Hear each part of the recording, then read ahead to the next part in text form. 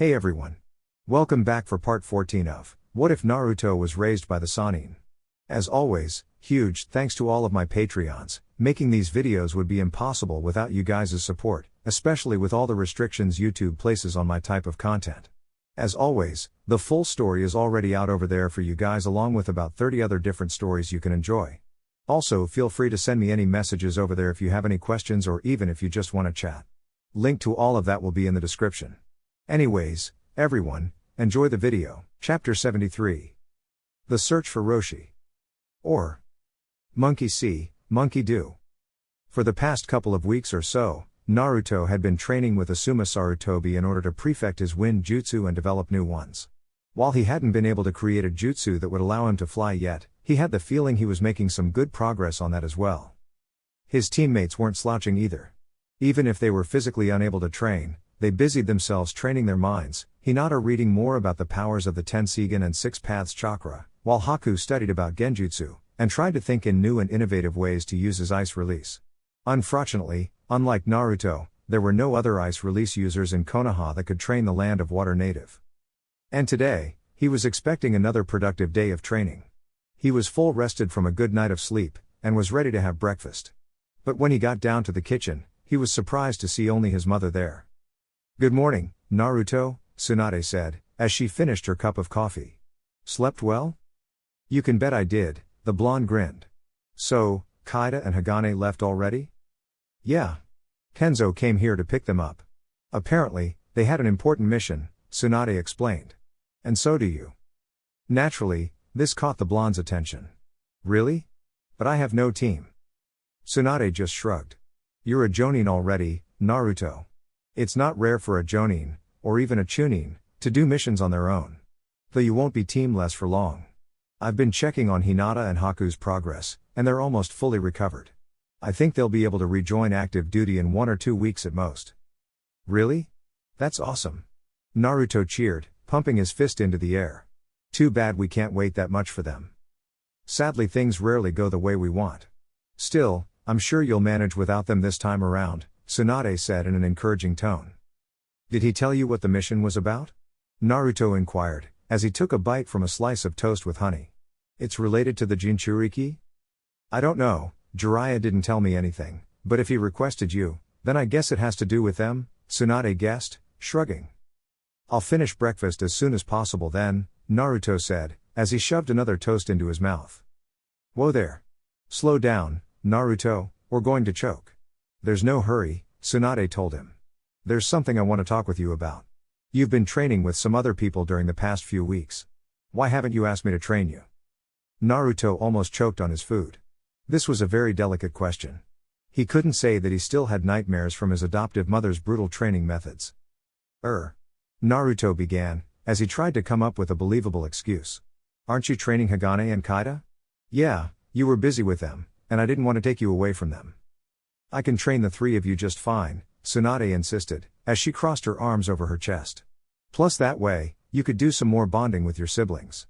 You barely get to do anything with them these days." "I know, but I'm kind of busy, with all the stuff with Akatsuki," Naruto replied. "Listen, I'm not telling you to forsake your other responsibilities and duties, that would be idiotic," Tsunade told him, her tone softening. "But being a ninja is a dangerous career. You will lose loved ones, and then you'll regret not having spent enough time with them." "You talk as if Hagane and Kaida are going to die any day now," Naruto said, rolling his eyes. "Did you forget already how close we were to lose them forever to Orochimaru not even 4 years ago?" Tsunade reminded Naruto. "I try not to think about it, as well as not being overprotective, but as long as we're alive, I want to enjoy our company." Naruto suddenly felt like a jerk. He's been avoiding Tsunade's training, while the slug Sannin only wanted to spend some time with her son. The blonde had been training with Jiraiya in order to gain a better hold of the Nine Tails chakra, and maybe Tsunade was a bit jealous of that. "Okay. Maybe once I'm back, I can find some time to train under you again?" Naruto weakly suggested.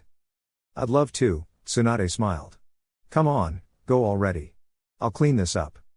"Thanks Mom," Naruto said, before giving Tsunade a kiss on the cheek, and running out of the house. Hokage Tower. Just as Naruto was told, Jiraiya had indeed a new mission for him. And just like the blonde had thought, it was about the topic he had guessed.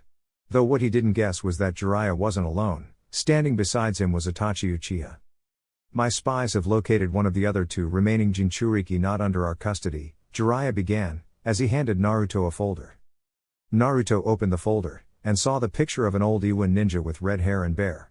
The name of the file figured merely as Roshi. This is the Jinchuriki? Naruto asked. Jiraiya nodded. Itachi? Roshi was seen crossing the border into the land of Earth. However, we have no confirmation that he planned to return to Iwagakure, so it's likely that he's still roaming the land, the Uchiha explained Naruto. We need to secure him and bring him to Konoha. Understood. I guess that the two of us are going after him now? Naruto asked. Even if it was just one man, Itachi Uchiha was among the most skilled and powerful ninjas Konoha had among their ranks. Not just the two of you, Jiraiya said, as he pressed a button on the intercom sitting on his table. Tell them to come in. A couple minutes passed before the office's door opened, and 8 people entered. He recognized half of those people. Tenzo's all-purpose squad is present, Tenzo said as he and his students entered the office. Anko's assassination squad is present. The other adult in the group said, a purple-haired woman wearing a trench coat. Whoa! Hagane and Kaida. And Hanabi, Naruto said upon seeing Tenzo's team. He then looked at the other newcomers. And you're Anko, right? I think I remember you from that mission to the land of rice fields. Kurenai-sensei sometimes told us about you. Let's hope she only said good things, or else the two of us are going to have a long talk, Anko replied, chuckling a little. Anyway, meet my students. Aren't they the cutest? Naruto raised an eyebrow at Anko's choice of adjective, as his eyes moved towards Anko's students. For some reason, it felt like he had met them before, but couldn't tell when. And he was sure he would remember somebody who was entirely covered in bandages. Nice to meet you, I'm Naruto Uzumaki. And you guys are? Naruto asked. The trio of young ninjas composed of 2 boys and a girl shot him a look between annoyed and astonished. Did you really forget about us? Wow, we had to make such a weak first impression upon you, the girl huffed, as she crossed her arms. We fought against you and your teammates a couple times in the past, the boy covered in bandages said. First in the Land of Sound, then during Orochimaru's attempt at kidnapping your siblings. The boy looked at Anko, who looked back in approval, much to Naruto's confusion. Little did he know that Anko had spent quite some time breaking their habit of using the sama suffix with Orochimaru. Failure to do so had resulted in excruciating punishment. I'm Dosu, and those are Zaku and Kin, Dosu waved to his teammates. And while we used to be sound ninjas, after our capture we've been persuaded into joining Konoha. Oh, Naruto said, as conflicted feelings clashed within him. On one side, he was mad that these people used to work for Orochimaru and helped him kidnap his siblings, but on the other, they appear to have turned a new leaf.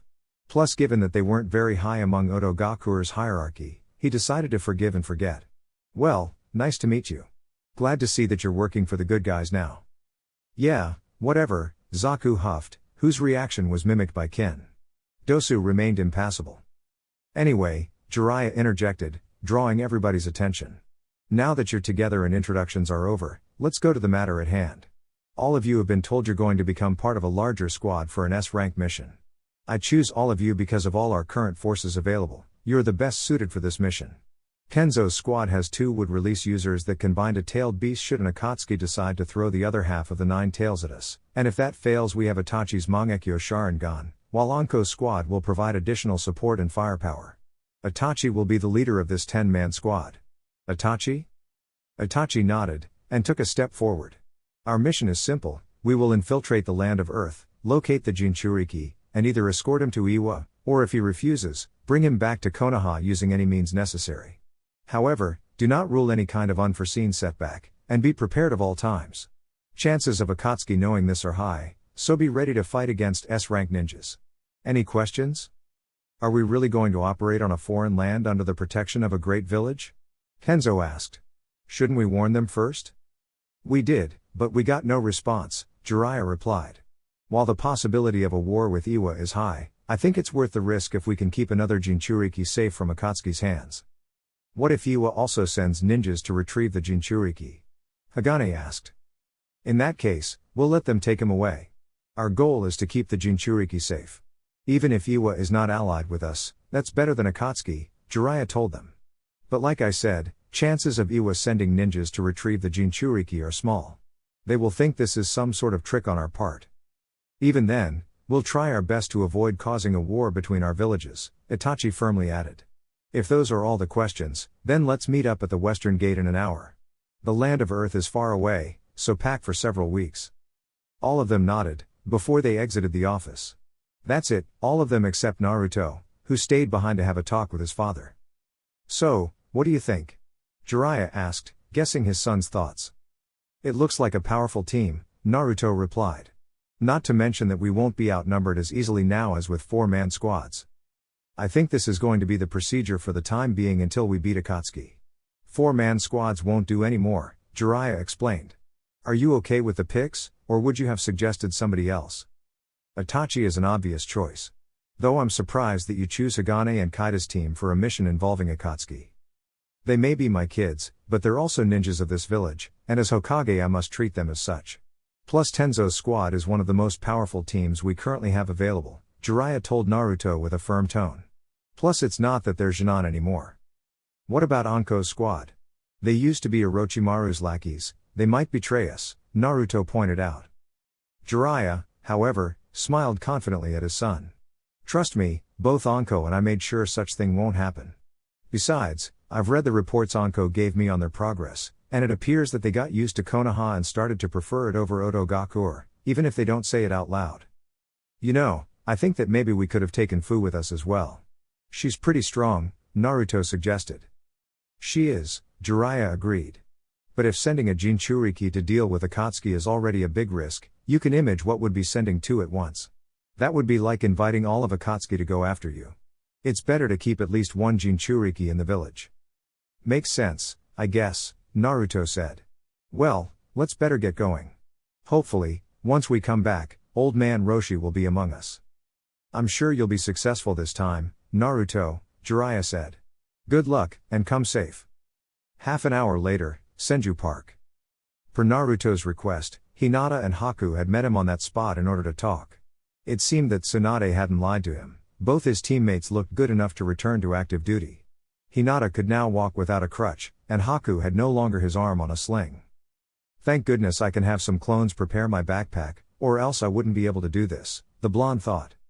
Wasting no time, Naruto told the other two about his mission to track and secure Roshi, the Jinchuriki of the Four Tails, as well as who is going to go with him.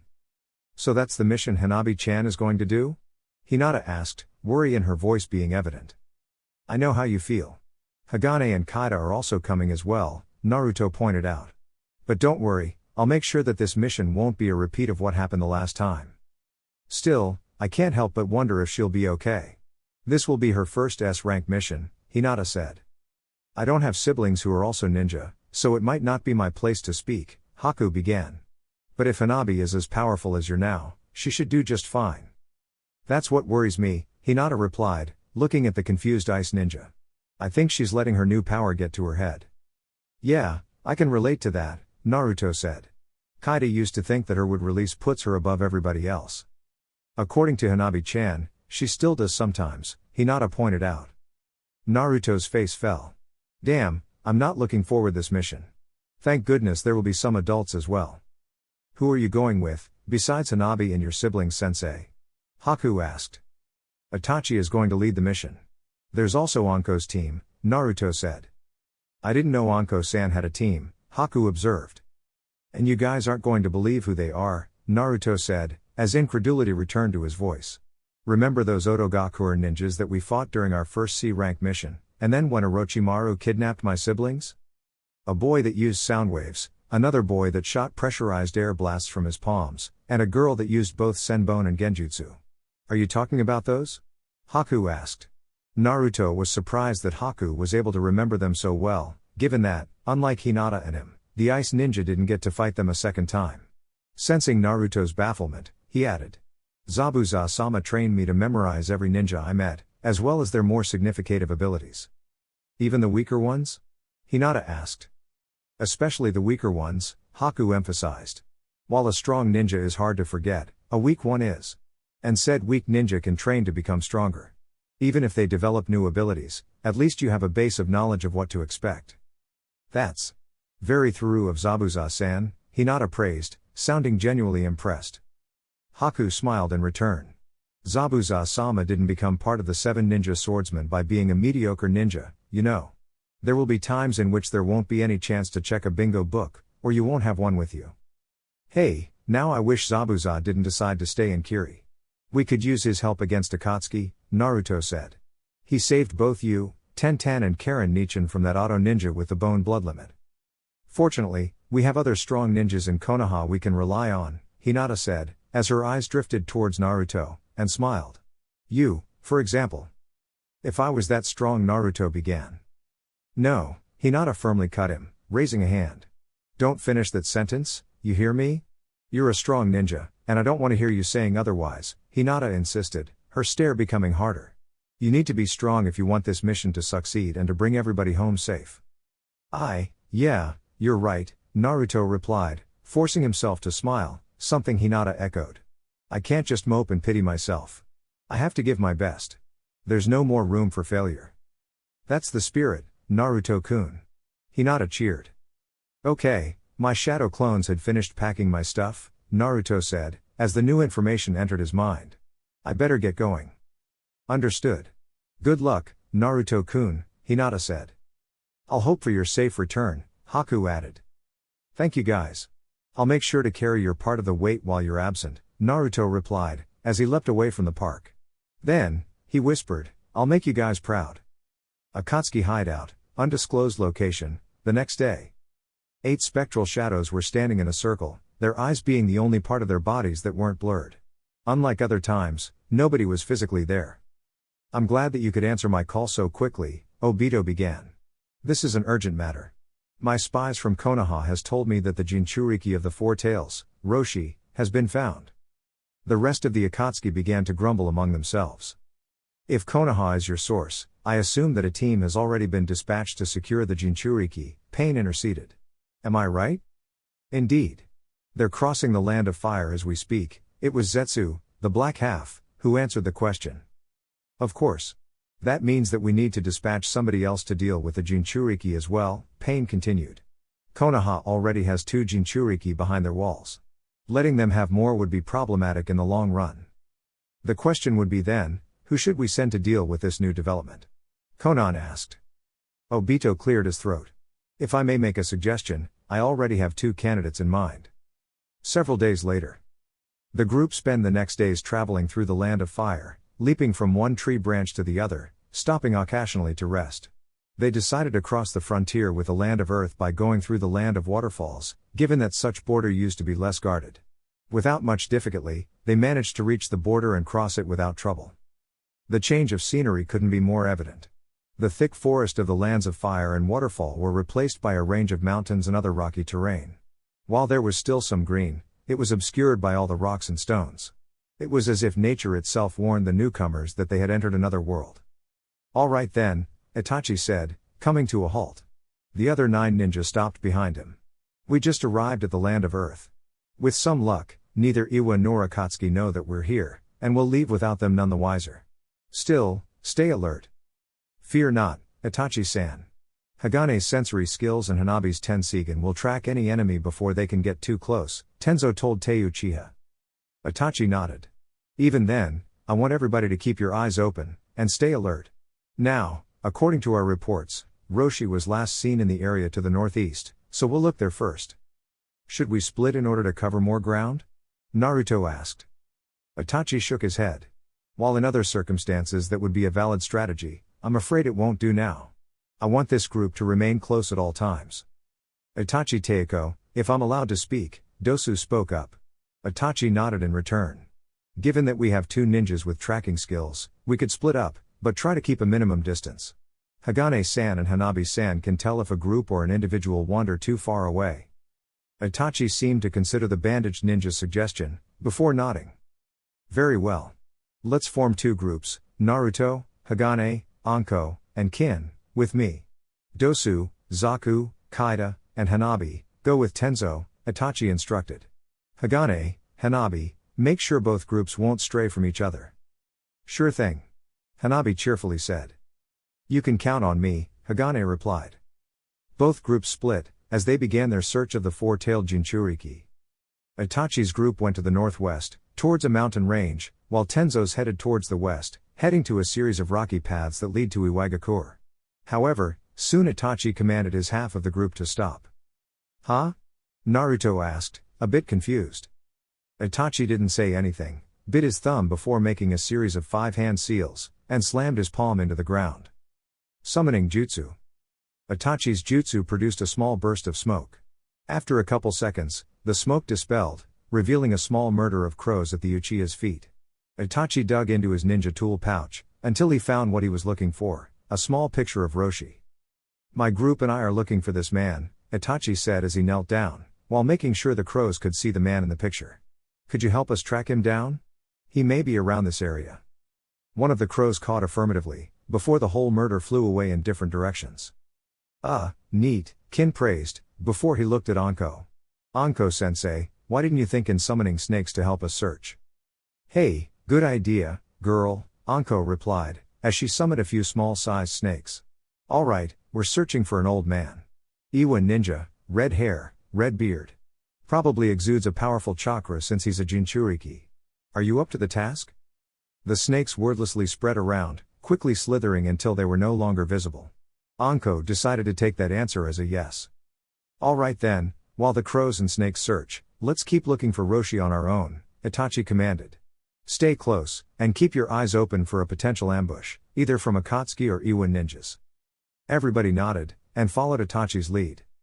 Kenzo's group moved to the west, with the adult heading the group, followed by Dosu and Haku, and Hagane at the rear, while Hanabi was flying a couple meters above them, her Tensigen constantly scanning the area. As they ran, Zaku and Dosu started to talk among themselves. You know, that man who can use would release, Dosu began. I think I know who he is. Huh? Zaku replied. Back when he was a Konoha ninja, Orochimaru Sam Orochimaru, Dosu corrected himself, despite the fact that Anko wasn't nearby. Orochimaru made several experiments to see if he could replicate would release in somebody else. Apparently, that man was the only success. Huh? If Orochimaru could do that, why didn't we have an army of would release users when we attacked Konoha? Zaku asked. Dosu merely shrugged. Beats me. Maybe he ran out of the first Hokage's DNA. Or that guy was just a fluke. Guess that would explain why he wanted to kidnap those brats to begin with, if one of them had would release, Zaku guessed. Kind of ironic that we're working alongside them.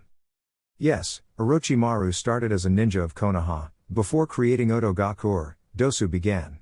While we started as auto ninjas, but now we're working with Konoha. Fate has a twisted sense of humor. You know, my cousin used to speak that way, Hanabi suddenly said, as she suddenly appeared between the two. She grinned at them. My sister told me about you too, and that girl you hang out with. She beat all three of you on her own. That's in the past, girl. Now we're much stronger than before. Zaku angrily retorted. I find that doubtful, Hanabi said, as she fixed her eyes on Zaku. She has the power of a cage now. And when I'm able to control my power, so will I. Girl, shouldn't you be keeping an eye on the surroundings, in case the Jinchuriki or potential enemies appear? Dosu pointed out. You might be powerful, but by forsaking your duty to trade barbs with us, you're showing how poor of a ninja you are. HMPF. Hanabi grumbled, but apparently listened to Dosu's words, and flew back into the sky. Good one, Dosu. You showed that girl, Zaku said with a grin of satisfaction. And you shouldn't let a young girl bait you like that, Dosu chastised his teammate. Keep your mind on the mission. Zaku's smirk disappeared, and turned his eyes forward. HMPF. Whatever. No need to be such a stick in the mud. Our subpar performance was what led to our capture, Dosu replied. Even if we now have to throw our lot with Konoha, I'll make sure the past won't repeat itself again. As the Uchiha took the group near the edge of the mountain, he gestured Naruto to come closer. The blonde did so. What's up, Itachi? Saw something? Naruto asked. The Uchiha merely shook his head. Not yet. Listen, I wanted to talk with you about something else. Hokage-sama told me that Akatsuki knows about your Sage Mode, and how they can counter it before you even get to activate it. Yeah. I used to send 2 clones to gather nature energy, but Akatsuki will be expecting that and prepare for that, Naruto explained, a bit downtrodden. Can't you use more clones to gather nature energy? Itachi asked. Naruto shook his head. Large chakra reserves are a must for Sage Mode, and if I create many clones, their individual chakra pools become too small for that. I can't create more than 4 clones if I want to enter Sage mode. I see, was what Itachi said. The Uchiha remained silent for a few seconds, until he spoke again. Okay, if a fight happens, this what we'll do. Itachi told Naruto his idea. The blonde's eyes opened wide in shock. But that's extremely risky. I can't just do that. Naruto protested. Trust me, it will work. I used this tactic with enemies in the past, and it has never failed me, Itachi assured. If you say so, Naruto said, still sounding unconvinced. And don't worry about the risks. If it doesn't work, I'll make sure that you're not in danger, Itachi added. As night fell, Roshi decided to set camp in a small clearing he had found in the forest at the top of a small hill, close to a larger mountain range. He was gathering firewood, while his tailed beast remained silent, contemplating his options. Stubborn human, the Four Tails grumbled. The two of us will end dead or worse if we don't do something, he sighed, and started to wonder how could approach the topic in a way that Roshi could be convinced. That's it, until his meditation was interrupted. He sensed a foreign presence, one that he hadn't sensed in pretty much decades. It can't be, the giant ape thought. It couldn't be. Hey, you idiotic primate. A voice resounded inside his head. It could be. Kurama, the Four Tails identified the voice. Fancy meeting you here. Shut up and listen, you dumb shit flinger, Kurama harshly snapped. The Four Tails let out a long sigh. Son Goku. I'm Son Goku. Would it kill you to call me by my name, Kurama? It's bad enough when the humans do it, but to hear it from a brother. I told you to shut up. The Nine Tails ordered. And don't even dare to say my name aloud. Only those worthy are allowed to say it. Son Goku decided it was for the better not to argue with his nine-tailed sibling. Very well then, you seem troubled. What's the matter? There's not much time, so I'll try to summarize it as best as I can, the Nine Tails began. There's this organization of extremely powerful missing ninja called Akatsuki. Their goal is to gather all of us and seal us inside the demonic statue in order to revive the 10 tails. If Son Goku actually had blood, it would have drained from his face. But that's insane. Inconceivable. If the 10 tails returns, then this world will be done for. Why any human would want to do that? Beats me, but if I had to guess, they want to harness the 10 tails' power for themselves, the fox guessed. Foolish humans and their lust for power. Son Goku would have agreed with that, but now other concerns occupied the giant ape's mind. Wait a minute, for somebody to summon the demonic statue they would need to possess a Rinnegan, and no such human has been born since our father died, Son Goku reasoned. And that's where you're wrong, brother. Another Rinnegan wielder exists. Not to the same level of father, but fairly powerful as well, the Nine Tails revealed. Listen, how such human came to be or what the Akatsuki want to do with the 10 tails is irrelevant. We need to focus on making sure whoever are left among us remain free. Relatively speaking. Now, my Jinchuriki and other Konoha ninjas are scouring the air looking for yours. You must convince your human to come to us, before you also fall prey to the Akatsuki. So that's what happened to the others, Son Goku reasoned. I guess that, besides you and me, the only ones left are Chome and Gyuki, right? I think so, but there's no point in dwelling on that. Do what I said. The fox ordered. I would gladly try, but I doubt Roshi will listen to me. I've been trying to tell him to seek shelter for the past few months, as I started to sense how our siblings started to vanish one by one, Son Goku replied, sounding a little frustrated. Even with this new information, I don't see him listening to me. Son Goku could hear his nine-tailed sibling loudly groaning for several seconds. Okay, new plan. Can you at least make sure the idiotic human stays in the same place? The fox asked. He's currently setting camp to pass the night, so that won't be a problem, Son Goku asked. Very well. I'm going to focus on your position and direct the Jinchuriki and the rest of his group towards you. After that, the humans will take care of the situation, the fox explained. It's possible that Roshi might not want to go with them, Son Goku told him, worried by the possibility. They may end up fighting. If that happens, then don't do anything, the Nine Tails ordered. And don't assist your Jinchuriki. I find unlikely that he alone will be able to defeat the entire group my Jinchuriki is part of. Very well, brother. I shall be waiting for you, Son Goku said, as he felt his stubborn sibling's presence slowly vanish. It might not be too late for us after all. Shortly after this happened, not far away from there, Naruto felt a tugging sensation coming from within. Knowing what it was, he allowed himself to be pulled, and closed his eyes. When he opened them, the Nine Tails was in front of him. "What do you want?" "I'm kind of busy now," Naruto asked, not in the mood to deal with the grumpy fox. "Yeah, I know, looking for my foolish brother," the Nine Tails said. "Which, by the way, I already found. You're welcome for doing your job, by the way." Naruto grew excited, and ignoring the sarcasm, he asked. "Really? Where is he?" "In a forest at the top of a small hill, surrounded by bigger mountains. Follow my indications and you'll be able to reach his position," the Nine Tails instructed. Naruto beamed in response. "Thank you, Fox, you're a lifesaver." The Nine Tails grumbled a profanity. "I don't do it to help you or your race, but to make sure the 10 Tails is not revived. Now move your ass already." Naruto found himself once again in the real world after being abruptly ejected from the Nine Tails pocket dimension. Itachi was looking at him with mild concern. "Are you okay, Naruto?" the Uchiha asked. "You zoned there for a moment." Naruto smiled, and nodded. "I've been talking with the Nine Tails. He said he has located the Four Tails position. Come on, follow me." As Roshi heated a piece of meat in front of the campfire, a feeling of uneasiness washed over him. It started when he swore he was feeling his tenant talking to somebody else, almost in a whisper. But that couldn't be, right? Roshi was the only one that Monkey was able to talk to, for a rather obvious reason. What could that ape be scheming? Not helped by a different sense of uneasiness, it was calm. Way too calm and silent. His experienced battle sense was screaming at him that this was the calm preceding a fight, and that enemies were incoming and he was in danger. And he didn't survive for so long by ignoring his often accurate gut feeling. Pulling out a kunai, Roshi yelled to no one in particular, "Come on, I know you're there. Come outside and let's get this over with." As he had guessed, there was somebody there. Nearby bushes started to rustle, and from them a young blonde boy emerged, his hands raised above his head, almost as if he was surrendering. The boy was wearing an orange and black attire, plus a Konoha forehead protector. "A Konoha ninja," Roshi hissed, narrowing his eyes at Naruto. "And you look awfully familiar to the Yellow Flash, kid." "Yeah, he was my dad," Naruto awkwardly said. He wasn't sure if he should have said that, given how much Iwa ninjas might hate Minato Namikaze. Still, the best course of action was to make his intentions known as soon as possible. "Listen, I swear I didn't come here to fight.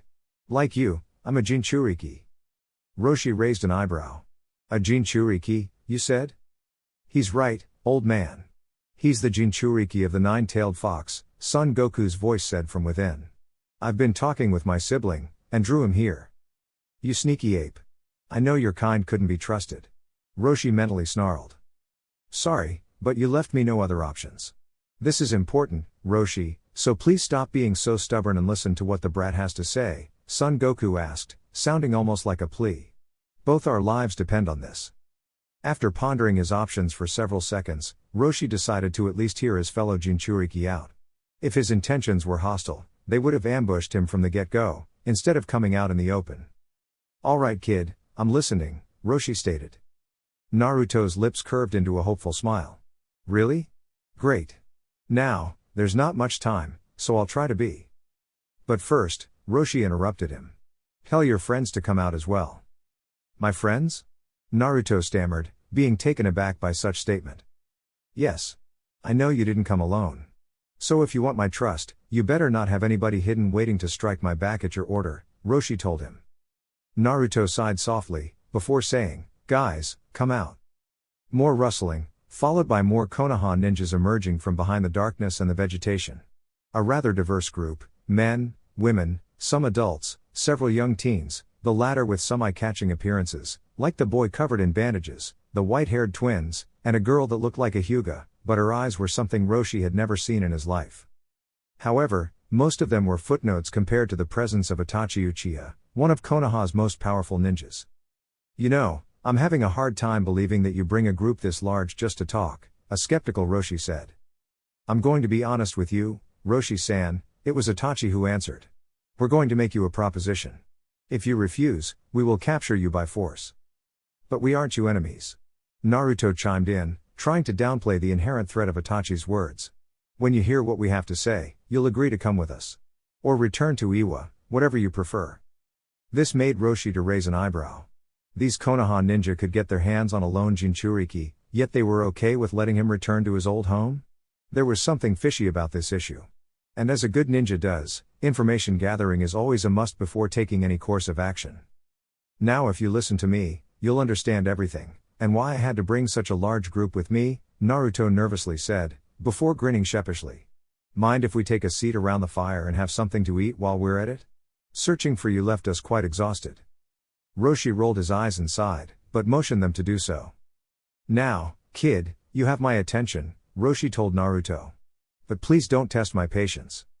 Very well then, Naruto nodded, as he began his explanation. You see, there's this group of missing nin called Akatsuki. Their goal is to gather all the tailed beasts in order to. Roshi listened to Naruto's story, at first with skepticism, but his willingness to believe him increased with each word. It seemed like the story had no holes, even the most ludicrous parts, like the Rinnegan or the Sage of the Six Paths had their explanation behind it, not to mention that girl with the weird glowing eyes, the Tenseigan, who was a living proof of what Naruto was saying. Despite being such an outlandish story, he had to admit everything made perfect sense. And after our failure to save Utakata, only 4 of us remain, Naruto finished with a weary sigh. That's why we're trying as hard as we can to secure the remaining Jinchuriki. Listen, we aren't going to ask you to come to a village that was your home's dead sworn enemy, but at least you should go back to Iwa. They can keep you safe. I don't think I'm ready to return yet, the red-headed man began, shaking his head. But I'm guessing you aren't giving me any options, right? I'm afraid not, it was Tenzo who answered. Please understand the situation is too delicate, and we can't risk anything to chance. So far you have 2 options, you let us escort you back to Iwa, or you come back with us to Konoha. And if I refuse either option? Roshi tentatively asked, albeit he could figure out the answer. Even if for the untrained nothing happened. Roshi could feel how all the Konoha ninjas around him tensed up, ready to fight. Then we will incapacitate you and take you to Konoha by force, Itachi stated, his voice firm but devoid of aggression. I see, Roshi replied, looking around at the ninjas around him, measuring their potential abilities, and wondering if he could be able to fight all of them at once. Itachi alone would be a huge problem, and so was the Jinchuriki if he had a degree of control over the fox. Then there were the other 8 ninjas, who didn't look all that threatening, but one could never let appearances deceive you. If you're thinking in fighting us, I'd seriously reconsider, Itachi warned him. This group has ninjas specifically hand-picked for this task due to their abilities. Many of us could defeat you alone. But please don't take it as a threat, Naruto insisted, trying to sound reassuring. If we were hostile, we wouldn't be here talking with you, nor would offer you the option to return to Iwa. Please understand the situation is desperate. It sounds desperate indeed, Roshi agreed. It's been a while since I've been involved with the matter of ninjas and villages, so I might not be up to date. But before I tell you my answer, tell me this, what about the other 2 Jinchuriki besides us, kid? From what I know, the Jinchuriki of the 8 tails has been hidden somewhere in the land of lightning by his brother, the Raikage, Naruto replied. While the Jinchuriki of the 7 tails is safe behind Konoha's walls. So, if I decide to accompany you to Konoha, I'll at least be with other 2 of my own kind, right? Roshi asked. Naruto nodded. All right then. Given the alternatives, I think I'll go to Konoha. Really? Naruto beamed, jumping to his feet. Are you sure you don't want to return to Iwa instead? Anko suggested. It's your home village after all. Yes, I was born and raised in Iwa, Roshi replied. But that place never felt like home. People feared and avoided me, afraid that the tailed beast within me would escape or take control of my body and harm them. And to be honest, I was afraid of that too. That's why I set on a journey in order to learn how to control this power without endangering innocence. However, after some time, I grew to appreciate, and even enjoy the solitude. Yeah, I can relate to that, Naruto uneasily said, as he rubbed his arm. So Konoha isn't any different from Iwa then? Roshi stated. I don't know about Iwa, Naruto began. But Konoha is awesome. But you just say. Yes, people were afraid of me. At first, Naruto stated. But I had awesome people raising me that helped me deal with my condition as Jinchuriki, as well as all the friends who don't mind that I have a giant homicidal fox sealed within my being. And eventually, even those who were afraid of me learned not to. Roshi's expression softened a little. That sounds really nice. It is, Naruto chuckled. The way you earned those people's trust, you make it sound so easy. It wasn't easy, that's for sure, Naruto said. But it was worth it. Roshi's mind was then assaulted by a wave of doubts. He wondered if instead of running away, he should have stayed in Iwa and tried to create some bonds, build some friendships. The idea of somebody, other than another Jinchuriki, befriending him always seemed like an unreachable dream. And this boy came and proved him wrong. Things are sometimes much easier than you think, Roshi, Son Goku's voice said from within him. You'd realize of this more often if you weren't so stubborn.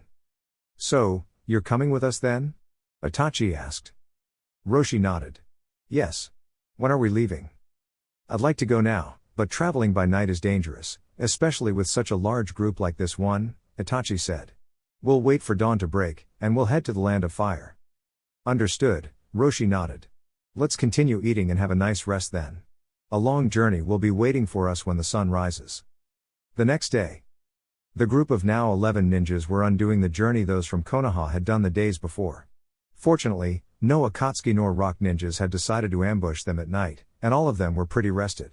Combined with the fact that it took pretty little time to convince Roshi to go with them, morale was overall high. At this pace, we will be able to reach the border with the land of waterfalls in less than a day, Itachi announced. We will avoid nearby towns in order to keep a low profile. If everything goes well, I estimate that we will be back in Konoha in less than a week. Everybody nodded, with Naruto smiling as well. He did it.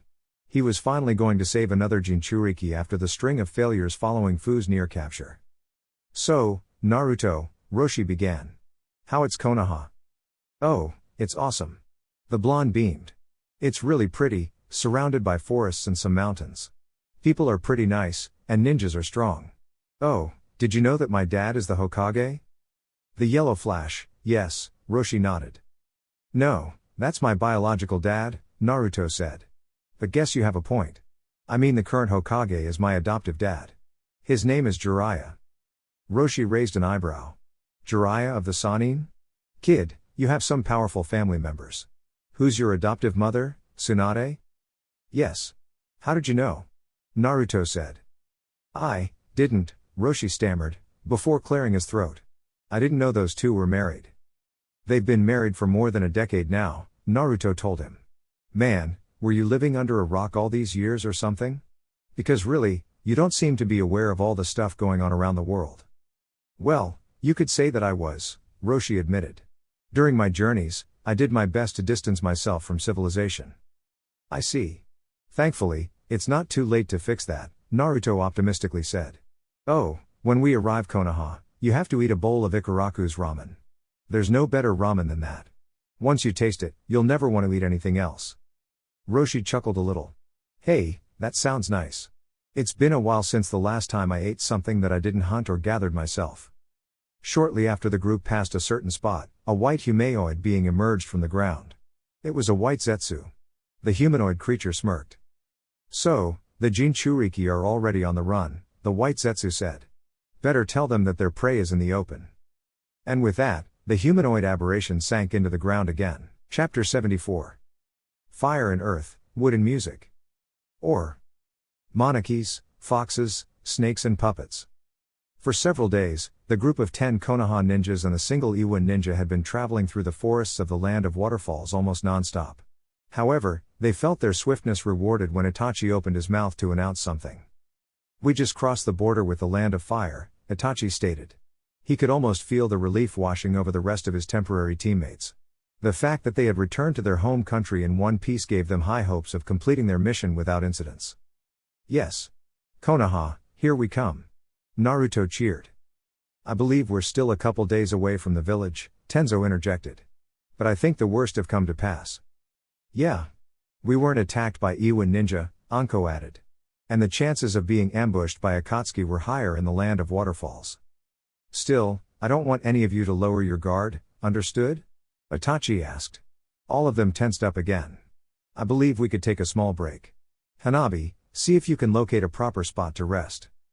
Hanabi nodded, and expanded her sight, though she focused mostly in the terrain in front of her. She scanned the immense forest before her, and after a few seconds, she found a nice place. I think I found something, Hanabi began. If we deviate a little to the west, there's a clearing with a small lake and a waterfall in about 3 kilometers. That will do. Lead the way, Hanabi, Itachi asked. A few minutes later, they arrived at the waterfall lake. The lake was big enough to both drink and even have a bath if one wanted, and they could even use the waterfall to take a shower. Plus there was enough room for all of them to sit and relax in the grass, and maybe have some food if they felt hungry, which Naruto was. Alright, I believe we can afford to spare an hour resting, Itachi stated. But if you plan to take a bath, eat, or whatever, do it now. Once the hour is up, we will resume our trip back to Konoha, and whoever is behind, will be left behind. Itachi's tone was cold and left no room for discussion, but none of them questioned his orders. They all knew that bringing Roshi to Konoha was of vital importance. Not far away from there, two figures wearing black cloaks with red clouds were perched on a high tree branch. One of them had their eyes fixed on the Konoha ninjas. They finally stopped. Should we attack now? The first figure asked. The second one shook his head. Not us. Let's send our minions first to soften them a little and measure their capabilities. They're a large group after all. That might tip them off of our presence and sneak past us with the Jinchuriki, the first figure argued. We're powerful enough to crush all of them. What are you afraid of? Nothing, my dear partner, but let's say that I'm not somebody keen in using brute force to approach a problem, the second figure calmly replied. Besides, this is your first mission. You shouldn't be so overconfident. Remember what happened to Hidan and Kakuzu. Don't compare me with those fools, the other Akatsuki fired back. Very well then, we'll do it your way. Good. Send your troops first. They'll be excellent cannon fodder. As everybody relaxed, Roshi was sitting under a tree. In his hand there was a book, though rather than reading it, he was actually writing on it. He would write something, stop, look around, ponder about something, and write again. Hey there, Roshi. Naruto's voice said. Roshi took his eyes from his book, and noticed Naruto walking towards him, followed by those two white-haired children. We were going to eat now. Are you hungry? Thanks, but I'm not. I'll eat sometime later, Roshi said. I made some tea as well, the white-haired boy chimed in. Do you want some? I don't think I'm going to turn that down, Roshi with a smile, as he took the cup of tea the boy gave him. Thank you, kid. I don't think we've been introduced. My name's Hagane. This is my sister Kaida, Hagane said, waving his arm at Kaida, who made a curtsy nod. And you already know our older sibling, Naruto. Your siblings? Roshi asked, raising an eyebrow. Adopted siblings, Naruto punctualized, realizing that Roshi noticed their lack of physical resemblances between Naruto and the twins. Well, technically, I'm the one who's adopted, but you get the gist. Yes. Those two kids look a lot like Jiraiya and Tsunade, especially the former, Roshi observed. And you say they adopted you? Yeah. Jiraiya was my godfather, and Tsunade was my last living relative, even if we're only distantly related, Naruto explained. I never imagined that there would be people kind enough to adopt a Jinchuriki, Roshi noted. We were created to be living weapons, you know. And people don't want weapons to be close to them or their loved ones. Not everybody is like that, Naruto argued, crossing his arms. And sometimes they're just being ignorant. People who used to fear me because of the Kyuubi are no longer afraid of me after they got to know me better, and realize that the tailed beast within me can't harm them. Roshi's reply came in the form of a somewhat sad chuckle. Then you were born luckier than most, Naruto. From my experiences, almost no Jinchuriki has your life. Tell me, do you know how they select a Jinchuriki? Naruto knew why he was chosen to bear such burden, but he guessed it would be different with the other tailed beasts, since no other Jinchuriki were Uzumaki. First of all, Jinchuriki are chosen at a young age, Roshi began, not waiting for Naruto's answer. So they can carry the tailed beast for the longest time possible, and their minds can be more easily molded. Guess that makes sense, Naruto mentioned. All the Jinchuriki he had met were either teens or young adults. The oldest Jinchuriki he had met before Roshi was Killer Bee, and he appeared to be in his mid-30s. Second, Jinchuriki almost always tend to be orphans, Roshi continued. Because no family would want their child to be subjected to such a fate, right? Hagane guessed. You've a bright mind, boy, Roshi nodded. But that's not the only part. If a child has no family, they won't have any kind of bond or personal alliance. And thus, there's a void the village leaders can fill. Which brings me to my last point, all Jinchuriki tend to be related to the Kijis in some way, Roshi said. To ensure their loyalty to the village. Naruto was the most obvious case. Both his biological and adoptive father were Hokages. Gaara was also the son of the current Kazekage. There was also Killer Bee, who was the Raikage's brother. And Yagura, who cut the middleman and was Mizukage himself. However, it didn't appear that Utakata was related to any Kage, and Fu hailed from a village that didn't have a cage to begin with, though she was pretty close to the village leader, Shibuki. What about you? Hagane asked. Are you related to the Tsuchikage? In a way, yes. Do you know the second Tsuchikage, Mu the Null Man? Roshi asked, but upon seeing the youth's look of confusion, shook his head. Of course you don't, he already purged at the hands of that despicable Gengetsu. Anyway, I was distantly related to him. My father was his second cousin. After both my parents died in the First Ninja War, I was taken under his wing. Shortly after that, I was made the Jinchuriki of the Four Tails. Roshi could feel the monkey's anger at being referred once again by such moniker, but decided to ignore him as usual. Naruto, if I may ask something, Roshi began. Naruto gave him a nod. How old you were when you were made a Jinchuriki? About an hour or so, Naruto replied. Roshi raised an eyebrow. Let's say that the circumstances of my birth were kind of chaotic. Were you born the same day the Nine Tails attacked Konoha or what? Roshi asked. Upon seeing Naruto nodding, the redhead's eyes widened. Boy, I take back what I said before. Your luck is extraordinarily bad for such a catastrophe to happen the day of your birth. Luck had nothing to do with what happened that day. It was part of a deliberate plan, Naruto replied. I'll tell you the details once we're safe in Konoha, because it's kind of a long story. And not even we have the full version. I'll be eager to listen to such tale, it will be an interesting addition to my book, Roshi began. You're writing a book? Kaida chimed in. About what? Does it has romance? Can I read it? It's not the kind of book you'll enjoy, girl, Roshi replied, chuckling a little. It's mostly a record of my journeys and experiences across the elemental nations. Towns I visited, people I met, ninjas I fought, and the like. So, you're going to write about us then? An excited Kaida asked. Yes. It was exactly what I was doing before you arrived, Roshi said. Don't worry, I won't write anything bad about you. As long as you don't give me any reason to. Then be sure to include that you met somebody who could use wood release, Kaida said. Girl, as much as I'd have loved to meet him, I'm afraid that I was nothing but a young teen when the first Hokage died, Roshi said, laughing a little while shaking his head. Do I look that old to you? I wasn't talking about great-grandpa, but me. Look. Kaida made a hand seal with both hands, and suddenly vines started to emerge all around them. Awesome, right? Roshi watched with his eyes open wide in fascination as a blood limit he considered a legend manifested before him. Amazing indeed, girl. You two were born with extraordinary luck to inherit such a power.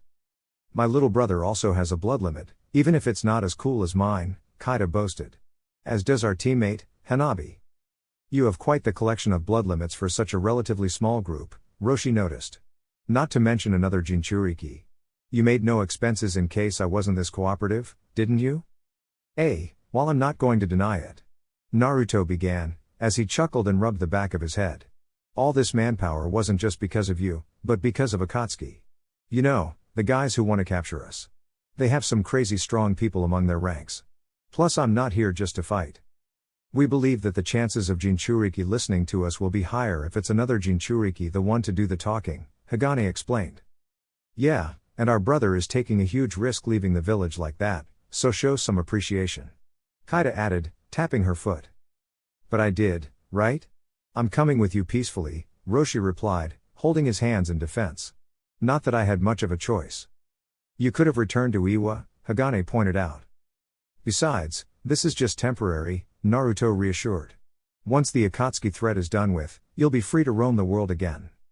Glad to hear it, Roshi nodded, as he went back to his writing. His reaction, however, caught Naruto a little by surprise. Wait, you believe me? Why I shouldn't? Roshi asked. You're in no need to promise me such a thing. So if given my predicament you tell me that, it must be true. Boy, you're surely a trusting person, Kaida pointed out. Roshi raised his eyes from his book, and gave the white-haired girl a somewhat condescending smile. Girl, I didn't get to live this old by being trusting. But over time, you learn to know which people you can trust and which you can't. In either case, I'm glad we fall into the latter category, hee, Naruto said, grinning a little. He felt like a change of topic was in order, and now was the chance. So, how many books did you write so far with your experiences? Quite a lot, Roshi stated. Would you want to read one? Hell yeah, I would. Naruto happily replied. I admit I'm not much of a reader myself, But reading about the experiences of another Jinchuriki has to be something else. I like your enthusiasm, kid, Roshi chuckled a little. I'll give you a signed copy once we reach your village. You know, our father is also a writer too, Kaita chimed in. Jiraiya writes books? That's new to me, the red-headed man laughed. I can't picture him as a writer.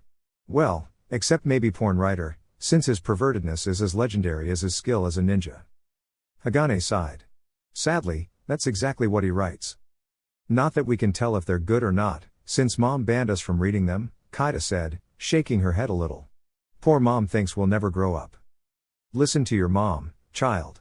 I'm sure she knows what she's talking about, Roshi said, chuckling a little, as he continued his writing. Kaita leaned towards him, tried to get a look at what he was writing, and gave him his best smile. So, are you writing about me now? Roshi just sighed. I won't be able to write much if you keep talking to me. As Hagane and Kaita bothered Roshi alongside Naruto, their last member of their team, Hanabi, took the pause to relax and meditate.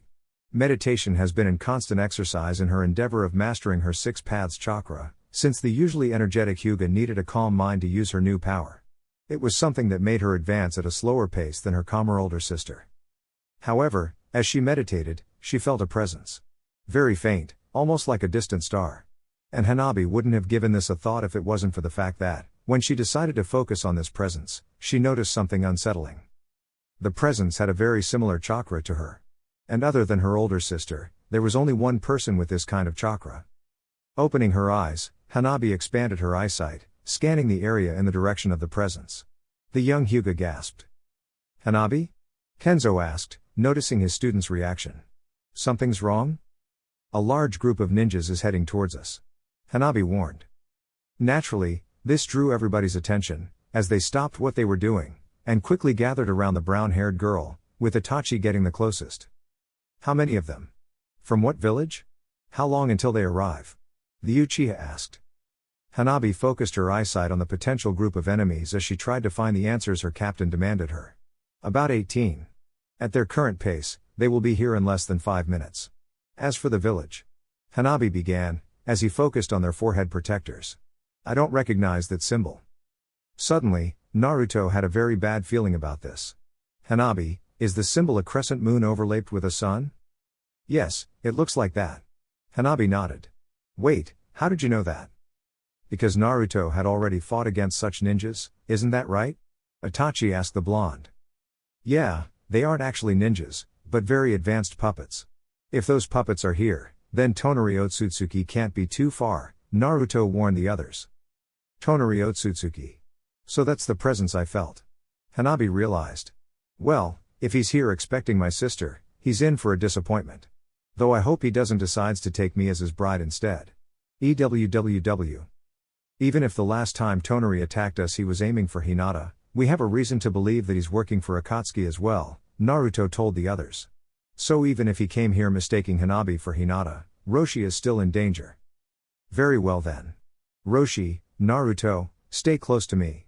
Anko, Tenzo, have your teams cover our flanks, Itachi ordered. Very well then, Tenzo nodded. You got it. Anko replied. Finally some action, Zaku said with an excited grin. I was starting to get bored of all this inactivity. Don't underestimate Akatsuki, brat, Anko told Zaku. Or else you'll end up dead. That habit of yours is going to be the death of us, Zaku, Dosu chastised his teammate, shaking his head. You can discuss that later. Here they come. Kin pointed out, as she heard the trees surrounding them rustling. And true to her words, a trio of moon puppets leapt from the trees above them, their hands cupped. A golden chakra ball formed between them, before thrusting their hands forwards, firing the yellow projectile. Leave that to me, Zaku said, taking a couple steps forward, while raising his arms at the incoming projectiles. Decapitating airwaves. Zaku released 2 powerful cones of pressurized air and sound that successfully repelled the incoming projectiles, and lacked enough power to reach the ninjas, who just touched ground and rushed towards them. Anko made 5 hand seals, before biting her thumb, and slamming her palm into the ground. Summoning Jutsu. After the initial burst of smoke, a large, green snake appeared around both Anko and her students, coiled around them in a protective manner. Did you call, Anko-san? The snake asked, in an oddly soft and feminine voice. Indeed, Tajutsuheim. We could use your help against these enemies, Anko replied. Try to make sure none of them catches us off guard. You can count on me, the snake said, as she slammed with her tail an incoming puppet with such force, it was snapped in two. Alright then. Dosu, Kin, if these guys are puppets, then your usual fighting style won't be of much use here. Switch to taijutsu and conventional ninjutsu. Anko told her other two students. Yes, sensei. The two of them replied in unison. Meanwhile, Tenzo prepared his team for another group of puppets that were coming from their direction. Kaida, with me. Let's create a wood barricade. Kenzo ordered, as his hands flew through hand seals. Hanabi, Hagane, cover us. Yes sir. The three Chunin chorused in unison, as Kaida's hands also formed hand seals. Wood release, World of Trees wall. Kenzo and Kaida slammed their hands into the ground, and in front of them dozens of wooden roots grew from the ground, interlocking among themselves, catching some of them puppets that were heading towards them. The puppets struggled to get free, but the roots' hold became harder with every second, to the point they were unable to move. Upon seeing this, some of the puppets generated golden swords made of chakra that they used to cut through the wall of wood, but trying to help the trapped puppets didn't cross their possibly non-existent mind and charged forward. However, Hanabi and Hagane were already expecting them, both of them forming hand seals of their own. Lightning release, Thunder Spear. Hagane raised his right arm, which started to crackle with electricity, before firing a lightning bolt at the incoming enemies, hitting one of the puppets square in the chest. Fire release, Burning Palm. Flames coated Hanabi's palms as she rushed to meet the attackers head-on, and started trade blows with three of them, one using a golden sword, the other two resorting to unarmed combat. Despite being puppets, the young Hyuga found them far more skilled than she imagined. Their movements were fast and precise, blocking her strikes with acute expertise. It's as if these guys know about the gentle fist. Hanabi wondered aloud, before a revelation hit her, because they do. We Hyugas descend from Otsutsuki. Her revelation proved to be correct when the trio of puppets pushed her into the defensive in a frighteningly effective display of gentle fist. Unfortunately for them, gentle fist wasn't the only thing Hanabi could rely on. The Hyuga jumped backwards, with the puppets following suit. Just as she expected. Very well then, how about this? Hanabi spread her arms wide with the palms forward, releasing a powerful kinetic wave that hurled the puppets backwards. Then, with another hand movement, she broke the momentum of one of them and pulled it back to her. The moment it was in range, Hanabi slammed her burning palm into the puppet's chest, blowing a hole into its body. The puppet fell down, and didn't get up. The other two puppets weren't deterred by seeing their partner dead, and dashed towards Hanabi. The Hyuga smirked confidently, as she adopted a defensive fighting stance. Come on, I'm not afraid of. Suddenly, something fell from the sky, slamming the two puppets into the ground. Said something turned out to be Hagane, who used one leg to stop each puppet, stopping them and they're in their tracks. Oh come on, those were mine. Hanabi whined. This isn't a competition, Hagane chastised, as his eyes scanned the air for more enemies. Just focus on the mission, we're Chunin, for crying out loud. He always have to rub how mature he pretends to be, Hanabi grumbled, shaking her head in annoyance. Naruto, Roshi and Itachi were fighting against a much larger number of puppets that the Athway 2 squads did, either because they were the strongest ninjas of the group, because it had not one but two Jinchuriki, or maybe both. Probably both. Fire release, Burning Edge. Itachi's katana was coated in flames just in time to parry the blow from one of the puppets wielding a golden chakra sword. The sword-fighting puppet delivered a series of vicious but precise blows that forced Itachi onto the defensive. His Sharingan flaring to life, Itachi had tried to put these beings under a genjutsu, but unsurprisingly they were immune, given their lack of a brain. His Sharingan also failed to predict their movements, since they didn't have muscles. Naruto, you fought against these creatures, Itachi began, as he pushed back the puppet's sword after parrying a blow. Any idea on how they can be beaten? Weak points, anything like that? Not really. These guys are strong, fast, and don't feel pain. The last time we fought we just overwhelmed them with brute force, Naruto said, as he was fighting other two puppets, wind blade in hand. Watch out! Roshi warned, pointing upwards. Lopping above them, there were two other puppets, holding a large sphere of golden chakra between their hands, which they threw at the two Jinchuriki and the Uchiha. Roshi, however, was already preparing a counterattack. Lava release, Scorching Rocks Jutsu. Roshi expelled multiple bursts of lava from his mouth, that quickly solidified into projectiles of molten rock. The lava missiles crashed against the golden chakra spears, resulting in a large explosion. As this happened, Itachi's hands also ran through hand seals. Fire release, Great Fireball Jutsu. Itachi breathed a massive fireball into the cloud of dirt and smoke produced by the previous clash of attacks, much to Naruto and Roshi's confusion. But the Jinchuriki's confusion didn't last long when they saw the two puppets leaping out the cloud of ash and smoke, heading directly into the fireball. They realized of their mistake too late, and they were burned to ashes by the Uchiha's hot flames. Just because my Sharingan can't predict their movements, it doesn't mean that I don't have other ways to anticipate their actions, Itachi stated in his usual stoic tone, though Naruto could detect some hints of pride in there. Everybody, watch out, Hanabi shouted. More enemies incoming. More puppets? Naruto asked. No, these ones are alive. Hanabi replied. They're auto ninjas. Auto ninjas. Then that means that Orochimaru must be close then, Anko deduced. Her three students immediately paled.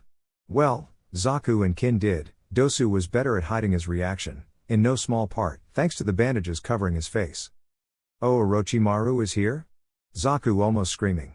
Of course, it's not like things can go our way just once. No. He can't be here. He can't see us, Kin shouted, taking her hands to her head. If Orochimaru knows that we defected to Konoha. Snap out of it, brats. Orochimaru won't lay a hand on you as long as I'm here to keep you safe. Anko energically replied. And even if I can't do it alone, we have more people to cover our backs. Kaida, who overheard the conversation, decided to chime in. Yeah. We Konoha ninjas take care of our own. So as long as we stick together, there's nothing to fear. Besides, if Orochimaru was close, I'd sense him, Anko told them, as her hand instinctively touched the spot on her neck where the cursed seal was. This thing burns like crazy when he's close. Naruto, watch out. An auto ninja is heading towards you. Hanabi warned. His chakra levels are downright ridiculous. Itachi and Roshi tensed up, while Naruto made a hand seal. Shadow Clone Jutsu.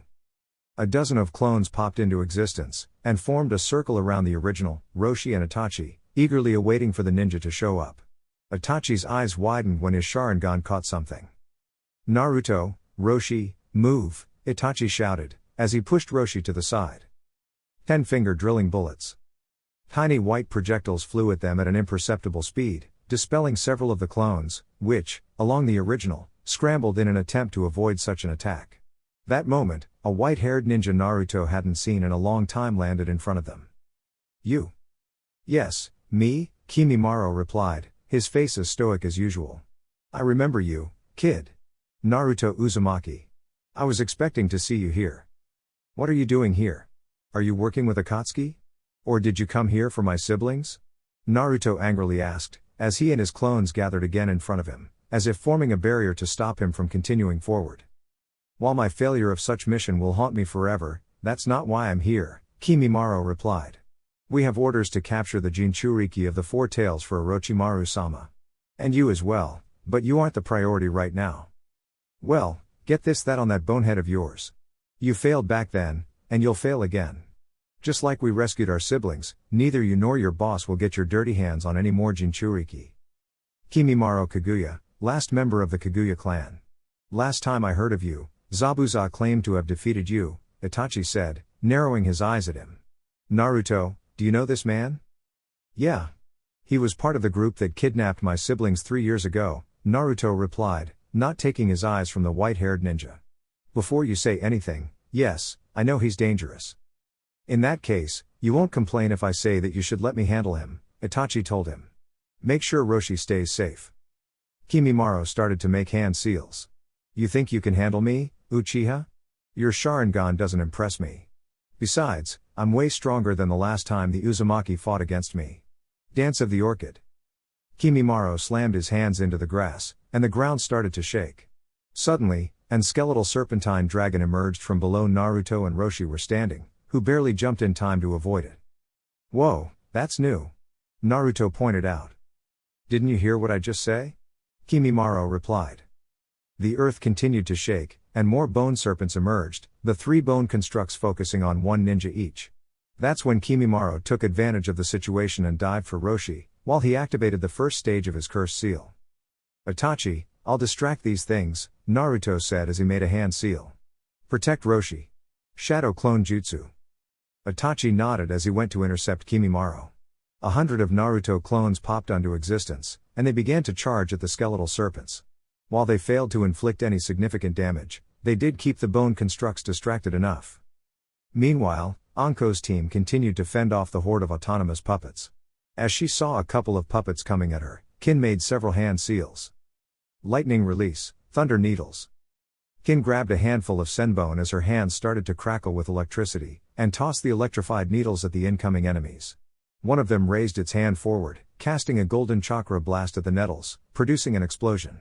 However, when they crossed the ensuing cloud of smoke, Dosu was already waiting for them. Resonating echo burst. Given their momentum, the puppets were unable to stop in time nor dodge Dosu's invisible attack, which violently hurled them backwards. Good one. Kin cheered. No time to celebrate. More coming from the east. Dosu warned, as the bandaged ninja sensed their steps resonating through the ground. Leave those to us, Anko said, as she and Zaku rejoined them. Zaku, time to use our combo. A smirk appeared on the black-haired teen. Hell yes. I thought we'd never do it. Just wait for the right moment. Anko told him, as she started making hand seals. As a trio of puppets rushed towards them, they jumped into the air while cupping their hands, producing a golden chakra sphere between them. Anko tensed up. Now. Zaku raised his palms upward. Decapitating airwaves. Fire release, Great Dragon Fire. Zaku released wide cones of pressurized air through the holes of his palms, while Anko exhaled a stream from fire from her mouth. Both attacks merged into a massive wall of fire that engulfed both the incoming chakra blasts, as well as burned the puppets to ashes. Yeah, how do you like that one, huh? Zaku boasted. Hey, do you hear that? Dosu asked. Hear what? I can't hear anything with all this ruckus, Zaku complained. Yeah, what are you talking about, Dosu? Anko asked. It sounds like a flute. Don't you hear it? Dosu insisted. Upon hearing that, Kin went pale. Wait, a flute you say? Oh man, I wasn't expecting her to be here. Who? Chuya. Kin interrupted Anko. She's a member of the Sound 5. And uses the melody of her flute to put everybody who hear it under a powerful genjutsu. I see. And we can't allow that, can we? Anko said, nodding. Dosu, you're the one with the best sound ninjutsu. And Kin, you're the genjutsu specialist, so you two take care of her. Wait. You can ask us to deal with one of Orochimaru's elite guards. We're not that strong. Kin whimpered. Yes you are, Anko snapped, getting in her face. And you know why? Because I trained you myself all these years. Under Orochimaru, you were disposable tools, but under me, you're fucking ninjas. So now go there, beat her into the ground, don't dare to fucking die, and make me proud. Yes, sensei. We won't disappoint you, Dosu said, bowing his head. Come on Kin. Reluctantly, Kin nodded and followed his teammate into the thickness of the forest that surrounded the lake. It didn't take long for Dosu to find Tuya. The red-headed kunoichi barely made an effort to hide herself. The marks around her skin showed that she was using the first stage of her curse seal from the get-go. Let's make sure she doesn't play that flute anymore, Dosu suggested, as he jumped from one tree branch to the next heading towards Tuya. Resonating echo soundwave. Dosu slammed both melody gauntlets together, producing a sound blast that expanded forward. Tuya jumped in time before the branch she was standing upon was shattered into splinters. However, she didn't stop playing her music. Now's my chance, Kin said, making a hand seal. As Tuya was about to land on another branch, she lost her balance for a second. But that second was enough to make her trip, and fall to the grass below. What the fuck? The redhead cursed, as she incidentally dropped the flute. Good one, Kin. Dosu praised, as she dashed towards the falling redhead. Time to finish her. However, Kin's genjutsu only lasted a couple seconds, and while she was in mid-air, Tuya was able to regain her balance and land on her feet. She then sprung towards Dosu, and interrupted his attack with a vicious punch to the face. Finish this, you shithead mummy, Tuya shouted. You're going to need way more bandages than those once I'm done with you. Kin. The flute. Make sure she doesn't get it back. Dosu warned, raising his voice. Kin nodded, and rushed towards the flute, laying on the ground. Chuya, being so focused on Dosu, didn't notice that until it was late. Fuck no. Don't you dare. Mine, Kin said as she was about to grab the flute. Kin, watch out. But before she could do that, a new cloaked figure appeared from behind a tree, and punched Kin in the face with such force, the black-haired kunoichi was sent flying against a nearby tree. The figure then grabbed the flute, and tossed it to Tuya. Be more careful next time, the cloaked figure said. Tuya grunted something unintelligible in return. And a thank you would be nice. I didn't ask for your help, so go fuck yourself. Tuya angrily snapped. Very well then. I'll go help Kimimaro instead, the figure said, as he rushed towards the battlefield behind them. Of course, you can't stand being separated from your boyfriend that much, can you? Tuya mocked, before turning her attention back to the Konoha ninjas. Dosu was helping Kin back on her feet. Alright, you fuckers have no idea how mad you made me with that little stunt of yours, so prepare to get the worst beating of your life. And Tuya's curse seal started to spread even further, as it advanced to its second stage. This doesn't look good for us, Dosu lamented, but he wasn't sure what was more scary, Tuya as she mutated into a human-shaped monster, or Anko if she was pissed. Though deep down, the answer was easy.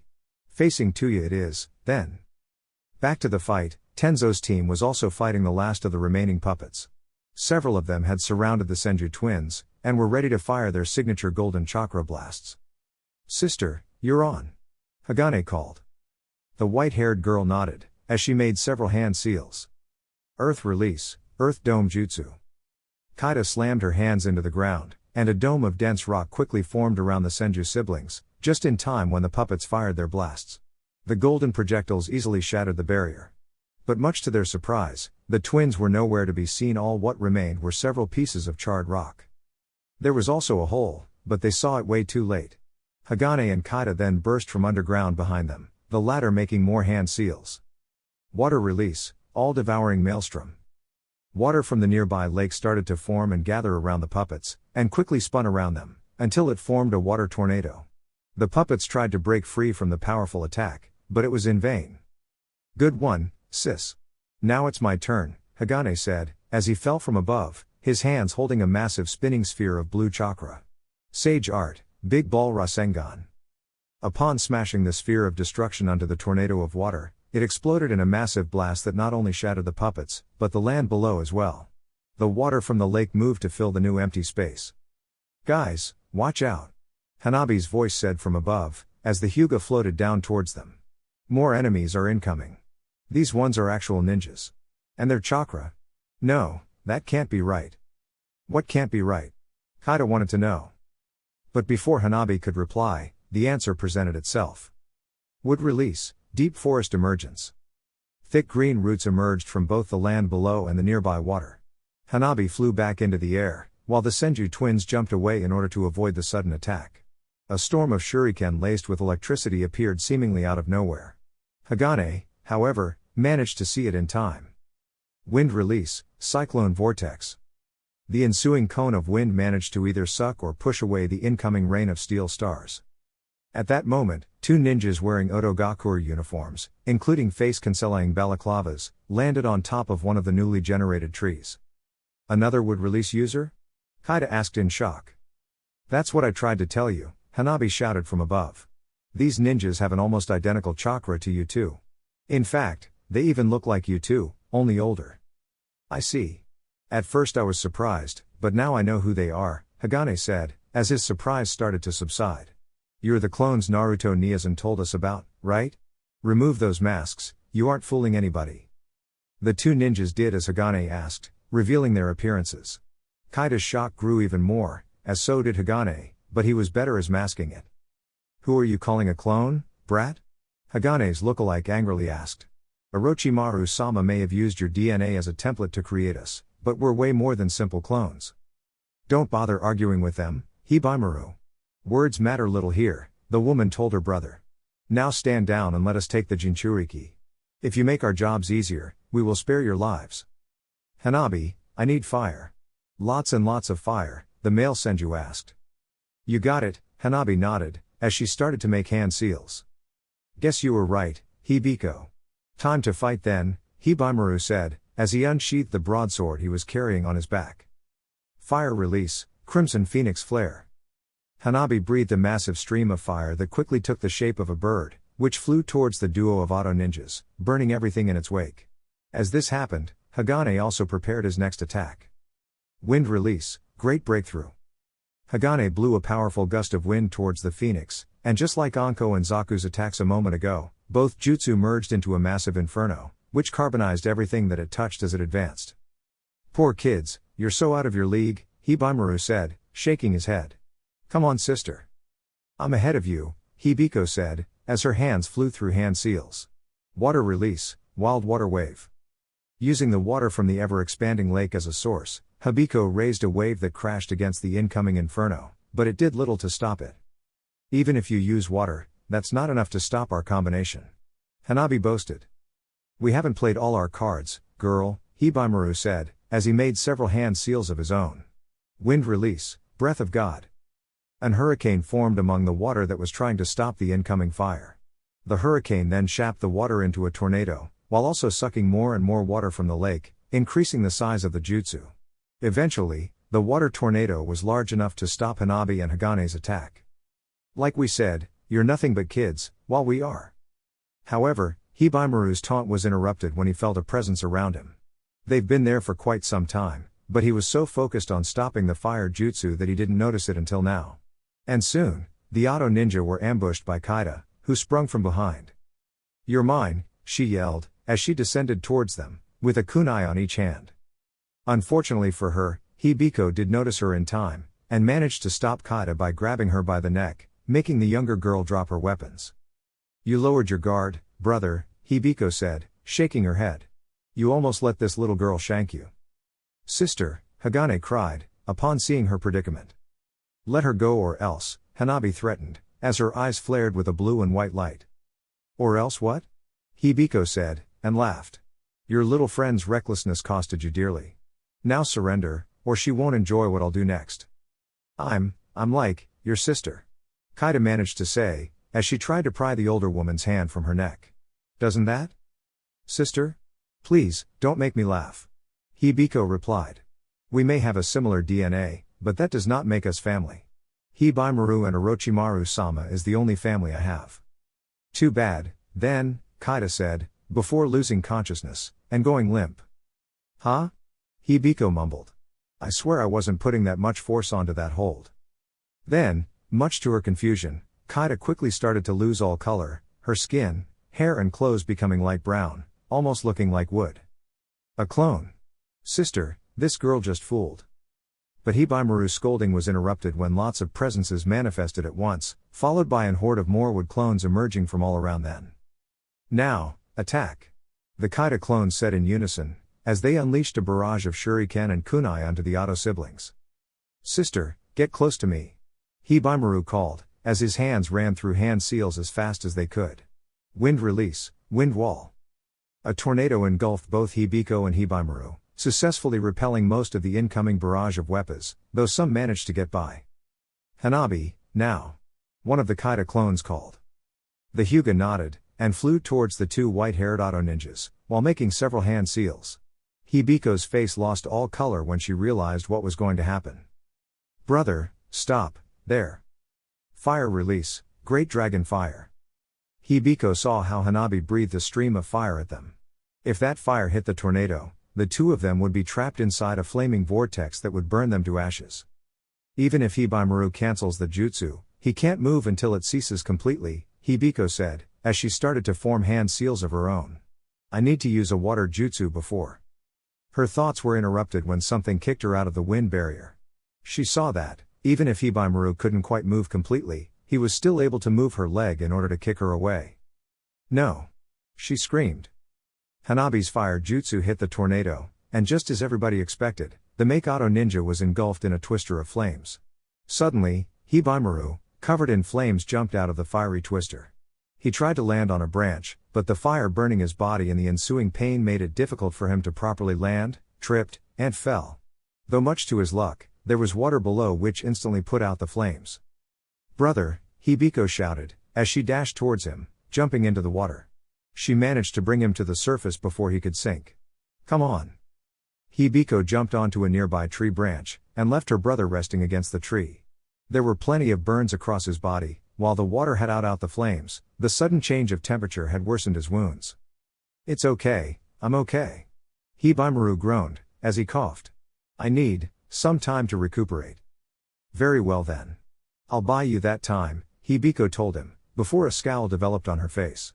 "Don't dare to die, you hear me? Orochimaru-sama is counting on you, and so do I." Before Hibimaru could reply, the Chunin of Team Tenzo landed on a nearby branch, though in Hanabi's case, she just floated above it. "Alright, time to take them out," Kaida said, as she got ready to attack the now weakened duo. Meanwhile, Dosu and Kin were still fighting Tuya, who, brewing with anger not that it was that hard to get her like that, decided to go into the second stage of her cursed seal. "Alright you shitheads, if you aren't going to let me play my music, then I'll rip your fucking limbs from your bodies." The redhead growled as she dashed towards them. Dosu protectively stood between her and the still injured Kin, arms raised in a defensive stance. He saw Tuya's left punch coming, and moved his arm to block it. The impact was so great it pushed the former auto ninja backwards, leaving his arm sore, but he still smirked under his bandages. Resonating echo burst. All the power Tuya had put into that punch was converted into sound waves by the melody gauntlet, and released them the form of a sound blast that knocked the mutated kunoichi backwards. Taking advantage of the situation, Dosu decided not to let her any room to breathe and dashed forward, ready to attack. However, much to Dosu's surprise, Tuya quickly crouched and delivered a low kick, hitting his forelegs, and made him trip and fall on his back. Tuya then pulled a kunai and tried to stab it on Dosu's chest. "Now die already." Dosu managed to grab Tuya's wrist and stop her in time, but the Auto Kunoichi's strength was much greater while in her current form, and the kunai slowly came closer to his chest. "Damn, I can't use my sound jutsu if I can't move my arms," Dosu thought as she struggled against his red-headed opponent. Suddenly, Tuya got off Dosu and jumped back as she used her kunai to deflect a pair of senbon. Turning around, Dosu saw Kin back on her feet, pelting Tuya with her throwing weapon of choice. "You think you can beat me by throwing fucking toothpicks at me?" Tuya angrily growled. "Oh, that's it." Tuya then made several hand seals, and took her flute to her lips. "She's going to use her genjutsu again." "Dosu, stop her," Kin panickingly warned. "On it." The bandaged ninja replied, as he prepared to blast Tuya with another sound wave. However, there was something odd with the way Tuya was holding the flute. Rather than holding it sideways, she was holding it facing front, as if it was a blowpipe. And when Dosu felt the pain of a projectile piercing his shoulder, that's exactly what she was doing. "Dosu!" Kin screamed, as she rushed towards him. Tuya kept firing projectiles at Dosu, but this time, the Auto Ninja was able to dodge them, if badly. Kin helped him to stand, as the two of them tried to dodge Tuya's incoming barrage of projectiles, which impacted with such force, they pierced the nearby trees. "Just what the hell is she shooting at us?" Kin shouted. "Bullets of concentrated sound waves," Dosu replied. "Really clever, she will never run out of ammo, and they can only be avoided, not blocked." "That may be clever of her, but we're pretty much screwed," Kin cried. "Fire release, Great Dragon Fire." Suddenly, a blaze of fire came from above, creating a wall of flames between the two former Auto Ninjas and Tuya. A couple seconds later, Anko and Zaku landed besides Dosu and Kin. "Sounds like you guys are having trouble," Zaku chuckled, before smirking at them. "Zaku, do you have a first aids kit?" Anko asked, not taking her eyes from Tuya. Zaku grunted in affirmation. "It seems that girl was too much for you guys in the end. Okay, stay behind and take care of Dosu. This bitch is mine." "Who are you calling bitch, you bitch?" Tuya snapped back at her. "You hurt one of my students," Anko hissed. "And as his sensei, it's my duty to return the pain multiplied by 1,000. Get ready for the beating of your life." While Anko and her students fought against Tuya, Itachi, Naruto and Roshi continued their fight against the leader of the Sound Five. The last member of the Kaguya clan was proving to be far more resilient than what Itachi had expected, as he was able to keep the three ninja at bay, keeping a solid defense while harassing with powerful attacks. Dance of the Orchid. TWP more gigantic bone dragons emerged from below, joining the existing three. "God damn it!" Naruto cursed, as he was trying to fend off a single one. "These things won't go down." "Maybe we can slow them a bit," Roshi mentioned, as he started to make hand seals. Earth release, Swamp of the Underworld. Roshi slammed his hands down, and the ground around them started to turn into a muddy swamp. The heavy bone constructs started to slowly sink. They trashed violently, but other than splashing mud everywhere, they were unable to do anything. Nice one, Roshi. Naruto praised. Watch out. Itachi warned. Neither Naruto nor Roshi noticed Kimimaro dashing at them at an insane speed, using the sinking bone serpents as stepping stones. 2 bone blades appeared on Kimimaro's hands, as he readied to sink them into the red-headed man's chest. However, a black blur got between the Auto Ninja and his prey, and the bone broke with a loud clang. Itachi. Naruto showed as he was about to help the leader of his squad. However, another figure, completely covered in a dark blue cloak, intercepted Naruto before he could assist the Uchiha. A gigantic brown and inhuman-looking fist emerged from one of the sleeves, punching the Uzumaki with incredible force. Ugh! Naruto groaned, but he was able to land on his feet. Another enemy? The newcomer pulled his hood back, revealing to be an orange-haired boy a few years older than Naruto. His face, which was fair-skinned, but with grayish-brown slowly spreading around it, had an expression of stone-hard stoicism. Who the hell are you? Naruto asked. For the time being, your opponent, the orange-haired teen said. But if you need a name, you can call me Hugo. I'd recommend you not to interfere with Kimimaro's fight. Naruto gritted his teeth in anger, as he prepared to face his new enemy, while Kimimaro and Itachi continued their fight. Not bad. You deserve your reputation, Uchiha, Kimimaro said, as he jumped backwards, eyeing the Uchiha, who was now surrounded by an spectral yellowish-orange ribcage. So that's your famed Susanoo? Indeed, Itachi nodded, his eyes forming the shape of the eternal Mangekyo Sharingan. Consider yourself lucky, few are the enemies I consider strong enough to use them. However, their luck usually don't last much after that. We'll see then, Kimimaro said, as more bone blades started to protrude from his arms. You have no idea how much I trained after my defeat at Zabuza's hands. I swore myself I'd never fail Orochimaru-sama again. And nobody, not even the famed Itachi Uchiha, will make me break that oath. Dance of the Dandelion. Kimimaro fired several bone spikes at Itachi, which split into smaller spikes. Itachi jumped backwards as he firmly held his katana in one hand, and pulled a kunai with the other.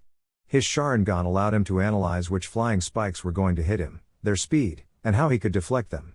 For Itachi, it was as if the world ran in slow motion, allowing him more time to think and react. From an outsider's perspective, however, it would look as if Itachi was wildly moving his arms as if he was trying to swat away a bee, even if each move was calculated. After deflecting every bone projectile, Itachi stared intently at Kimimaro, panting. Out of breath already? Kimimaro asked.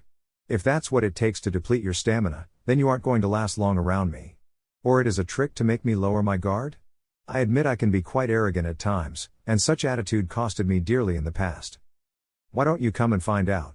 Itachi said in a taunting manner. Kimimaro then pulled his own spinal cord out of his back, and wielded it as if it was a sword. Oh, I plan to. Meanwhile, not far away from there, 2 figures were observing the fight. Well, technically only one had enough visual prowess to appreciate every detail. His face, however, remained impassible for the duration of the battle. How is it going, Tonari? The first figure asked. Inconceivable. That little girl also has a Tensigen. How is that possible? Tonari asked, seemingly ignoring his partner's question. With his own Tensigen, he could zoom into the battle and see it with minute detail. Only Hinata and I should have one. I'm sure you are going to put an end to such unforgivable transgression, the other man said, rolling his eyes. The Jinchuriki? He seems unharmed, and still with plenty of energy, Tonari replied. Should we attack now, Orochimaru? A sadistic grin formed on the Sannin's face. Why, of course we should. We can't let out minions to have all the fun, can we? Besides, I'm sure they already did a good job wearing them down. And thus, Orochimaru and Tonari decided to join the battle for Roshi's fate. Chapter 75. The light of their eyes. Or. Hence family relationships. Fire release, Great Dragon Fire. Anko breathed another stream of fire at the mutated Oto Kunoichi, who jumped to another branch before the flames could claim her. Tuya then took the flute to her lips, and played a quick melody, no more than a dozen notes. Suddenly, Anko felt as if somebody smashed a hammer into her head from the inside, and instinctively fell to one knee, as the world around her became blurrier. Gah? She gurgled, as she tried to understand what was going on. While she knew that Tuya was a genjutsu specialist, she also knew that the Oto Kunoichi had to continuously play her flute in order to keep the genjutsu active. Same went in order to control her 3 summoned creatures. Tuya dashed forward, her flute in one hand with a kunai in another. Warned by killing intent, Anko tried to fight the dizziness, and jumped away just in time. The angry redhead delivered an horizontal slash, leaving a cut in her left arm. The sharp pain, however, shook her out of the genjutsu. How did you? Anko's question was interrupted by another quick melody, and she was assaulted again by the same sensation of dizziness. This time, Tuya decided to deliver a brutal flying kick at Anko's face, which sent the snake mistress tumbling into the ground. Anko-sensei! Kin screamed, witnessing in horror her sensei getting pummeled. This is the end, you bitch, Tuya shouted, as she leapt towards her. This is what happens to those who betray Orochimaru-sama. Tuya landed on top of Anko as she sank her kunai on the purplet's chest. She didn't really know if she had pierced Anko's heart as she wanted, but she was sure a stab like that had to be lethal. Blood trickled from Anko's throat. And much to Tuya's confusion, she smirked. Why are you so happy, you dumb bitch? Did you want to? This time, it was Tuya who was interrupted when Anko burst into a mass of snakes that wasted no time and lunged towards her. Tuya tried to evade them by jumping back, but 2 of them managed to tightly wrap themselves around her body. First of all, it was Orochimaru who betrayed me, not the other way around, the real Anko said, as she landed behind Tuya. She pulled out a kunai of her own. Second, not only did Orochimaru betray me, his student, but also betrayed his village, as well as countless others. And third, in case it wasn't clear, you made me angry as fuck, so you have the wonderful fortune of being the target of my venting. I'd like to see you try, you bitch, Tuya shouted, before disappearing in a puff of smoke, leaving a log behind. Sensei! She's between the trees southwest of your position. Dosu managed to shout. Good hearing, kid, Anko replied, as she headed towards the position. As she dashed towards Tuya, she heard the sound of a flute. Like before, it was very quick, only a few notes. Oh no, you aren't going to catch me with that dirty trick again, Anko said, as she made a hand seal, while sending a burst of chakra through her body. Release. Anko's world became blurry for a fraction of a second, before it returned back to normal. Anko smirked at Tuya's bright hair flashed before her eyes. Many hidden shadow snake hands. Snakes shot from under Anko's sleeve, and wrapped around Tuya's neck. The Oto Kunoichi barely had any time to gasp before the snakes pulled her towards Anko with incredible force. Anko then hurled her into the air, before slamming her back into the ground. Tuya bounced against the grassy ground as if she was a rubber ball, before falling back with a thud. I see you improved your genjutsu, Anko stated, as she walked towards the downed Kunoichi. From what I heard, you had to play your flute continuously for it to have effect. It was a valid strategy when you were with your teammates and were about to ambush your enemies, but against an enemy who knows about it, not so much, right? That's why you developed this version. A genjutsu in short bursts. Only diasables your enemies for a moment, but that moment is enough for you to strike. However, that also has a glaring flaw, and is that if an opponent knows what is coming, they can preemptively dispel the genjutsu before it takes effect. You think you're so fucking clever. Tuya groaned, as she struggled to get back on her feet. Oh, I know I am, Anko said, with a wide smile. Now let's Anko screamed as she fell on her knees, her hand instinctively going to the source of the pain, the spot where the cursed heel of heaven was placed. It felt as if she was being branded with a searing iron. Sensei! Her 3 students said at once, as they landed beside her. Are you okay? Dosu asked. Orochimaru. He's here, Anko hissed, as pain coursed through her body. You have to warn the others. As Anko fought Tuya, Itachi, Naruto and Roshi continued fighting Kimimaro and Hugo. If Kimimaro was proving to be extraordinarily resilient before, he was a force to be reckoned with now that he had backup. Naruto, however, decided that it was time for them to get some backup as well. He bit his thumb, before making several hand seals. Itachi, Roshi, get close to me. Naruto called them, before slamming his hand into the ground. Summoning jutsu. After a massive burst of smoke, an equally massive toad appeared before the 2 Otogakure ninjas, with Naruto, Itachi and Roshi standing at the top of it.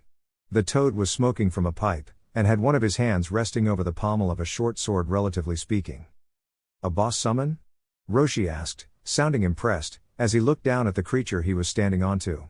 You're one interesting kid. I have the feeling this battle will make quite an addition to my journals. While I admire your optimism, Roshi-san, this battle is far from over, Itachi told the older man. Hey, Naruto, Gamabunta said, as he eyed Kimimaro and Hugo below. Please tell me you didn't summon me to deal with those little things. Don't judge them by their size, boss, Naruto replied. They've been giving us quite some trouble. If you say so, Gamabunta finally conceded, as he unsheathed his short sword. Very well then. I'll take care of them for you. But I'm expecting some compensation after this, you hear me? Don't worry boss, I won't forget it, Naruto replied. Let's take advantage of your summon to attack them. They'll be wide open once they try to dodge it, Itachi suggested. The other two nodded. Gamabunta brought down his short, yet also massive sword at Kimimaro at Hugo. And while the orange-haired teen jumped away, Kimimaro didn't move, much to everybody's surprise. The impact created a large fissure in the ground, the resulting shockwave blowing a powerful gust of wind and dust in every direction. Ha! Overconfident idiot, Gamabunta said, shaking his head, as he pulled the sword back. Only that, much to his shock, he was unable to. What the? When the dust dispelled, the giant toad could see that there was a giant claw made of bones kept the sword pinned to the ground. The toad boss tried to pull it, to no avail. What the hell? Watch out! Itachi called. Naruto and Roshi saw how a black blur clashed against a mostly white one multiple times in a row, each time a metallic clang echoing through the area. Eventually, the two figures landed on a tree branch below Gamabunta. You're fast, Uchiha, those eyes are hard to fool, Kimimaro praised. But reading my movements alone won't do you any good. So far, you didn't make a single attempt to attack me. Maybe. But what matters in a fight is not how many times you attack, but how many blows do you need in order to take down the opponent, Itachi countered, as he gripped his kanata tighter. In my case, you'll need plenty of them. My bones can't be broken, Kimimaro boasted, as bone spikes grew all around his body. Actually, I only need one hit, Itachi replied. And before you answer, yes, the hit has already landed. You just don't know it yet. Suddenly, the world around them started to melt, and was replaced by a red and black hellish landscape. Itachi and Kimimaro lost all color, becoming shadowy beings. Kimimaro looked around in confusion, before realizing what was going on. Ah, yes, the Uchiha and their famed genjutsu, Kimimaro replied. You think I have no means to counter this? Orochimaru-sama has the same eyes you have, and has trained me to withstand their illusionary powers just in case I ran into one of you. Breaking this genjutsu will be easy. Kimimaro made a hand seal, and sent a burst of chakra through his body. But nothing changed. What? Release. He repeated the process, but the result was the same. What kind of genjutsu is this? As you're about to learn, Orochimaru doesn't have the same eyes as mine, Itachi corrected, as he started to walk towards him. Barbed wire appeared out of nowhere, and wrapped itself around Kimimaro. The last of the Kaguya was lifted into the air, with two additional wires pulling his arms in opposite directions, leaving him in a crucified pose. The name of the jutsu is Tsukiyomi, Itachi said, as multiple Itachi clones appeared around him. Let's see if your mind is as strong as your bones in order to survive 72 hours of uninterrupted torture. The 72 hours in Kimimaro's mind were merely 3 seconds in the real world. After such intense torture, the last Kaguya clan member fell to the ground, his mind completely turned into shreds. Itachi, however, fell to one knee, as he felt how the jutsu had drained his chakra. I was hoping that I wouldn't have to use this jutsu so soon, Itachi groaned, heaving a little. Okay, now that that's out of the way, let's dispose of this guy as well. However, before Itachi could do anything, a gigantic snake appeared out of nowhere. The Uchiha's reflexes were good enough to dodge it in time. He was about to prepare a fire jutsu, when his Sharingan caught sight of another snake. However, this snake didn't attack him. Instead, it slithered towards the unconscious Kimimaro, and swallowed his body whole before leaving. These snakes. Orochimaru must be here, Itachi concluded. Meanwhile, Team Tenzo was still fighting against the Senju clones. Though a better way to phrase it would be that Hibiko was trying to shield the injured Hibaimaru from the relentless attacks from the three Konoha Chunin. Water release, water wave. Once again, the water of the lake around them rose in the form of a massive wave. Hibaimaru took a step forward, as he made several hand seals. His body glowed with a white aura. Wind release, great breakthrough. The male ninja exhaled a massive gust of wind, powered by nature energy, that managed to stop the incoming wall of water. However, the effort made his injuries to punish his body even more, and fell to his knees, groaning and clutching his side. "Brother! I told you to take it easy." Hibiko chastised him. "You need me to deal with these devils," Hibaimaru said with a cough. "They just got the jump on us. I know I can." "Enough," a third voice said, softly but firmly. Between the two Auto Ninja and the Konoha Chunin was another Akatsuki, one with white hair, pale skin, and Tensigan eyes. "Tonari," Hibaimaru whispered. "Orochimaru wants you to help him capture the Jinchuriki," Tonari told the adult twins. "I'll take care of these ones." Wordlessly, Hibiko helped her brother to his feet, and the two of them went to help their master. Tonari then turned around, and locked eyes with Hanabi. "So, you're Tonari," Hanabi said, placing her hands on her hips. "The creep who wants to marry my sister." "Sister?" the Otsutsuki replied. "I was going to ask you how you got a Tensigan, and your relation to Hinata. That might explain part of it. Though there are still some things that I'm not aware of." "Yeah, and one of them is when somebody tells you no," Hanabi deadpanned, before punching her palm. "So, ready to get your ass kicked?" "Your overconfidence is charming, kid," Tonari replied, chuckling in a condescending manner. "I know about you three. You might possess powers beyond most humans, but you lack the experience and proper training to handle them. Fighting me means death. I might spare you as not to upset Hinata, and for other reasons." He then looked at Hagane and Kaida. "But I have no reason to let you live." The three Chunin quickly slipped into fighting stances, as Tonari raised his hand to cast an attack. However, before he could do anything, multiple brown wooden roots emerged from below and the sides, wrapping themselves around the Akatsuki, immobilizing him. "I hope you weren't planning to fight this man on your own, were you?" Kenzo's voice said, as he landed beside them. "You might be Chunin, but this enemy is beyond your capabilities." "Of course not. I knew that you were around. I was stalling for time so you could join us," Hanabi replied. "While I'm doubtful of the truth of that statement, let's leave that for later," Tenzo said, as he jumped towards the immobilized Tonari. "Now, let's put you to." Suddenly, a shockwave exploded from Tonari's body, shattering his wooden bindings as well as nearby tree branches into hundreds of splinters, while Tenzo was violently hurled backwards, his body falling with a splash into the water. "Sensei!" the three Chunin screamed in unison. "Don't make the mistake of thinking that just because you caught me off guard before, you can compete with me," Tonari dangerously hissed. "You might have wood release, but your execution is so rudimentary, it's barely a threat." "Let's see how'd you like my execution then," Kaida angrily shouted, as she started to make hand seals.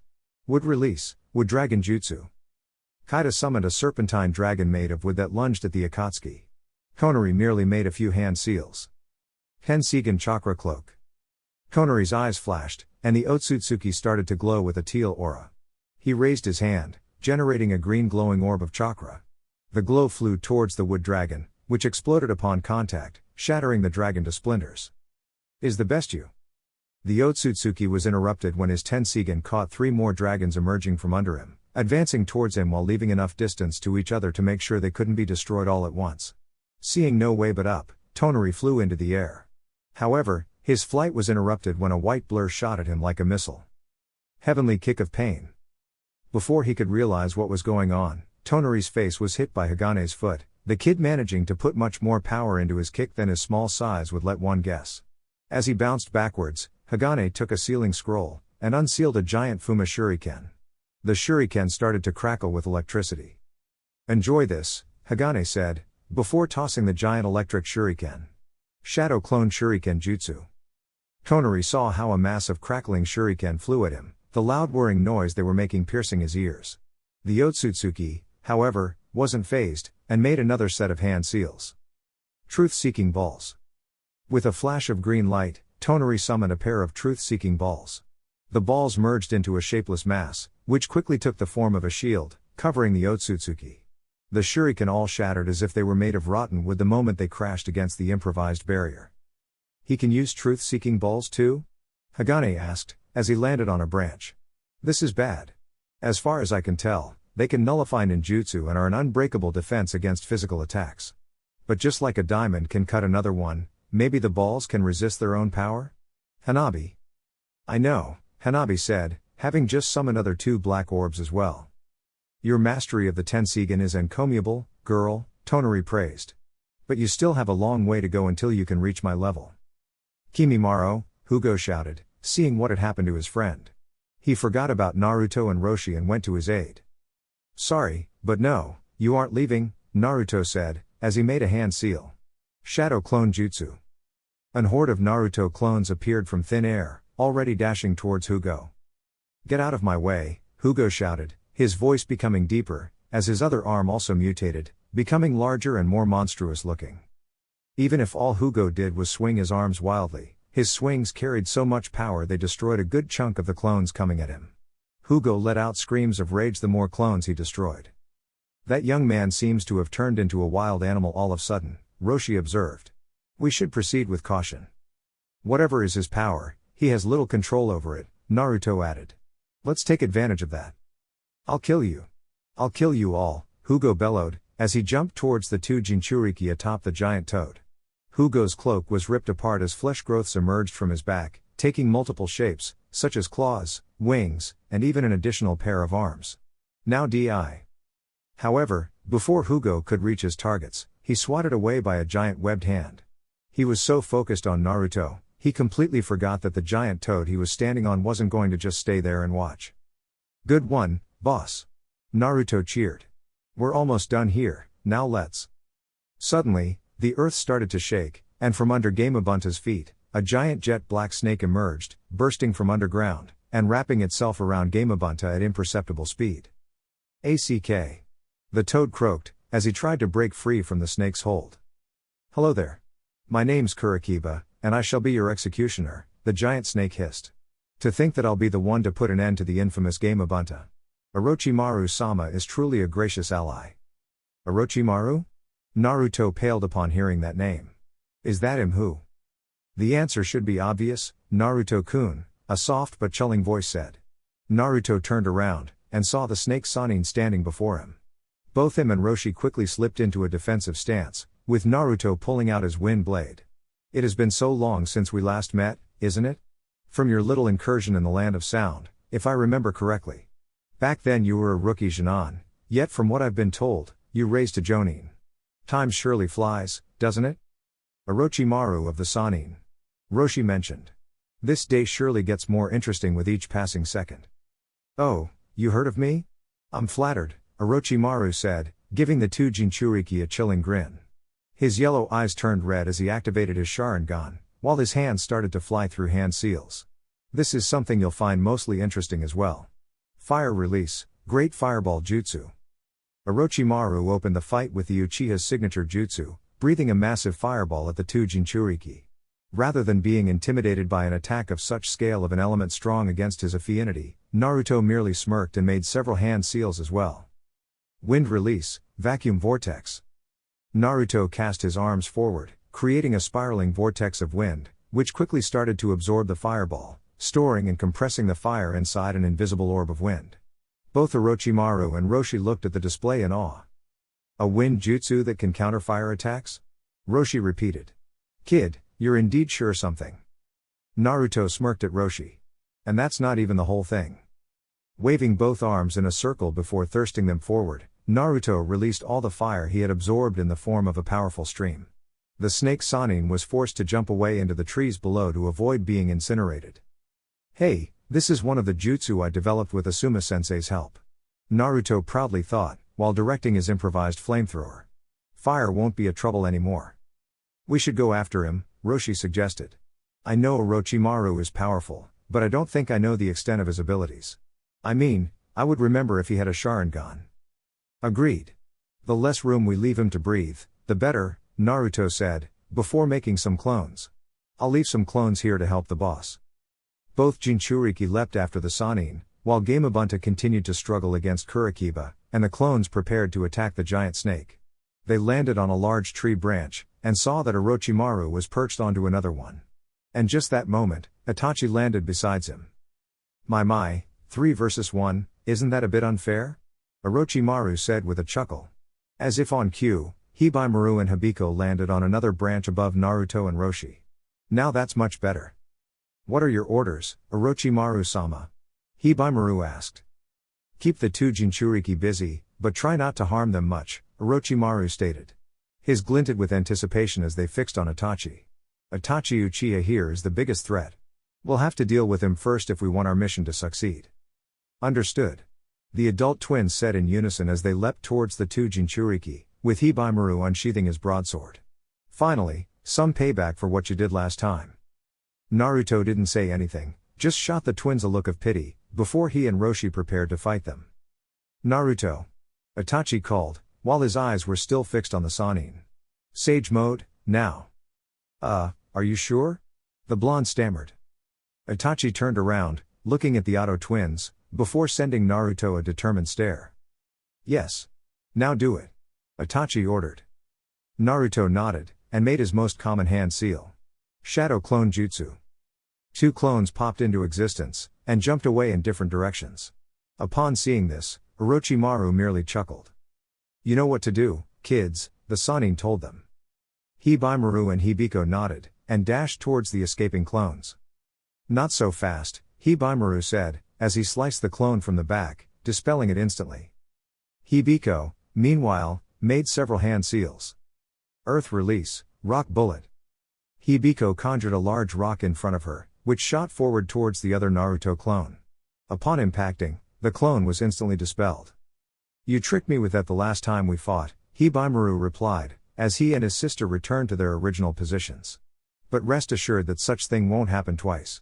The white-haired man hotly stated, as he and Hibiko lunged at Naruto and Roshi. And while they fought, Orochimaru and Itachi got ready for their own one-on-one fight. The two of them opened the fight by making the same sequence of hand seals, almost in perfect synchrony. Fire release, Great Fireball Jutsu. Both Itachi and Orochimaru exhaled a massive fireball each at the other. The two fireballs, equal in power, clashed against the other, unable to push the other backwards, resulting in a burst of fire that set the trees around them ablaze. Those eyes don't belong you, traitor, Itachi coldly told him. I must thank fate for this chance to right a wrong that has been haunting me for so long. It is fate who favors me, Itachi-kun, Orochimaru said in a jovial tone, as his grin widened. So far, I've been unable to discover the secrets behind the Mangekyo Sharingan. But if I capture you, or at least take your eyes, that will be one problem less I'll have to worry about. The Tsukiyomi I used before took a good portion of my chakra reserves, and Kami knows what kind of modifications Orochimaru grafted into his body. No, I can't win this with brute force, I have to pace myself, wait for an opportunity to strike, and end the fight in a swift blow, Itachi thought, as he pulled a handful of shuriken from his ninja tool pouch, and tossed them forward. Orochimaru merely pulled out a kunai from under his cloak, and with the aid of his Sharingan, expertly deflected the shuriken thrown at him. However, as he did that, Itachi was charging at him, his right hand firmly holding the handle of his katana. As if he wasn't even surprised, Orochimaru merely blocked the strike, but Itachi's momentum pushed him backwards. You'll have to do better than that, Itachi-kun, Orochimaru taunted with a grin. I plan to, Itachi said, as his other hand dropped something. Much to his surprise, Orochimaru saw it was a flash grenade, but he realized of that too late. The grenade exploded, filling the area with a bright white light. Even if he closed his eyes in time, there were another pair of eyes that he was using and took the brunt of the attack. Arg, Orochimaru yelled, as he took a hand to his head, while keeping the other one up in a defensive stance. According to our reports, you have 4 snakes attached to your back. One of those snakes has a Byakugan, which I presume you were using, right? Itachi told him. Orochimaru's grin of smugness had turned into a grimace of pain and anger. Well, not for much longer. Very well. I don't need the Byakugan to defeat you, Uchiha, Orochimaru said, before a snake emerged from his mouth. Said snake opened its own mouth, vomiting a sword, which Orochimaru took no time to grab. Do you know what's this? The sword of Kusanagi, if I must guess, Itachi said, readying his own katana as well. Don't worry, I'm prepared for that. I find that doubtful, Orochimaru said. Suddenly, several snakes burst from underground, and wrapped around Itachi, pinning his arms against his body, just as Orochimaru lunged at him, stabbing the sword of Kusanagi into his chest. Itachi then turned into a black mass, before bursting into a murder of crows, which started to fly in circles around Orochimaru. Of course, it would never be this easy, Orochimaru mentioned in mild resignation. And why didn't the protective seals carved in my skull work? Is his genjutsu level so good he can bypass them? The Sannin thought in mild frustration. While Orochimaru's skull seals offered him some protection against genjutsu, they were mostly designed to keep people like Yamanaka to use mind-probing or mind-controlling jutsu on him. They couldn't just stop the brain from being fed wrong information. Not to mention that against a genjutsu user of Itachi's caliber, those seals were of little use. It's amazing that, despite having the same eyes as yours, you still managed to trap me into one of your genjutsu, Orochimaru said. Your eyes are not the same as mine, Itachi answered, his voice coming from every direction at once. Orochimaru made a hand seal, releasing a burst of chakra through his body, undoing the genjutsu.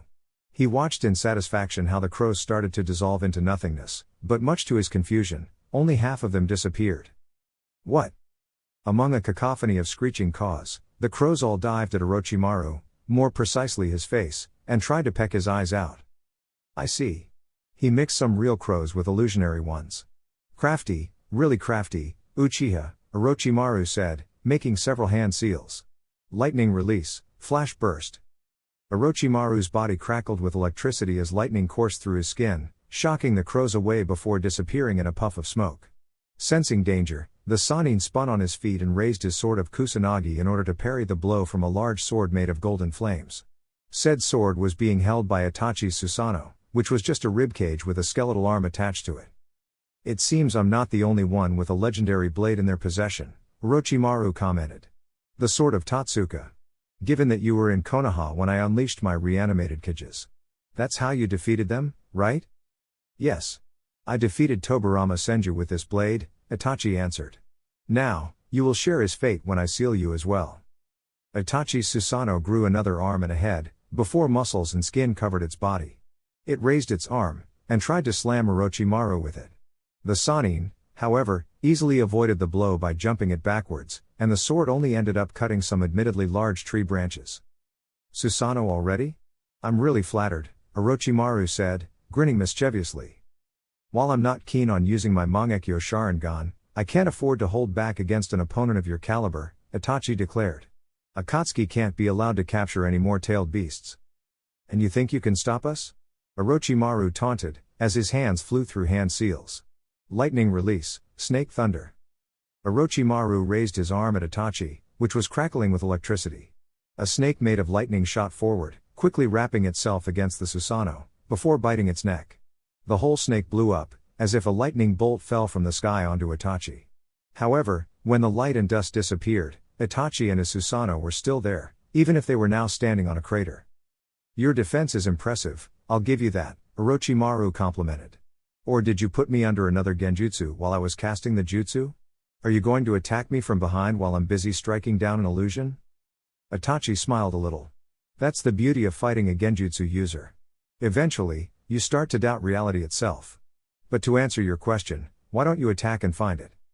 I intend to, Orochimaru said. But rather than Orochimaru, it was one of the giant snakes that he had summoned before who lunged at Itachi. The Uchiha, however, reacted in time and slashed it with the blade of Totsuka, unsummoning it instantly. It was then when Itachi felt something biting his neck. Ow! What the?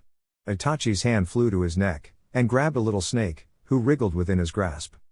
You were so preoccupied with me and my giant snakes, you failed to notice the little ones, Orochimaru cackled. And while its size is rather puny, I can assure you that the poison that it injected in your system is quite potent. When did you? Itachi slurred, the poison already taking effect. The world started to look blurry, and Orochimaru's words sounded distorted. Right when we first clashed. I'm aware of the power of the Sharingan, but your eyes can be fooled if I can focus them on something else. I wanted to see if I could defeat you myself, but I admit that the power of the Mangekyo Sharingan is too much for me, Orochimaru replied. He twirled the Kusanagi in his hand. Now ready to die, Itachi? I can't wait to make your power my own. Not waiting for the Uchiha's reply, Orochimaru dived into the grass, digging underground. The next instant, a giant snake emerged from under Itachi, catapulting the Uchiha into the air.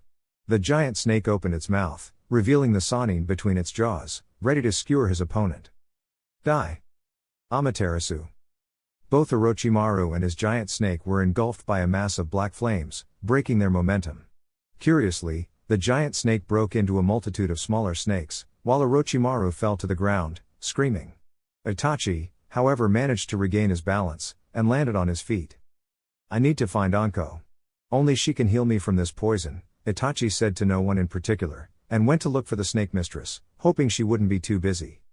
As Itachi left, Orochimaru, as he was being consumed by the black flames, opened his mouth, and regurgitated a new body, shortly before the old one was burned to ashes. That was a close one, Orochimaru said, panting heavily.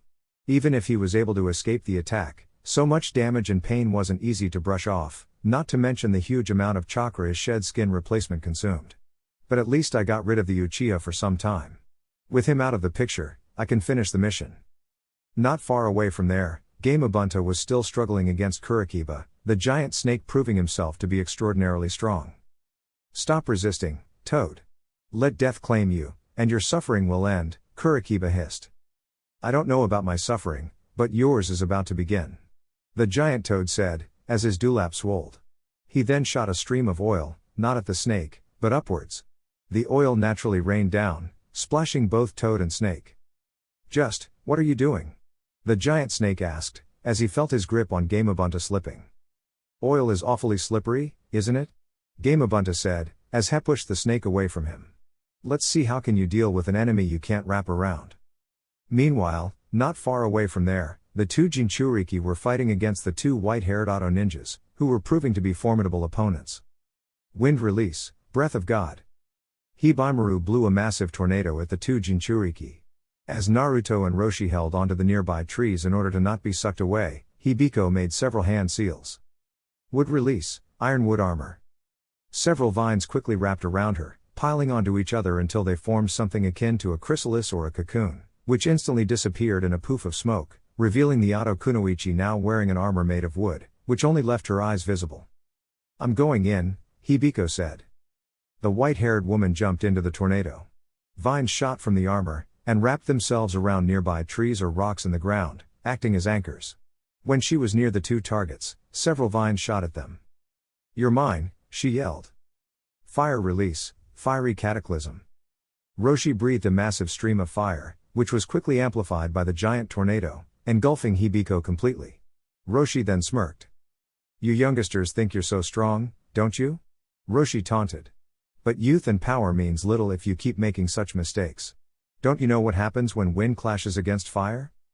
However, much to his and Naruto's surprise, Hibiko emerged from the flames. Half of her armor was burned, but it quickly rebuilt itself, almost looking as wounds rapidly closing. And you old men think you know everything because you lived for long, Hibiko angrily seethed, as she wounded her arm back. A large, curved blade of extremely sharp wood formed from her bracers. All-cutting forest blade. Roshi jumped backwards just as Naruto got between the two of them, his wind sword activated. The sharpened wood blade clashed against the sword of wind, neither of them being able to cut each other, as they struggled to push the other back. Naruto, duck, Roshi said from behind. Naruto disengaged Hibiko and did as Roshi told. The white-haired woman saw how the red-headed man lunged at her, his fist wounded back and coated in small rocks, forming a compact gauntlet of stone. Earth release, fist rock jutsu. Hibiko instinctively reared back, but she wasn't fast enough to avoid the incoming punch. While the wooden faceplate softened the blow, it carried so much power it sent her flying backwards, drops of blood falling from her mouth. Sister, Hibimaru cried, as he rushed to assist her. Now's my time to strike, Naruto said, leaping from the tree branch while making several hand seals. Wind release, bounce. When Naruto touched the ground, a burst of wind from beneath his feet catapulted him upwards, almost as if he had bounced off, heading towards Hibimaru. The white-haired man, however, saw Naruto coming, and with a powerful roundhouse kick, the blonde was sent crashing against a tree. Not so though without your sage mode, are you? Hibimaru said in a taunting manner. However, much to his surprise, rather than slam against it, Naruto once again bounced against the tree's surface, flying towards the Auto ninja. Hibimaru had no time to protect himself from the incoming attack, and soon he found his face at the wrong end of Naruto's fist. Like his sister before, done by a powerful punch to his lower jaw. Naruto landed on the grassy ground beneath him, no bouncing this time, with Roshi soon joining him. Nice jutsu you got there, Roshi complimented. I don't think I've ever seen something like that before. Thanks. I spent the last few weeks trying to come up with more creative wind jutsu, Naruto explained. I had an idea for a jutsu that would allow me to fly. Wind release, bounce is based upon that idea. You certainly caught that hothead by surprise, Roshi said, pointing at Hibimaru, sprawled on the ground. It's not that hard. They may be strong and possess rare bloodline limits, but I think their own power blind them, Naruto said, shaking his head. Those kids are indeed powerful, but their tactics and teamwork could use a lot of improving, the red-haired man commented. The way they fight remind me of some genin out of the academy. Whoever trained them did an overall poor job.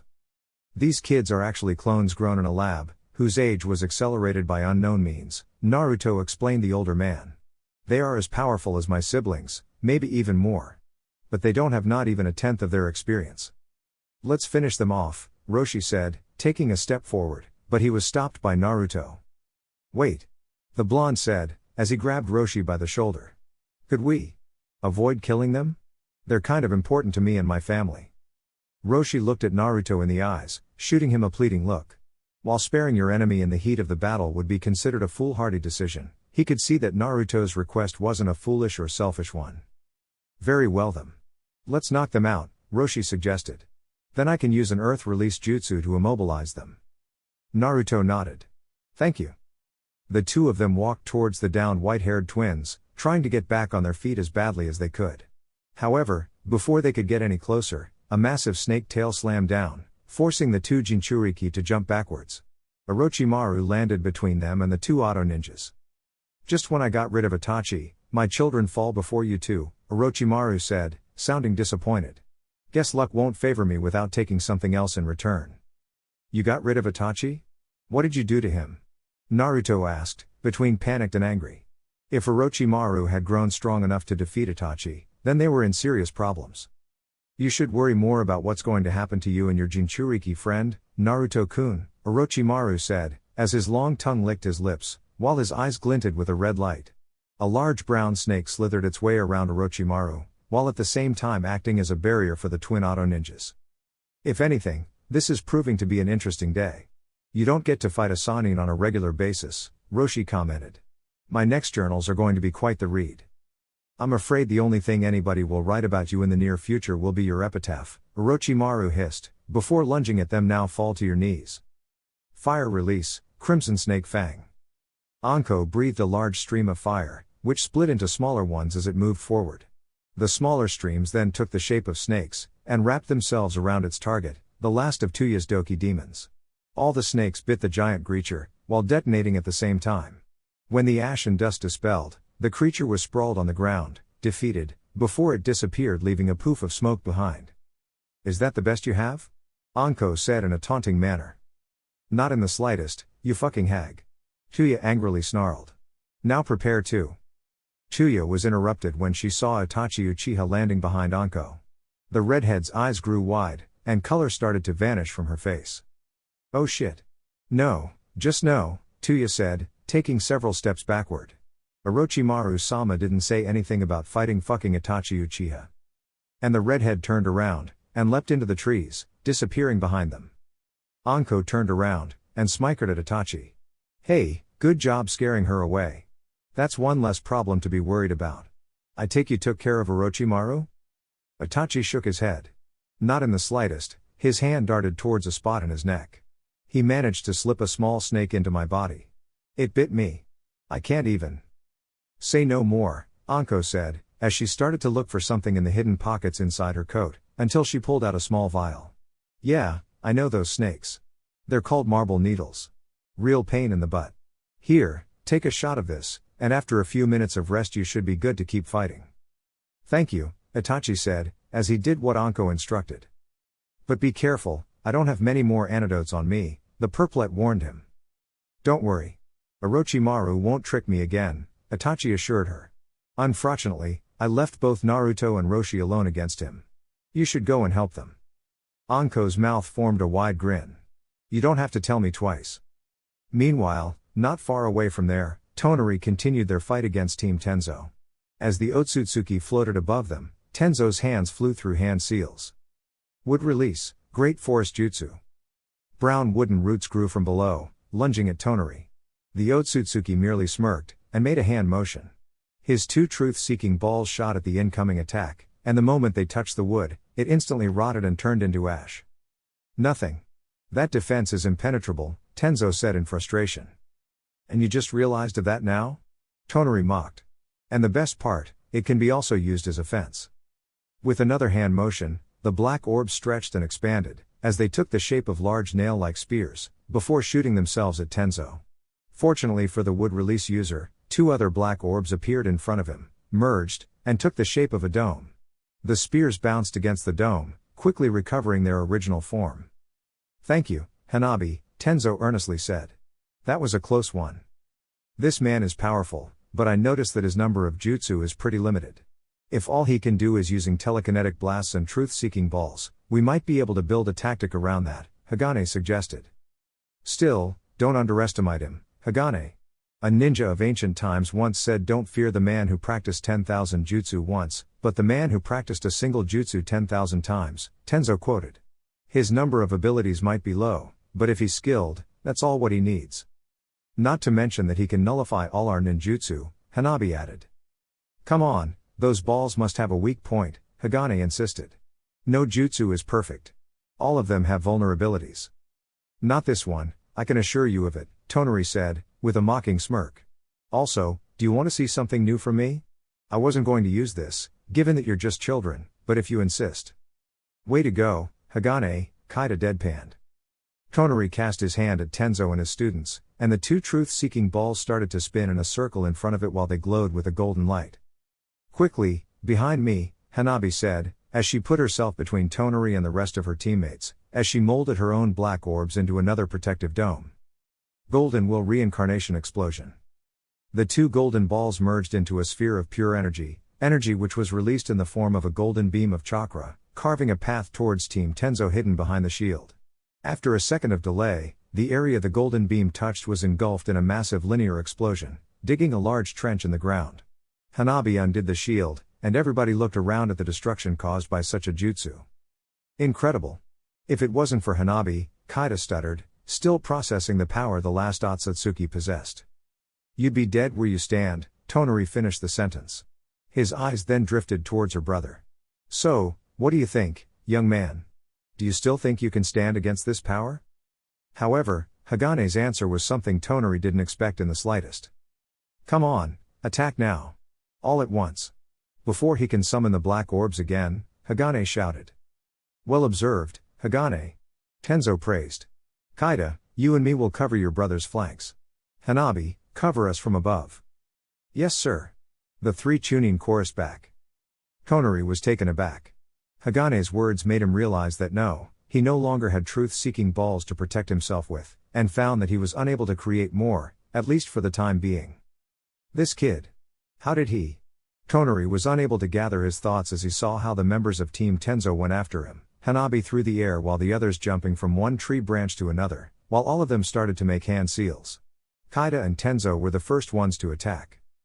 Water release, water gun. Earth release, crushing avalanche. Kaida expelled a stream of water at Tonari, while several rocks were conjured out of thin air above him, falling down after coming into existence. I don't need truth-seeking balls in order to avoid these infantile attacks, Tonari said, as he raised each of his arms against the incoming elemental blasts, and repelling them with a kinetic blast. Whatever you do, I can counter. Counter this then. Hagane replied, as he furiously weaved hand seals. Lightning release, lightning flash. Hagane's body started to glow with a white light, as lightning sparks crackled around it. His teammates and sensei quickly covered their eyes. Unfortunately for Tonari, he found what the jutsu did too late, when his Tensigen was overwhelmed by a searing white light, threatening to burn his retinas. My eyes! Tonari screamed, as he instinctively covered his eyes with his hands, in a vain attempt to nurse the pain. My eyes! How dare! Hanabi, now, Tenzo shouted. In an instant, Hanabi appeared in front of the now blinded Otsutsuki, her palms covered in fire. Fire release, 8 trigrams, 64 burning palms. Hanabi started to deliver a flurry of palm strikes at Tonari. However, much to her shock, while she got some few good hits, the Otsutsuki managed to stop her by grabbing her wrists. I've been blind most of my life, Tonari seethed, his eyes still closed. You think a little trick like that is enough to beat me? Displaying a deceptive amount of force, Tonari hurled Hanabi against the ground. Tenzo quickly moved to catch her, but due to the sheer force she was launched, both of them ended up slamming against a tree. As this happened, however, Hagane had leapt towards Tonari, and prepared for the kill. Okay, I managed to gather as much nature energy as I could for this attack. It should be enough to end him, the white-haired boy thought. Sage art, Big Ball Rasengan. However, just as the large chakra spear was about to hit the seemingly unsuspecting Otsutsuki, two new truth-seeking balls formed out of nowhere, merged and formed a protective barrier around him. No, Hagane cried, as his jutsu hit against the improvised shield. Look at that, I recovered my truth-seeking balls just in time, Tonari said, sporting a confident smirk. Now, let's put you in your... Crack. What? What was that? The Otsutsuki asked, not liking the sound of that. More cracking sounds were heard, as cracks started to form around the black barrier, much to both Tonari and Hagane's amazement. What? No. How could you? Tonari said in shock and frustration, before the Rasengan exploded and overpowered the barrier, shattering it in a million pieces. Even if Tonari didn't took the brunt of the attack, the wrestling shockwave was enough to submit him to the same thing he had done to Hanabi just a few seconds ago, only 10 times stronger. In less than a second, Tonari was hurled into the ground with such force into the forest, it blasted several trees away, and created a large crater. Wow, Kaida said in awe. You nailed him. I think I did, Hagane said, panting. How? His sister inquired. Truth-seeking balls are supposed to nullify ninjutsu. All of it. I'm still trying to figure it out, Hagane said, as he started to think. Could it be the nature energy of the attack? We can worry about that later, Tenzo said, as he hobbled towards them, with a limp Hanabi on his arms. I know you must be exhausted, but I need you to heal Hanabi. She sustained some serious injuries from that last impact. Sure thing, Hagane nodded. Tenzo gently placed Hanabi on the ground, and the white-haired kid started to heal his injuries, starting from the most grievous, to the less ones. Meanwhile, Tonari laid on his back against the crater his body had formed upon impact. His eyes still hurt. His whole body hurt. He was having trouble understanding what was going on. How could he be beaten by mere children? Even if one of them had the same eyes he had, she shouldn't even be able to touch him. But what puzzled him the most was how the truth-seeking balls had failed to protect him. How could that be possible? The truth-seeking balls were the ultimate elemental combination. Their yin-yang release should nullify any ninjutsu, no matter how big or powerful. My Byakugan princess. Tonari softly cried, an image of Hinata shooting him a pitiful look appeared before him. How can I pretend to be worthy of you, if I allow a bunch of children too? Suddenly, besides Hinata, an image of Naruto appeared. The blonde was looking at him with a mocking expression, almost stifling a laugh. That vision filled Tonari with rage. How dare that blonde hick mock him on top of stealing what was rightfully his? He would make him pay. Both him, and everybody who submitted him to such humiliation. Something inside her Tonari broke, and the body of the Otsutsuki was overflowed with power. He could feel his head throbbing in pain, but he didn't care. The aura of the Tensigan chakra cloak returned, only this time it shone brighter, almost forming flames around him. His body elevated into the air, the new power coursing through his veins, restoring his energy and slightly healing his wounds. 4 truth-seeking balls appeared around him. So much power, Tonari said in awe, as he looked at his own hands. Did my emotions awake this power? I knew other stages existed, but experiencing them myself. I don't feel like I'm going to lose. Naturally, Tonari's comeback wasn't unnoticed by Team Tenzo, who were still covering Hagane as he healed Hanabi. The hell? How is that guy back again? Kaida whined. I thought you nailed him for good. I thought so as well, Hagane said, panic seeping through his voice. What do we do? Kaida asked. Tonari aimed his hand at the group, the 4 black orbs orbiting around it as they started to glow with a golden light. Everybody paled. They knew what was coming, except this time they didn't have Hanabi to protect them. Without letting Hagane finish, Tenzo scooped the youngest Hyuga between his arms, and ran away. Everybody, flee. Tenzo ordered. Run in different directions, he won't be able to hit all of us at once. Regardless of Tenzo's tactic, Tonari had already decided on his target. The boy who had bypassed his defenses and humiliated him. Perish, you accursed child, Tonari hissed, as he moved his hand towards him. Golden will reincarnation explosion. Tonari fired another golden beam, this one being thicker, and glowing with a brighter light. As it progressed, the beam carved a thin line towards its target, and after a second delay, it produced a line of massive explosions. Brother! Kaida screamed, upon seeing her twin being engulfed by the chains of explosions. Now let's see if ARGH. Tonari gargled, as the pain coursing through his body increased tenfold, forcing him to land. Damn it. My body was too injured to withstand the backlash from such a heavy jutsu. Sorry, Orochimaru, but I can't provide you any more assistance. And Tonari quietly flew away from the battle. While Tonari was fighting Team Tenzo, Orochimaru was facing the two Jinchuriki, who were now assisted by Anko. Multiple hidden shadow snake hands. A multitude of snakes emerged from under Anko's sleeve, all of them lunged at Orochimaru while hissing furiously. Orochimaru merely smirked, and brandishing the sword of Kusanagi, beheaded all of them with a series of quick and extert swings. Really, Anko-chan? Do you expect to defeat me by using my own tools? Orochimaru mocked, as he grinned at her. I expect to defeat you using every tool I can get my hands on, Anko replied, as she started to make hand seals. Blondie, support me here with some wind jutsu. Fire release, Great Dragon Fire. Naruto nodded, and weaved the signs of one of his most used wind jutsu. Wind release, Cyclone Vortex. Anko expelled a stream of fire at Orochimaru, which was magnified by Naruto's wind attack, resulting in a massive tornado of flames, nigorously advancing towards Orochimaru, burning to ash everything they touched. Orochimaru, however, wasn't fazed. Two white snakes emerged from the cloak's neck, while Orochimaru made several hand seals. For a regular ninja, that combination might be impressive. But for me, not so much, Orochimaru confidently said. Wind release, Great Breakthrough. Water release, Tearing Torrent. Typhoon Water Vortex Jutsu. Orochimaru's snakes expelled two streams of water that coiled around each other, while Orochimaru blew a powerful gust of wind from his mouth, creating a massive, ragging torrent that clashed against Anko and Naruto's combination attack. The Sannin waited expectantly for his attack to overpower theirs, but such thing didn't happen. His smirk slowly disappeared as the wall of flames devoured the torrent, while continuing its advance towards him. What? How can this be? The shocked Orochimaru said, as he jumped to the ground. There was no time to ponder what was going on, and no place to hide but down. Earth release. Hiding like a mole jutsu. Orochimaru dug deep underground, and the firestorm safely passed him, leaving a field of scorched earth before. Of course, he wouldn't be safe for too long. He's underground, Naruto said. Let's dig him out before he can ambush us. Leave that to me, boy. Roshi replied, as he started to make hand seals, before slamming his hand into the ground. Earth release, opening earth rising excavation.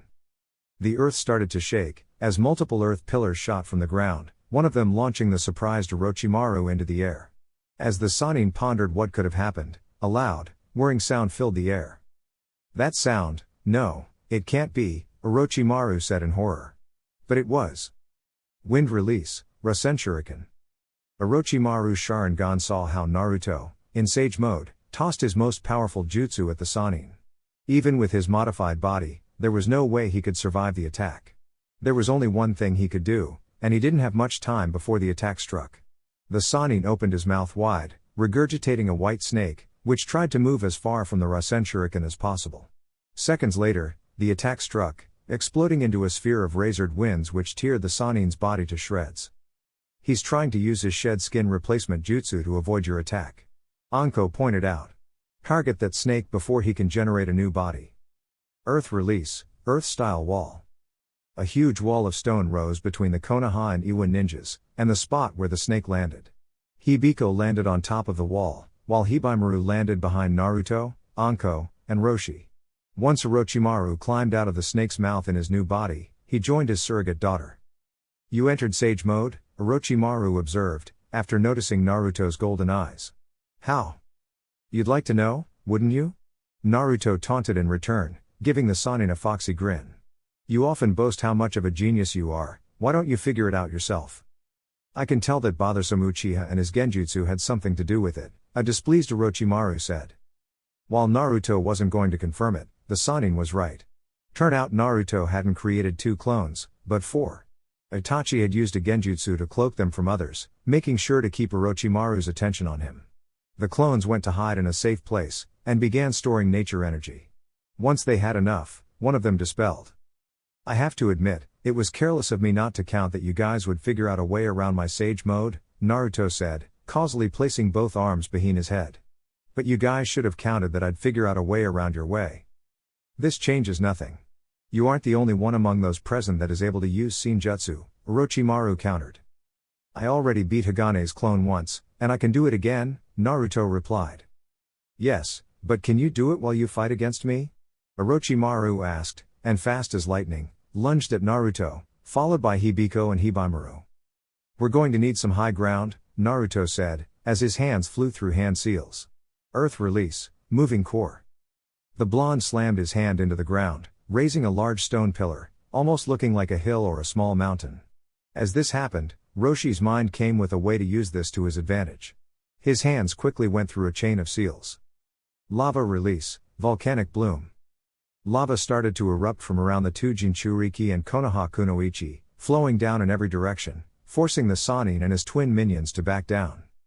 Very well, Roshi. Anko praised, patting him on the back, before turning around. Meanwhile, I'm going to make sure that other fucker doesn't blindside us.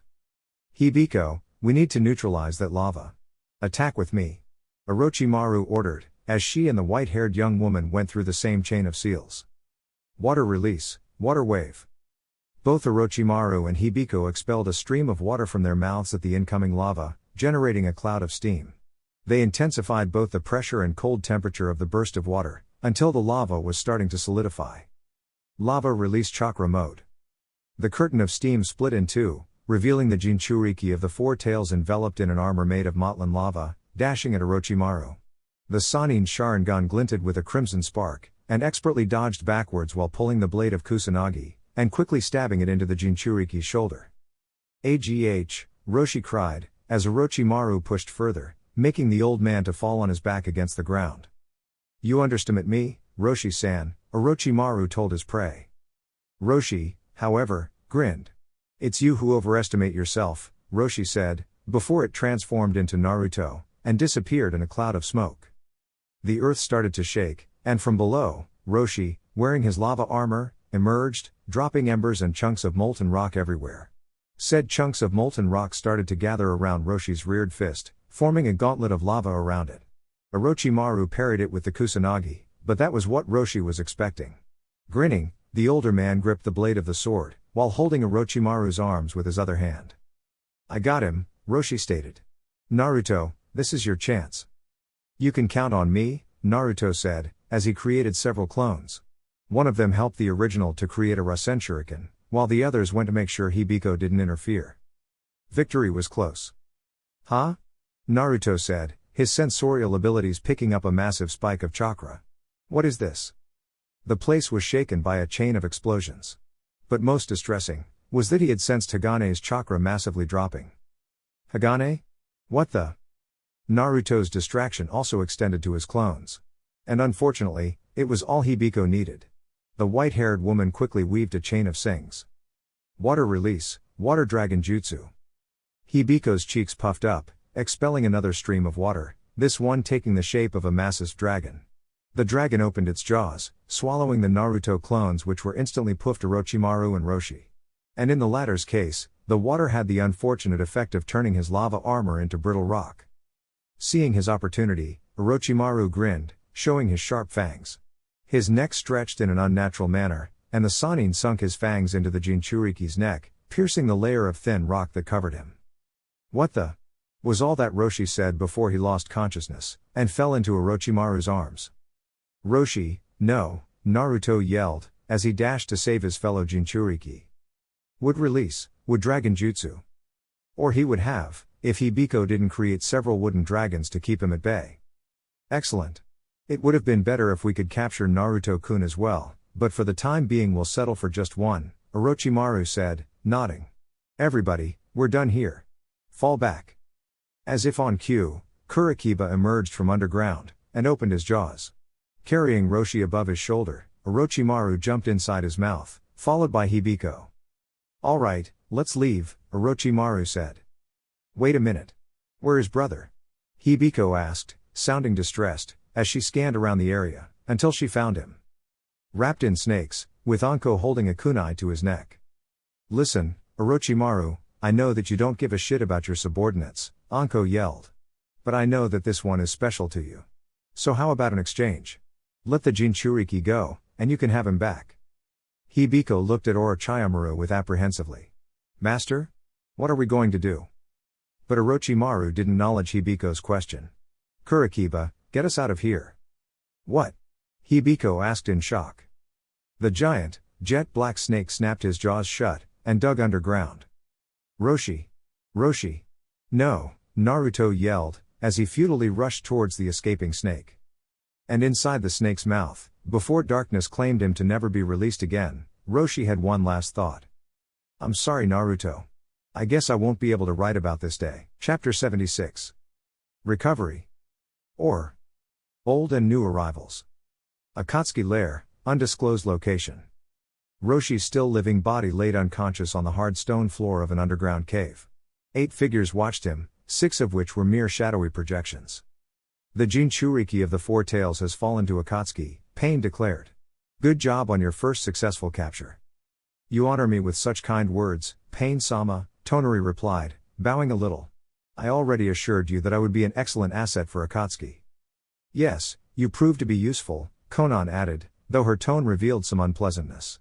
Come on, we need to seal the beast immediately. If I may, Obito interjected.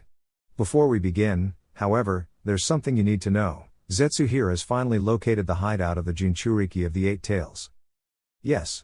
The Jinchuriki has been moved to a place called Valley of Clouds and Lightning, the white half of Zetsu stated. It's a place deep within the land of lightning, and its multiple mountains make it hard to traverse. Of course, no natural formation is obstacle for our abilities, the black half boasted. The Jinchuriki has minimal escort, probably in an effort not to draw unwanted attention, so snatching him shouldn't be that hard, the white half helpfully added. Very well then. In that case, he needs to be captured immediately, Pain said with a nod. Datara, I believe that due to your flight capabilities, you're the best suited to traverse such strenuous terrain. Take Kisame with you.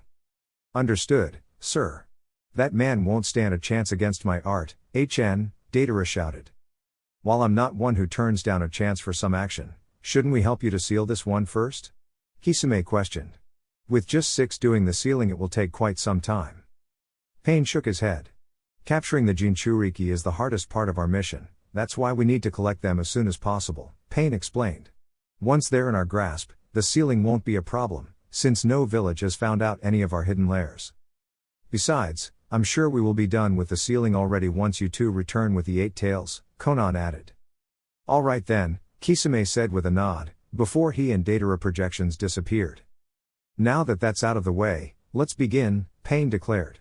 Summoning Jutsu, demonic statue of the outer path.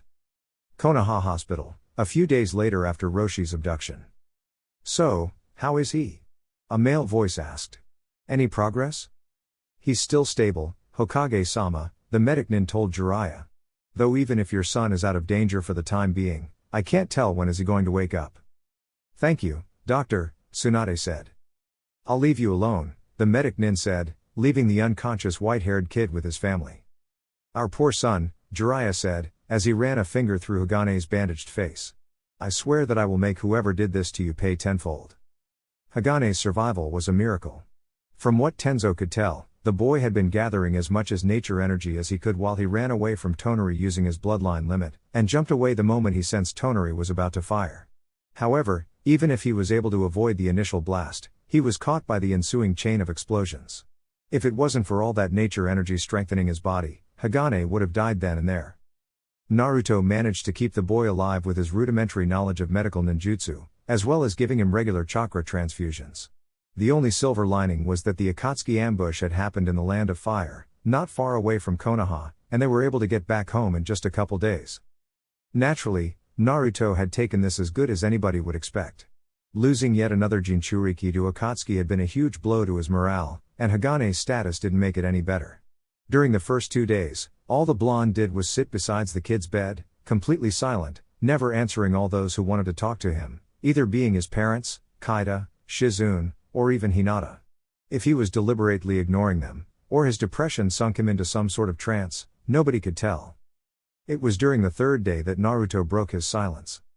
Hagane's like this because of me, Naruto whispered. Which was a big mistake, given that among those present in the room was Tsunade. She immediately turned around, and shot Naruto a stare full of anger. Oh no, you won't, Tsunade said as she stomped towards the blonde. You aren't going to take the blame for this, you hear me? Whatever happened to your brother was tragic, but it's not your fault.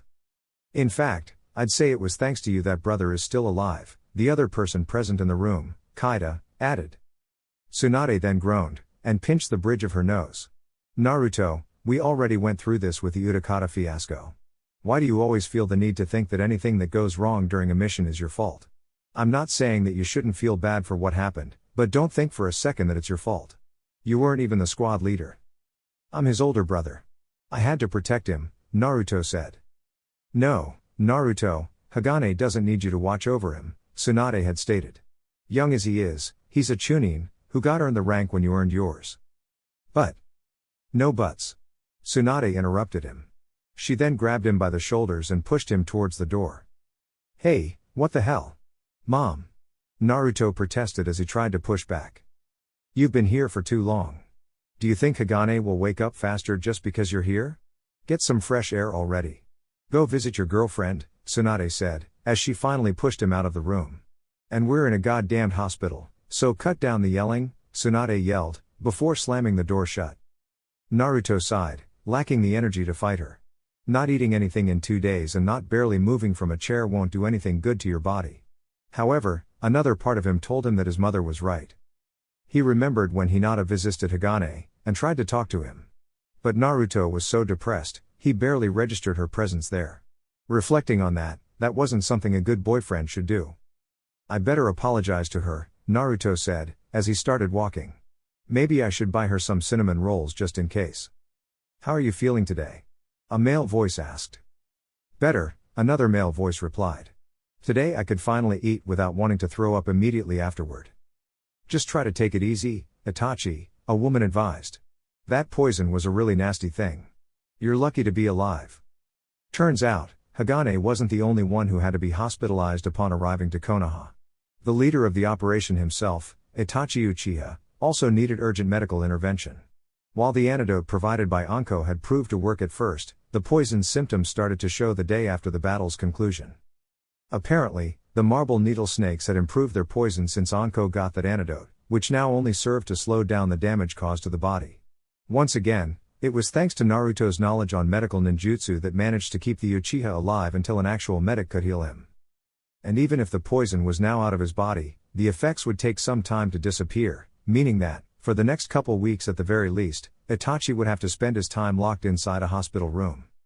Don't worry, brother, Sasuke began. I swear that Orochimaru will pay for doing this. All of the Akatsuki will pay.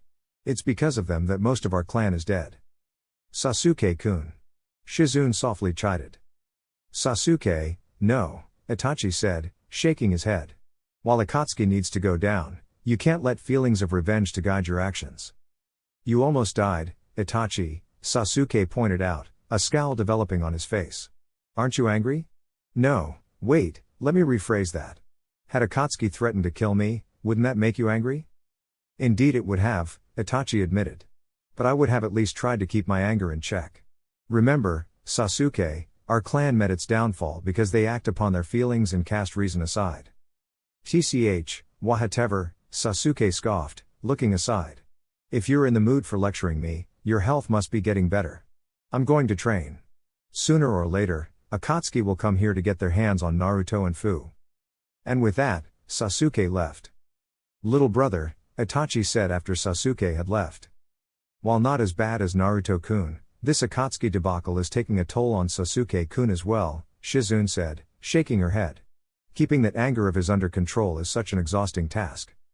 I understand you. And I deeply appreciate all what you've been doing for him, Itachi reassured the medic Nin. Akatsuki is like a wound that never fully healed. Worse, every time Akatsuki wins, it's like rubbing salt into the wound. And I'm afraid of what Sasuke might end up doing if he ends up losing a loved one at their hands. Sasuke-kun knows the possibility. We're ninjas, after all. Death always follows us wherever we go, Shizune said in a mildly admonishing tone. Sasuke knows that way too well.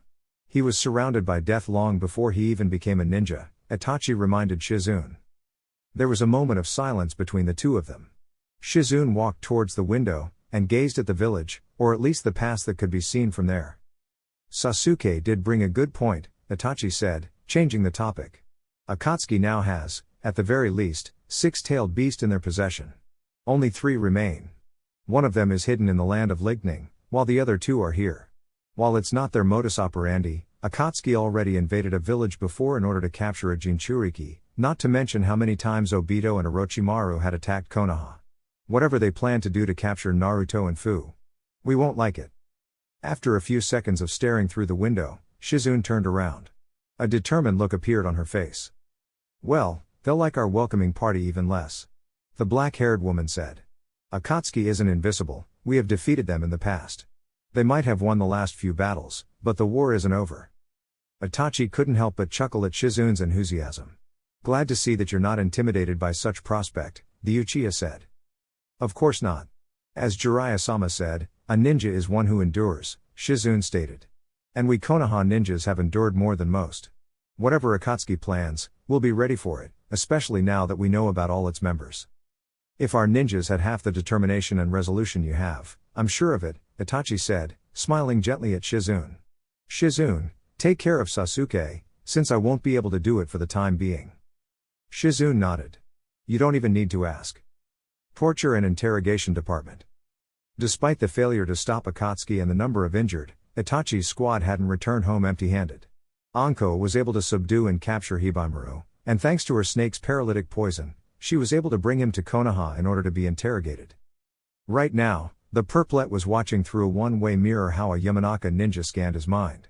A broad-shouldered man wearing a dark trenchcoat with his face marred by 2 huge scars walked towards her. Any progress? The man asked. Anko shook her head.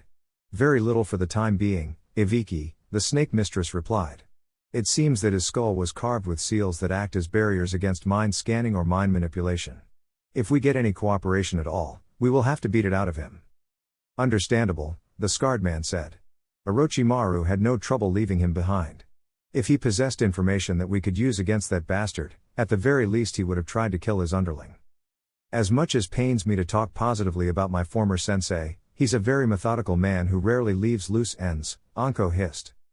Even then, Orochimaru is still a man, and every man makes mistakes, Ibiki stated. This might have been one of them. Yes, there might be the case, Anko stated. While this man doesn't appear to take Orochimaru's betrayal as such, I saw the way his twin sister reacted. Even if we can't get any useful information out of him, we might be able to use him to turn the girl against her master. That would be nice. We never had any kind of leverage against him. This might be the first truly important minion of Orochimaru we got our hands onto, Ibiki stated. Speaking of which, how are your brats? I heard they returned from the mission in a pretty bad shape. You heard right, Anko said. However, they weren't as bad as others. They didn't even need to be a whole day in the hospital before being discharged. While they got some pretty bad wounds, there was nothing that would leave any kind of permanent effect. Ibiki couldn't repress a smile. Is that relief I hear in your voice, Anko? It almost looked like you care about those brats. Anko turned at Ibiki, and frowned. What the hell is that supposed to mean? Just because I'm kind of a sadist, doesn't mean I don't care about a lot of people, you know. Kind of? Ibiki laughed. And I wasn't talking about that. Those brats used to work for Orochimaru. I thought you hated everybody related to that traitor. I thought that too, Anko admitted. But the more I got to know those kids, the more I realized they really didn't know what they were getting themselves into.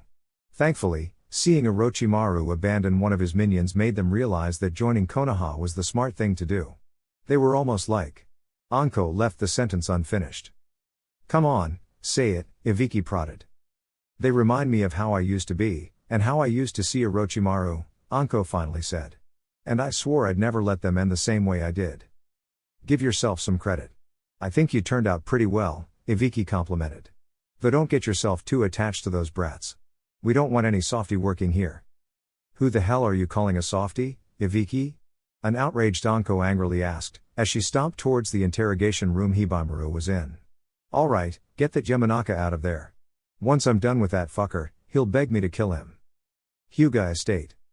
After buying a bag of the best cinnamon rolls he could find in Konoha, Naruto headed towards his girlfriend's house.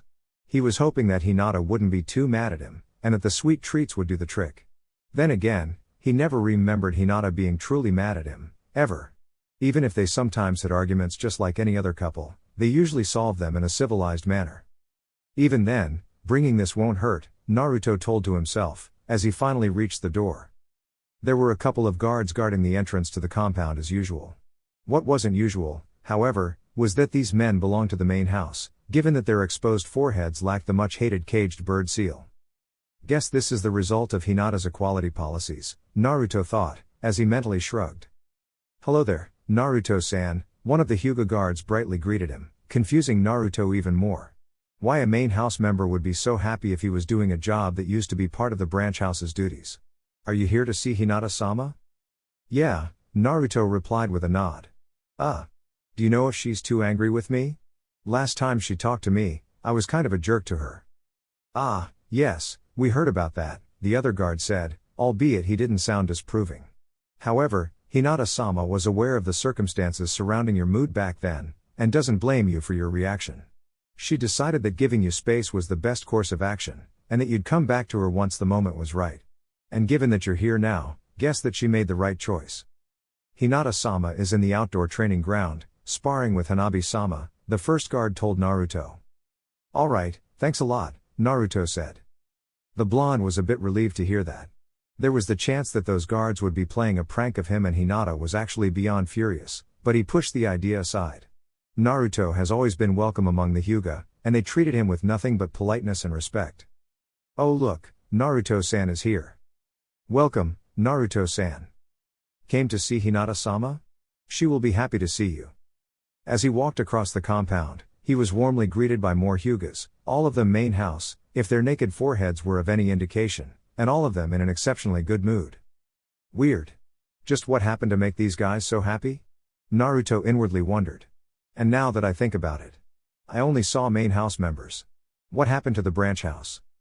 Hello, Naruto, are you here to see Hinata-sama? A familiar voice said, one that sounded far more stoic than the average Hyuga. She will be happy to see you. She has been quite worried about you these past days. Oh, hey, Neji. Naruto happily greeted Hinata's cousin. Say, can you tell me what's going on? Why is everybody so happy? In an incredibly rare display, Neji smiled at Naruto. While the smile was genuine and warm, it was also a bit mischievous. Are you saying you can't tell? The Hyuga prodigy stated, almost chuckling. Come on, look a bit closer. It didn't take too long for Naruto to notice what Neji was talking about. He realized that, unlike the other times he saw Neji, the Hyuga wasn't wearing his forehead protector, leaving his forehead bare. However, the caged bird seal was nowhere to be seen. Whoa! The seal! It's gone, Naruto shouted, pointing at Neji's forehead with a shaky finger. Indeed it is, Neji confirmed with a nod. And good riddance. This marks a new era for the Hyuga clan. Wait, all those happy Hyugas I saw on my way here. They were branch house members? Naruto asked. Neji nodded once again. Former branch house members, Neji punctualized. The clan division is no more. All of us are equals now, thanks to Hinata-sama. Hinata? Did this? Naruto asked, his shock only growing. How? Why don't you ask her? Neji replied. She's sparring with her sister in the backyard training ground. And indeed, true to Neji's words, Hinata was sparring with Hanabi in the outdoor dojo, under the watch of some Hyuga and a couple of moon acolytes. Naturally, Hinata's Tensegan registered Naruto's presence the moment the blonde entered her field of vision. Naruto-kun. Hinata happily chirped, before a gentle fist to the abdomen nearly made her fall. Ouch. Hanabi-chan, what are you doing? Hey, just because your boyfriend is here doesn't mean that the spar is over, Hanabi said, showing a cheeky smile. You can't afford those kind of distractions in a real battle. Hinata merely rolled her eyes. Okay, I get it, Hanabi replied, before she turned around. Everybody, move. I bet Hinata Nichan wants some alone time with her boyfriend. A pink blush developed on Hinata's cheeks. Do you have to word it that way? You make it sound as if Naruto-kun and I are going to do it here. You aren't? Hanabi asked, feigning innocence. Kidding. We're leaving. After a couple minutes, the outdoor dojo was completely vacant save for the two members of Kurenai's assault squad. They decided to sit in one of the benches surrounding the training area. I'm glad to see you, Naruto-kun, Hinata said, as she moved her face closer to Naruto's in order to kiss him, a kiss Naruto happily welcomed. And? Are those cinnamon rolls I see? Hey, there's no way to keep a surprise for you with those eyes, Naruto chuckled, as he handed the bag with the baked goods to Hinata, who was practically drooling. Consider them my apology gift. Apology? Hinata asked, before shaking her head. There's nothing to apologize for, Naruto-kun. Hanabi-chan told me how the mission turned out, and your resulting mood was understandable. Though I admit, I'm glad you feel better now. It took Mom to literally kick me out of the hospital, but yeah, I'm a bit better now. It helps that Hagane is going to be okay, even if we don't know when is he going to wake up, Naruto told her. So, how about you? Are you any better? I see you're no longer using a crutch. Hinata smiled brightly. Both Haku-kun and I recovered fully shortly before your return to Konoha. The next mission, we will be there for you. That's great to hear. Let's hope Kurenai-sensei gives birth soon so the whole squad can be reunited again, Naruto said, smiling back. By the way, I wanted to ask, what happened to the cursed seals of the branch house members? Neji told me you found a way to undo them. Hinata's smile grew even wider. Yes.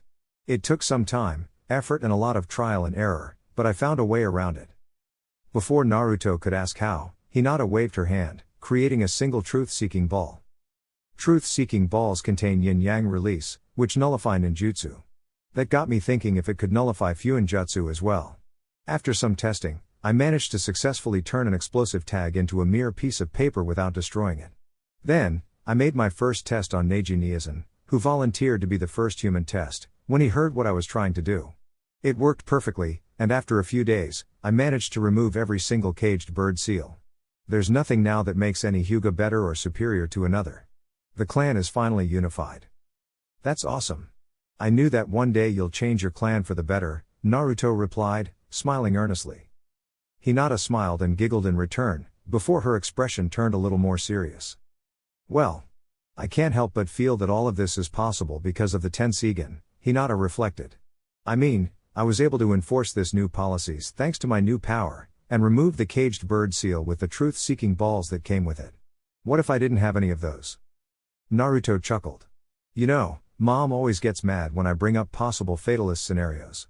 Now I understand why, the blonde said with a chuckle. Obviously, you wouldn't have been able to do all of these. But think about this, you were given a great power, and rather than using it to your own benefit, you used it to make the lives of your clansmen better. Not to mention that you also shared part of that power with your little sister. Hinata rubbed her arm, her cheeks turned a shade of pink at the receiving praise. Well, that's what I always wanted to do. That's what I mean, Naruto replied. You should focus on how much you're helping with your power, not how you'd be able to help if you didn't have it. Hinata nodded. I guess you are right. Hey, talking with you made me understand a little how the others feel when I get all mopey, Naruto replied. Nobody said that you have no right to feel sad when bad things happen, Naruto-kun, Hinata gently reminded. But excessively pondering over potential scenarios isn't healthy either, Naruto replied. Anyway, how have you been doing since I was out? Hinata stood up, and did a little spin around her feet. As you can see, I'm completely recovered, Hinata said. And now I'm resuming my training. Hanabi and I are trying to reach the second level of the Tenseigan chakra cloak. Naruto nodded.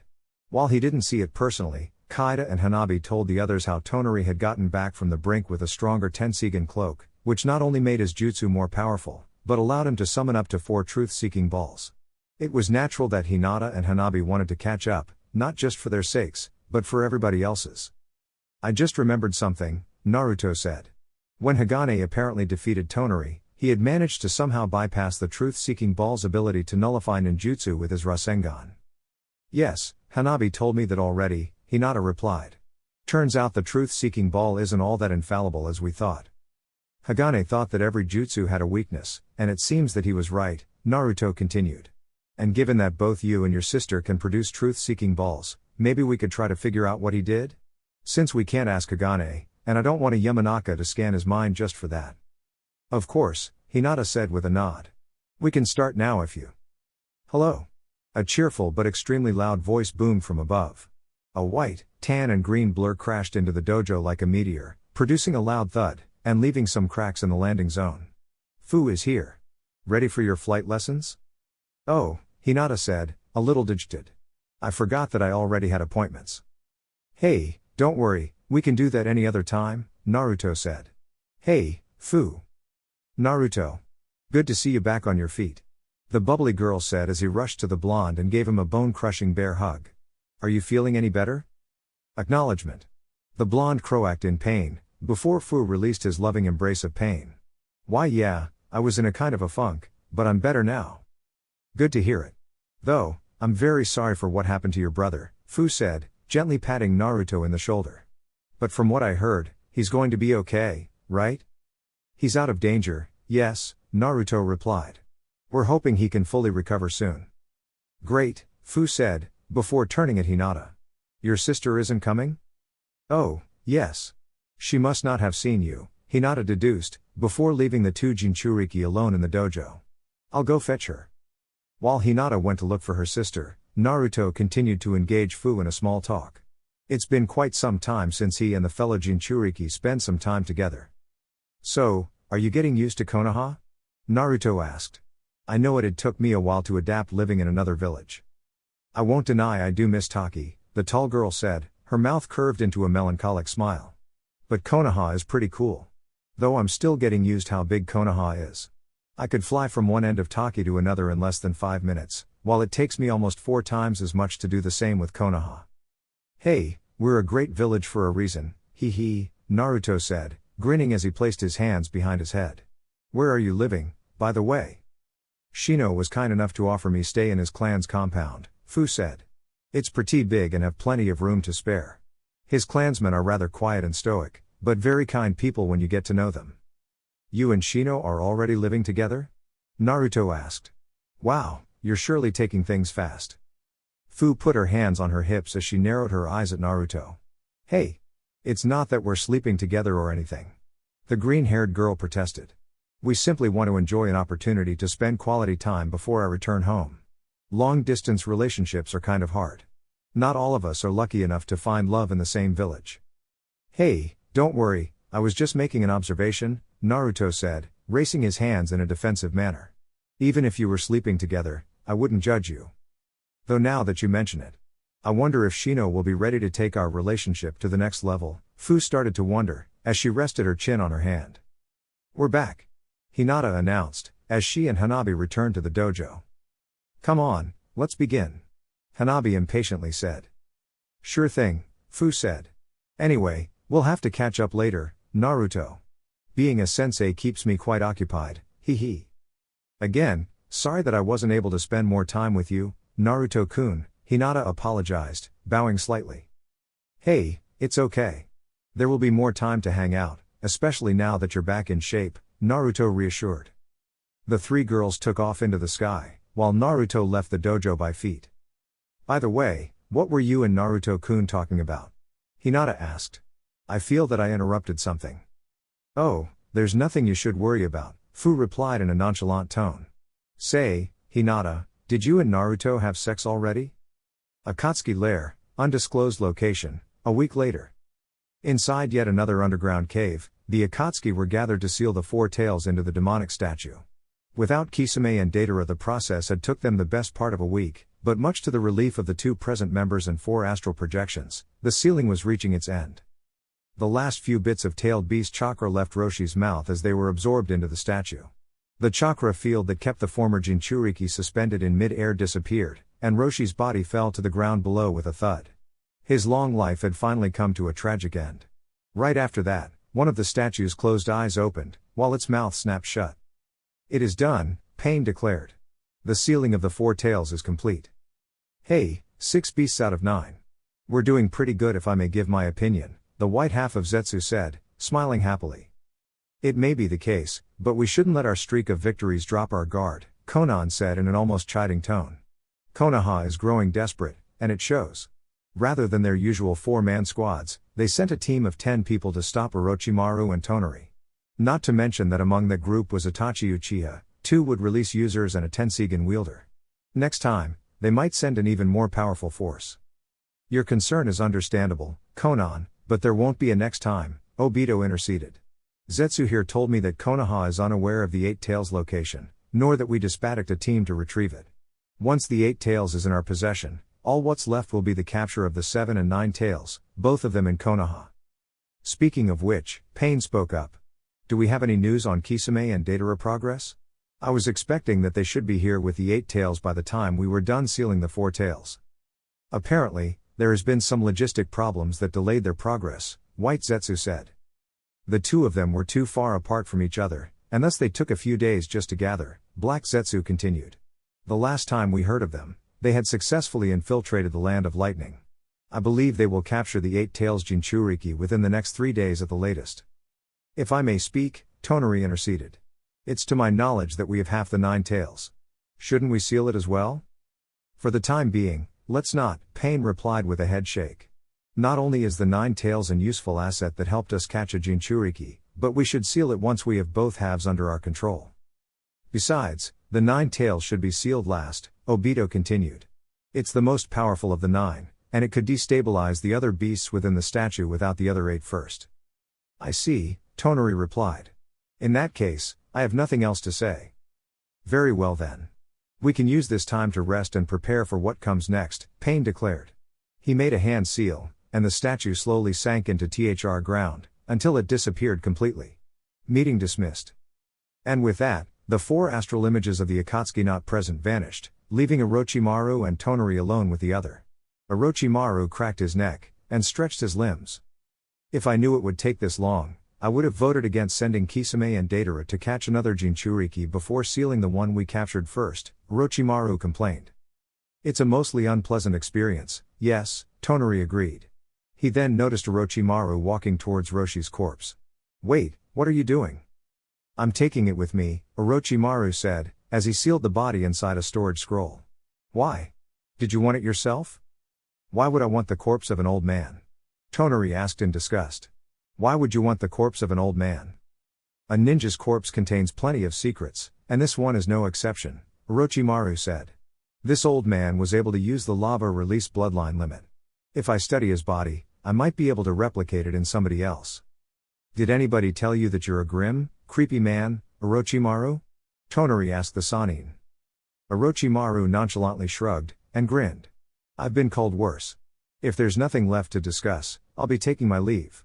See you during our next meeting, Tonari-kun. Both the Sannin and the Otsutsuki left the underground cave, going their separate ways until Pain would recall them again for new missions. It didn't take long for Naruto to return to the hospital. Unfortunately, it wasn't because his little brother had finally woke up from his coma.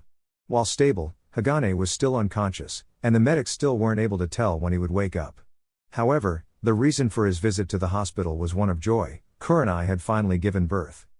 She was watching her husband train his students in Sai, who tagged along more and more often, usually at Ino's request, when her water broke. It was a good thing Asuma and his team were there, since they were able to bring her to the hospital with utmost celerity, and Ino's medic nin training came in handy to help Kurenai until the red-eyed woman was in the hands of better doctors. After nearly a whole day of labor, Kurenai had given birth to a healthy baby girl. And after Shikamaru, Ino and Choji had spent quite some time watching over the newest member of the Sarutobi clan, the Genjutsu mistress had requested for her students to be present as well. Prior marrying you, they're the closest thing I have to a family, the raven-haired woman had said. And now, it was the assault squad's turn to see and admire their sensei's daughter. Aw, she's really cute, Hinata cooed. She looks like Kurenai-sensei. All newborns look the same to me, Haku admitted. Seiichi-kun looked the same when he was born as well. What's her name? Naruto asked. Both Asuma and Kurenai looked at each other and smiled, remembering how much importance Naruto had placed on a meaningful name. We decided to name her Mirai, Kurenai revealed. Mirai. Naruto repeated, as if tasting the name, before grinning and giving his sensei a thumbs up. Sounds cool. I like it. Good to see that our chosen name passed your test, Naruto, Asuma admitted with a chuckle. I know it may be a bit early to ask. Haku began, sounding somewhat bashful. But you think you'll be able to return to duty soon? Yugao-san returned to active duty only a couple days after giving birth. Of course, Kurenai told Haku. She could see how both Naruto and Hinata beamed as well. Trust me, apart from finally being able to hold my daughter in my arms, I also couldn't wait to give birth already so I could get back to action. I know you guys have been going through a rough time. Hey, that's putting it lightly, Naruto said, sounding a little sour. So, does that mean that you won't continue training under me then? Asuma asked. Of course not. Naruto replied. We've been doing quite a lot of breakthroughs when it comes to wind jutsu. It would be stupid to stop now. I also want to do missions with you again, sensei, Hinata told her. Without you it hasn't been the same. Well, we're going to need babysitters to take care of her when both of us are busy, so. How about a D rank? Asuma asked. Upon seeing 3 forms headed towards his direction, he raised his arms in defense. Kidding. Nobody in their right mind would make you do a D rank. Kurenai laughed at her husband's attempt at a joke, and the rest of them spent the next hour both talking to each other and watching Little Mirai. Orochimaru's hideout, undisclosed location. A few days after he and Tonari went their separate ways, Orochimaru had finally arrived at his main hideout. He was really hoping that Kisame and Deidara would take their sweet time with the 8 tails, since between the battle against Konoha, the sealing of the 4 tails and the subsequent trip, the snake Sannin felt truly tired.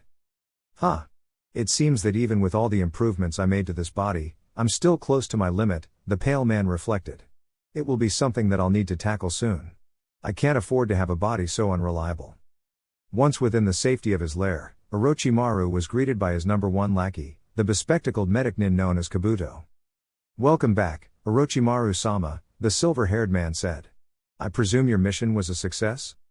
You presume well, Kabuto, Orochimaru confirmed with a nod. How have been things here while I've been absent? I trust nothing happened. At this, the medic nin grew a little uneasy. For the most part, yes. Though there has been a certain individual who has been a major source of troubles lately. It didn't take a genius to know who was the bespectacled man talking about. Let me guess, Hibiko? Orochimaru asked. Yes. The rather unfortunate loss of her brother has been a major source of distress to her, Kabuto began. She has tried many times to gather several of our ninjas and head to Konoha to rescue her brother. In the end, I had to lock her up in a cell. I should have foreseen this would happen, the Sannin said, shaking his head. I knew their attachment to each other would become troublesome for this very reason. I believe the wisest course of action is to talk to her, Kabuto suggested. Orochimaru nodded. Indeed. I'll visit her immediately. Hopefully my words will be able to soothe her concerns. What if you fail? Kabuto asked. If she becomes a nuisance rather than an asset, I guess we'd have no other option but to terminate her, Orochimaru replied, thought sounding a little saddened at the possibility. Even if neither she nor her brother are indispensable to me anymore, they were strong minions, and it would be a pity if I had to get rid of them. Hibiko and Hibaimaru helped the snake Sannin to make plenty of breakthroughs in his investigation on the wood release and Senjutsu. However, he had managed to cultivate enough of their cells as not to need them anymore. That's why he had no qualms abandoning Hibaimaru the moment the white-haired ninja had become a liability. Still, Hibiko could have some uses yet. It didn't take long for the Sannin to reach the cells. One of them was actively guarded by 2 of his balaclava-wearing auto ninjas, Chunin, if their uniform was any indication. The fools wouldn't stand a chance against Hibiko if the girl decided to break free. Upon seeing their master, the 2 of them stood to attention. Open the cell, then leave, Orochimaru commanded. Yes, Orochimaru-sama. The 2 of them obediently chorused before carrying out their orders. Inside the cell, Hibiko was sitting on a bench, both arms and legs crossed, an expression of unamusement plastered on her face. Orochimaru had the impression she knew that he would come to talk to her. Ah, my dear, Orochimaru began, trying to sound friendly. I was told. You abandoned him, Hibiko spat, interrupting the Sannin. Orochimaru was taken aback. While he could sense the unbridled anger boiling beneath her, her calmness was off-putting. He was expecting her to yell, to shout, to throw a tantrum. But this. It showed how much Hibaimaru's loss had affected her. Yes, I did, Orochimaru admitted, his tone turning colder. Why? Was all she asked. Was the mission more important than his life? Yes, the mission was important, Orochimaru said. Hibiko was going to say something, but Orochimaru silenced her by raising his hand. But I didn't abandon your brother to die. Somehow, I find that hard to believe, Hibiko scoffed. It's true. Had it been another enemy, I would have tried to rescue Hibaimaru, even if that meant putting the mission at risk, Orochimaru said in a reassuring tone. But not with Konoha, the white-haired woman concluded. With Konoha, abandoning him is something I could have afforded, Orochimaru began. Your brother will be fine. I know they're ninjas, and I know their cage. Due to the fact that the genetic template I used to create you being those of his own children, Jiraiya foolishly thinks of you as his children as well.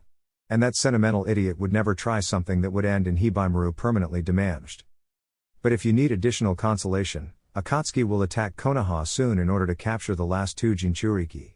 We can take advantage of that and free your brother when we're at it. There was a very tense moment of silence while Hibiko observed Orochimaru's words and pondered on them. After what appeared to be an eternity, she gave him his answer. You promise? Hibiko asked. You know how important you two are to me. I'd never abandon you for real, Orochimaru told the young woman. Now come on. There's still much work to do. Chapter 77. The enemy from within. Or the root of the problem. Please let it be good news, Jiraiya said to no one in an almost pleading tone, as he opened the sealed envelope. Upon reading the document inside, the Sannin's face soured, crumpled the paper into a ball, and tossed it to a nearby paper con. As with the last 3 reports he got from his ninjas gathering information on the last remaining Jinchuriki, it was negative. This was an unknown that needed to be solved as soon as possible. As far as Jiraiya knew, the remaining Jinchuriki, other than Naruto and Fu, were either Han of the Steam Armor, or Killer Bee. Jiraiya was completely sure that it was the latter. Had Killer Bee been captured by the Akatsuki, Kumo would have retaliated in some way, not just because he was their last remaining Jinchuriki, but mostly because he was the Raikage's brother, and Jiraiya knew how emotional A could be. However, he couldn't just discard the possibility of Han being the last survivor, at least not until they had the confirmation that Killer Bee was alive. While he knew it would be impossible to take Killer Bee out of the Land of Lightning, at the very least he could form an alliance with Kumo in order to protect him and Naruto and Fu better. Sadly, he couldn't just send the Raikage a message asking if Killer Bee was still alive, and if that was the case, to reveal his current location. Because Jiraiya knew that, once Akatsuki had 7-tailed beasts in their power, they'd turn their attention towards the one village that houses the other 2. Konoha. Jiraiya was snapped from his thoughts when somebody knocked the door of his office. Yes? The Sannin asked. The door opened, and a bird-masked Anbu peered in. Hokage-sama, Danzo of the Council of Elders is here, the Anbu announced. He wants to talk with you about an important matter. Fuck, just what I needed, a meeting with Danzo, Jiraiya grumbled under his breath, as he rolled his eyes. Tell him to come in. Yes, Hokage-sama, the Anbu replied. A few seconds after the Anbu left, the door opened again, revealing the leader of Root. Danzo, Jiraiya said. What do I owe this visit? Please try to be quick. I'm a very busy man. You know exactly why I'm here, Hokage-sama, Danzo said, as he took a seat without Jiraiya telling him to do so. Our recent failures in curbing the Akatsuki threat has put us in a very delicate situation. I'm aware of that, Jiraiya dryly replied. Any other obvious things that you want to share with me? It would do you plenty of good if you cast away that facade of sarcasm and nonchalantness, and employed some sobriety just for once, Danzo chastised, almost as if Jiraiya was a kid and Jiraiya had the feeling that that was how Danzo saw him. Your method of dealing with the Akatsuki threat has resulted in failure so far. Obviously a new strategy is needed. Not a complete failure. We managed to secure the Jinchuriki of the 7 tails, Jiraiya tried to defend. And for that, you'll have my appreciation, Danzo replied. Or you would, if I didn't know you have the foolish idea of letting her go back to Taki once this crisis is over, instead of trying to make her stay in Konoha permanently. From what I could learn, she started a romantic relationship with the heir of one of our most important clans. Even a kid with no experience in politics should know how to use that to convince her to stay. Regardless if she chooses to stay or not, it will be a better option than within Akatsuki's grasp, Jiraiya stated, bringing the topic back on course. Danzo, however, had no option but to agree with that. Even then, Akatsuki is in control of 6.5-tailed beasts, Danzo recapped. A threat of such magnitude requires a response of appropriated scale. I'm afraid to ask, what are you suggesting, Jiraiya deadpanned. Your informants revealed that the leader of the Akatsuki has strong ties to Amigakure.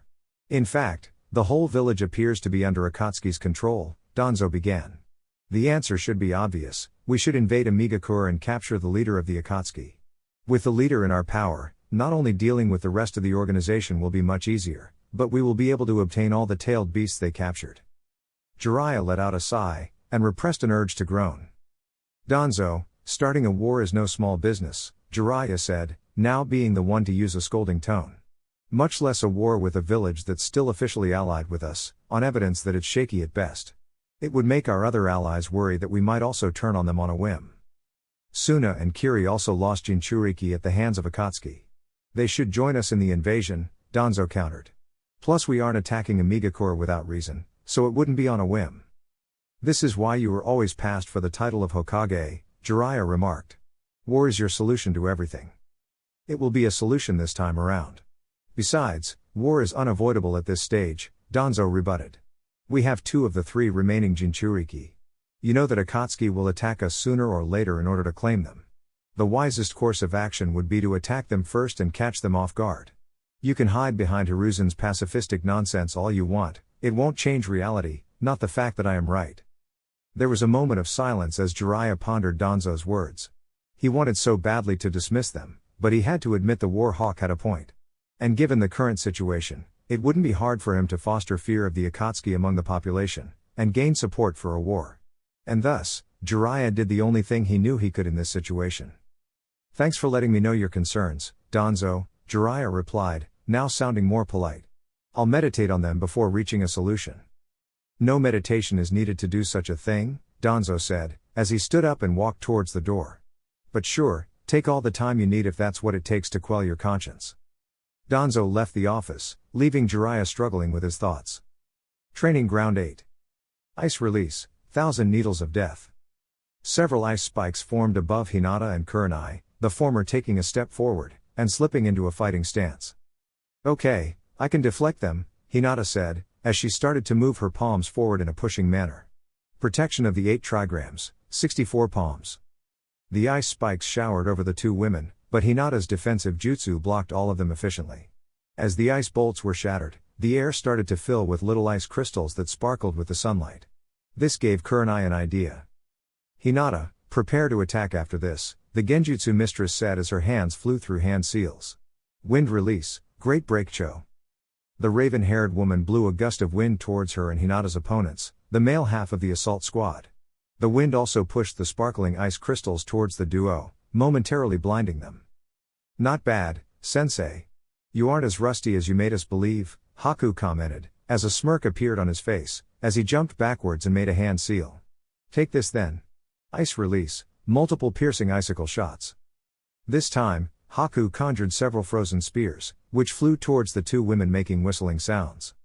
You're right, Haku, I'm not, Kurenai replied, and returned the smirk as she made a hand seal.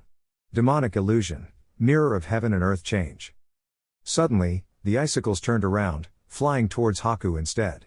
The ice ninja tried to move, but found several roots growing around his legs, pinning him in place. Fortunately, both the roots and the icicles dissolved into nothingness before any damage could befall. Are you okay? Haku looked around, and saw Naruto grabbing his shoulder. Yeah. Thanks for the save, Haku said with a nod. I guess I underestimated Kurenai-sensei. My body might be out of shape, but I had plenty of time to hone my skills in genjutsu, Kurenai said in almost chiding tone. You still have a long way to go until you can beat me with the very art I taught you. And you've seen only a little of what I learned these past months. Let me show you something I learned then. Naruto boasted, as he made a hand seal, before clapping his hands together. Wind release, riding the hurricane. A tornado started to form around Naruto. Or better said, around Naruto's legs. As the tornado started to grow in both size and intensity, the blonde's feet stopped touching the ground, as he elevated into the air. Hinata's eyes were wide open in surprise. I finally did it. A jutsu that allows me to fly. Well, more or less, Naruto say. You can thank your husband for this. He's so sleeping on the couch tonight, Kurenai joked, letting out a chuckle. Okay, I'll try not to rely on genjutsu so much, this spar is to help me get back into shape after all. Understood. I'll hold back so you'll do most of the work, sensei, Hinata offered. Kurenai nodded in return. The genjutsu mistress ran to meet Naruto mid-charge, while making several hand seals. Earth release, multiple rising pillars. Like the name of the jutsu suggested, rock pillars grew from the ground in front of Kurenai, each one being a little taller than the one before. The raven-haired woman jumped from one pillar to another as if they were stepping stones, until she was at the same height as Naruto. She pulled out several shuriken from her ninja tool pouch, and tossed them at Naruto. The orange-clad Jonin, on the other hand, pulled out his wind blade, and after activating it, he used it to deflect the incoming steel stars with expert swings. He was about to dash towards Kurenai, But what happened next surprised the blonde. Huh? Naruto saw Kurenai leaping at him, holding Asuma's trench knives on each hand, glowing with a blue aura as chakra coursed through them, and delivered a double swing in opposite directions, forming an X. Naruto barely had time to parry the surprise attack, and pushed Kurenai back onto one of the stone pillars. Since when are you able to use those knives? Naruto asked in shock. Genjutsu isn't the only thing I've been working on, Kurenai replied. While I admit that I'm not as good as them as my husband, they aren't that different from normal kunai. Kurenai was mostly a long-range fighter that relied mostly on genjutsu and ninjutsu, and thus strong close combat fighters were a problem and they were able to close the gap. That's why she decided to learn to use a melee weapon as well. Very well then, how about this, Naruto said, as his hands quickly made more hand seals. Wind release, cyclone shockwave. The tornado supporting Naruto expanded and grew until it doubled in size. Rather than at the top, Naruto was floating in the middle. Riding the hurricane is not just for flying, I can combine it with other wind jutsu and use it to attack, Naruto said, as he waved his hand forward. Onwards we go. That's an impressive jutsu indeed, Kurenai said, as she jumped off the pillar, landing on the ground. Though it has a glaring weakness. And that would be? Naruto asked, almost in a taunting manner. I'll show you now, Kurenai said, while her hands formed more hand seals. Earth release, hiding mole jutsu. Kurenai quickly dug underground, leaving a patch of removed dirt as the only evidence that she was even there. Naruto's tornado passed over it without having any effect. Damn it! Naruto cursed, as he dispelled the tornado, landing on the ground, as he started to frantically look around. Where did she go? Haku, do you see her? No, but stay on guard. She might plan to ambush us from below, so let's focus on the ground beneath our feet, Haku told Naruto, who nodded. Let's fight back to back. The male half of the assault squad covered their backs with each other, as they prepared for Kurenai's next move. It didn't take long until they noticed the ground vibrating beneath them. There she comes. Naruto warned, as he prepared to attack. But rather than Kurenai, multiple wooden roots emerged from below, wrapping themes leaves around Naruto and Haku, until the two ninjas were trapped inside a tree. What the? Naruto asked, as he tried to futilely struggle against his bindings. When did she put us under a genjutsu? You've been under one for quite some time, Kurenai said, as she appeared from behind the tree. And to answer your question, it was just after you used the giant wind jutsu. Then you didn't go underground, Naruto said in realization. No, I didn't, Kurenai said, before making a hand seal. The tree disappeared, releasing Naruto and Haku. I made you think that so you'd focus your attention elsewhere and wouldn't think that the attack could come from somewhere else. Misdirection, Haku said in realization. Misdirection is a powerful tool that, if applied correctly, can allow a ninja to defeat a superior opponent, Kurenai explained. One that genjutsu specialists just like myself work to master above everything else. You did a splendid job, Kurenai-sensei, Hinata praised, as she walked towards the others. Nobody would say that you've been off duty for so long. Thank you, Hinata, Kurenai smiled at her, before she started to huff. But truth be told, I'm almost out of breath. That little spar left me torn. Then again, my victory is also due Naruto and Haku's poor performance. Seriously boys, how did you let me fool you like that?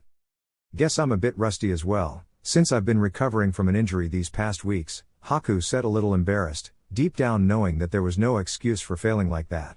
He could feel Zabuza's disappointing glare weighing on his neck. What about you, Naruto? Kurenai asked the blonde. I don't remember the last time since you've been this distracted. Something on your mind, Naruto-kun? Hinata asked her boyfriend. You could say that, the blonde replied. I've been thinking in Akatsuki, and all the Jinchuriki we failed to save. Naruto-kun, Hinata said, almost in a worried tone. It's not what you think. I'm done playing the blame game, Naruto reassured his girlfriend. I've been thinking in those fights, and realized of something. The Akatsuki always managed to capture the Jinchuriki just after we located them. Now that you mention it, Haku said, as he also recalled the missions involving them. You're right. Do you think that Akatsuki is following us? Hinata asked. That, or there's a spy in Konoha that feeds them information, Naruto concluded. No, that can't be right, Kurenai replied, shaking her head. If there was a spy leaking intel, I'm sure Jiraiya-sama would have already routed him or her out. Maybe, but it's the only possibility I can think of, Naruto said. Also, What about Gaara? Or Yugito? Kurenai asked. Gaara and Yugito worked for their respective villages, so tracking them would be easy, Haku countered. It would be a matter to wait until they're far from the village, or trick them into leaving it. But Utakata-san and Roshi-san were vagrants, Hinata continued, as she came to same realization as her teammates. And Akatsuki found them almost immediately after we did. I'm with Naruto-kun, this can't be a coincidence. If what you say is true, and there's an Akatsuki spy in Konoha. Kurenai began, as she looked at Naruto with worried eyes. Then both you and Fu are in grave danger. Fu and I have been in danger since the moment we became Jinchuriki, Naruto replied. Realize the way he sounded, he added. Thanks for your concern, Kurenai-sensei, but this is nothing new to us. Anyway, enough of this gloom talk, Hinata said, standing up. If there's an spy, we must trust Jiraiya-sama will be able to find and deal with them. All this training worked up my appetite a little. Say, how about if we go to Ikaraku's, the four of us? It's been a while since we did that. Plus I think that will take your mind off of negative thoughts. Naruto smiled at her girlfriend's suggestion. I think I can agree on that. Root main hideout, somewhere under Konoha. Careful nobody could see him. Danzo was sure Jiraiya had Onbu monitoring his every move, but the old war hawk knew how to evade them. The leader of Root entered his underground base. There, his two most trusted agents and bodyguards, Fu Yamanaka and Torune Aburame, were waiting for him. Welcome back, Danzo-sama, Torune greeted his leader. We hope your meeting with Hokage-sama went well. It went better than most other meetings, that's for sure, Danzo replied, as he started to walk, his two minions closely following from behind. He insists that this crisis can be avoided without declaring war on Ame. However, soon he'll be forced to face the facts. Time runs against him. Indeed. We need to take the war to the Akatsuki before they attack, Fu agreed. Those who take the initiative are the ones with greater chances to win a battle. Now is time to check how the progress on my other pet project is going, the leader of Root said. Please go and fetch Sai. Tell him I want to speak with him. Immediately, Danzo-sama, Torune said, as he and his partner vanished. About an hour later, Fu and Torune returned with Sai. The three of them were kneeling in front of Danzo. Here is Sai, as you commanded, Torune said. Very well, leave us alone, Danzo ordered. The two older Root agents stood up and left instantly. Some people would have called Danzo negligent for not having more people present. You never know who can be a spy among those who work for you. Of course, Danzo knew. He knew very well. And the answer to that question was none. He had made sure to break all the ninjas working for him, before rebuilding them in his image. That method guaranteed a 100% rate of loyalty towards both him and Konoha. Danzo could tell his subordinates to die for no reason, and they would do so without even asking why. How many people could boast about that? Not even a cage could. That's why Danzo was so sure of his agents' loyalty. Naturally, Danzo wasn't foolish enough as to trust them completely. He hadn't reached such an advanced age by being a trusting person.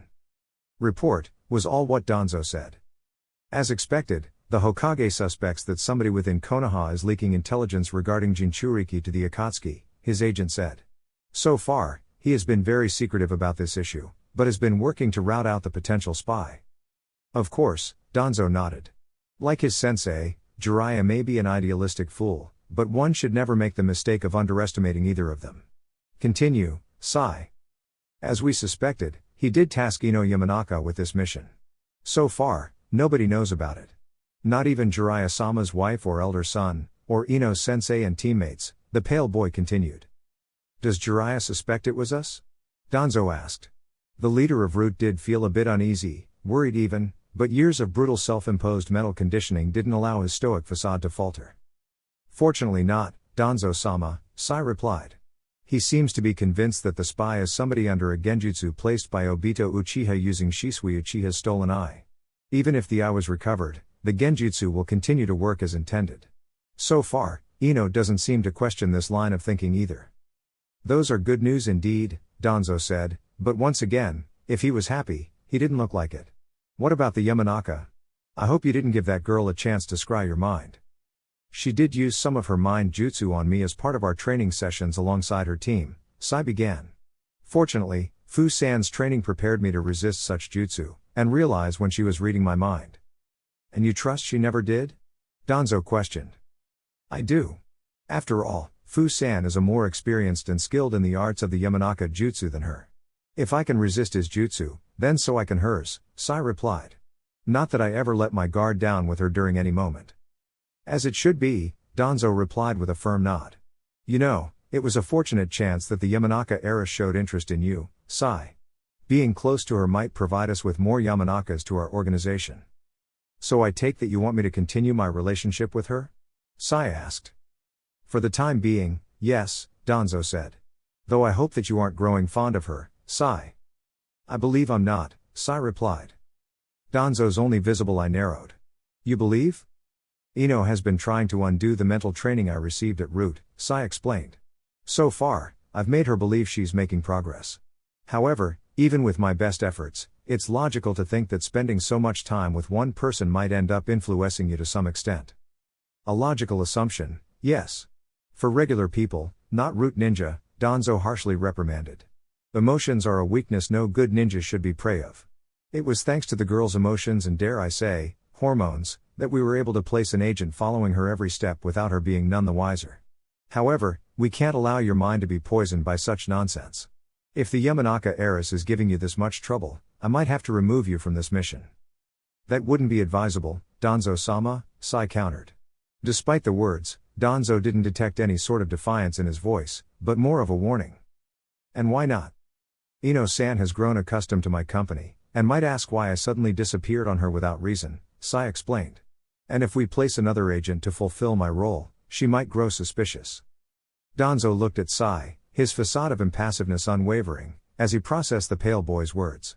Root agents were trained to think logically and to use foresight, and so far, Sai was showing a marvelous display of both attributes. Danzo couldn't find any fault in his reasoning. Yes, I believe you're right. This operation is at a too far advanced stage in order to change the agent carrying your role, Danzo admitted. However, I think that supplemental training will be in order if we want to counter the influence the girl is having on you. Of course, Danzo-sama, Sai obediently agreed. You're dismissed, Danzo finally said. Without saying any more words, Sai swiftly disappeared from the chamber, as if he was never there, leaving Danzo alone with his thoughts. So far, the plan was going good. Akatsuki would soon gather the other seven-tailed beasts in one place, making their capture by Konoha all the easier. Then, it will only be a matter of fueling a sentiment of fear towards Amigakure that would result in a war. Akatsuki would be crushed, and Konoha in possession of all nine-tailed beasts, as it should have been. And then, Danzo's dream of Konoha ruling supreme over the elemental nations would finally become a reality. Yes, the long years of planning were finally bearing fruit. Soon, everything would come to an end. Valley of Clouds and Lightning, Land of Lightning. Surrounded by steep mountains lied one of the Land of Lightning's most visually impressive hallmarks. Its unforgiving terrain made an almost impossible task to build anything there, either be a military outpost or a village for civilians to live. So naturally, most people who go to the valley are mere trekkers wanting to enjoy a beautiful sight. Of course, Kumagakure took advantage of such terrain, and decided to build a small underground shelter beneath it. Not too big, with only capacity for 10, maybe 15 people, which wouldn't make it fit as a place to go for an evacuated village. However, it was the perfect place to hide somebody. Such as the Jinchuriki of the Eight Tails. Or it would be if Akatsuki didn't had such good spies in their payroll, albeit the best one worked for free. The valley had changed a lot in the past hour or so, mostly due to the battle of titanic proportions that just took place between its sole human inhabitant and a pair of cloaked interlopers. The battle had deviated the course of a nearby river, shattered some of the nearby hills, filled the ground with craters, and oddly enough, gigantic severed tentacles were scattered around. The two interlopers, Deidara and Kisame, walked towards their downed prey. God damn it. The fucker took so long to go down, Deidara said, panting. If I knew this guy was a lightning release user. This has to be the strongest Jinchuriki we ever faced, Kisame stated, who, unlike his annoyed partner, sounded rather pleased. Too bad. Now every enemy I will fight after this one will feel unsatisfying. I can't believe you enjoyed this, Deidara said, as he put some of his clay into one of the mouths in his hand, and started to chew. We've been this close to die. I still don't know how that last attack brought him down. You can say that to me, fighting is an art, and the stronger the opponent, the better. I mean, 7 swords at once? These Kumo guys might have a point when they boast about being the better swordsman. Though in the end, guess that quality trumps quantity, he replied, shooting the blonde a bloodthirsty grin. He then crouched down and placed 2 fingers on Killer Bee's neck. Good. He's still alive. I was afraid that my last attack would have ended him for good. You can't afford to hold back against an opponent of this caliber. But, thankfully, Jinchuriki tend to be tougher than average. Yeah, whatever, I want to get the hell out of this place, Datara said, as his mouth released a small bird made of clay, that in a burst of smoke increased his size to a point where it could comfortably carry both Akatsuki and the Jinchuriki. Datara and Kisame hopped onto the bird, who caught Killer Bee with its talons, before it flew away. And as this happened, 2 Kumo ninja stationed nearby arrived to see the result of the ensuing fight. What happened here? The first ninja asked. A fight? Is Killer Bee-sama okay? Hey, what's that? The second ninja asked, pointing at the retreating flying figure. Wordlessly, the first ninja pulled a spyglass and took a look. What he saw filled him with horror. It's the Akatsuki. And they have Killer Bee-sama. No. The other one said. Come on, we have to stop them. We can't, the first one said, shaking his head in resignation. We have no way to catch an airborne enemy. All we can do is inform Raikage-sama of this. Raikage-sama isn't going to take kindly to these news. The second ninja fearfully said, as he loudly gulped. Even then, I better try to follow them, so I can find any leads. Understood. Good luck. I'm going to report this to Raikage-sama, the first ninja said, as he and his partner took different paths. And if both Akatsuki and Kumo ninja had stayed a little longer, they would have noticed how one of the many severed tentacles scattered around the devastated battlefield started to wiggle, as if something alive tried to get out from inside it. Downtown Konoha. Walking through the moderately crowded streets of the village, the 4 members of the assault squad made their way to Ikaraku Ramen, per Hinata's suggestion. I tend to eat there pretty often, but man, it felt like ages since the last time I was there, Naruto said with a grin of anticipation, both hands behind his back. Things have been pretty hectic during the past weeks, Haku pointed out, then looked at Naruto. Especially for you. Not having you guys with me has been weird, that's for sure, Naruto admitted. But now that the whole squad is reunited, things will get back on track in no time. Akatsuki won't lay a finger on any more Jinchuriki, and we will rescue the tailed beasts they had in their power. You're certainly in a good mood, Naruto, Kurenai observed, before smiling at the blonde. Did my return had such an impact to you? If that's the case, I'm really flattered. Hey, the 3 of us are pretty awesome. But none of them would be where we are if it wasn't for you, sensei, Naruto earnestly said. A ninja might have potential, but it's a good sensei's job to bring it to the surface. I think you give me too much credit, Kurenai replied, even blushing a little. She was aware all her students had surpassed her already, yet they still looked up to her and considered her an important part of the team. You downplay too much the importance of. Kurenai stopped mid-sentence when something caught her eye. She could have sworn she saw a certain person she hasn't seen in quite some time. Kurenai-sensei? Hinata asked, tilting her head. Are you all right? But the Genjutsu mistress didn't reply. Upon seeing that person turning to another street, the raven-haired woman immediately rushed after her. Wait, Kurenai cried as she followed this person. Kurenai-sensei? Where are you going? An alarmed Naruto asked. But Kurenai didn't reply. Entering the same street as the stranger, she frantically looked around, having losing her out of her sight, until she was able to see her again, about to enter to another street. Rushing along, she followed suit, entering a less crowded zone. But much to her shock and disappointment, she was nowhere to be seen. I swear it was her, Kurenai mumbled to herself, before sighing in defeat. How I wish I had a Byakugan, or were a sensor at the very least. Kurenai-sensei, Naruto yelled, as he and his teammates ran towards their sensei. What's going on? Shaking her head, Kurenai turned around, and forcing herself to smile. Don't worry. I thought it was somebody I met some time ago. But I guess that my mind was playing with me. Come on, let's go to Ikaraku already. For the time being, her students didn't pry for any more questions, but she knew that it wouldn't last. And indeed, once they were at Ikaraku's and placed their orders, Naruto's overwhelming curiosity got the best of him, and asked. Kurenai-sensei, the blonde began. Who is this person you thought you saw? Everybody could see how Kurenai's expression turned somber, and the blonde immediately regretted asking that question. Still, Kurenai wasn't mad at him, not after that little display from before. I think I told you about how before I got to be your sensei, I was assigned as the teacher of a girl from a dying clan that was very gifted with genjutsu, Kurenai began. Yes. Yakumo Kurama, right? Hinata asked. A bit surprised that Hinata remembered that, Kurenai nodded. And you know what happened to her? This time, nobody said anything, but they knew that she had died in a fire alongside her parents, putting an end to her clan forever. I think I saw her among the crowd, Kurenai said. And foolish me, I thought she was alive. That she somehow had survived the fire and went to live on a secret life. What a stupid thing to think. Don't say that, Kurenai-sensei, Hinata told her. I sometimes mistake some of my clan members with my father. It's possible that you just saw a girl who happened to look like her. Yes, that appears to be the most logical explanation, Kurenai admitted. But the thing is, this is something that never happened to me before. It's not that I haven't lost people I cared for during my life. There's a first time for everything, Naruto said, shrugging a little. Don't dwell too much on it.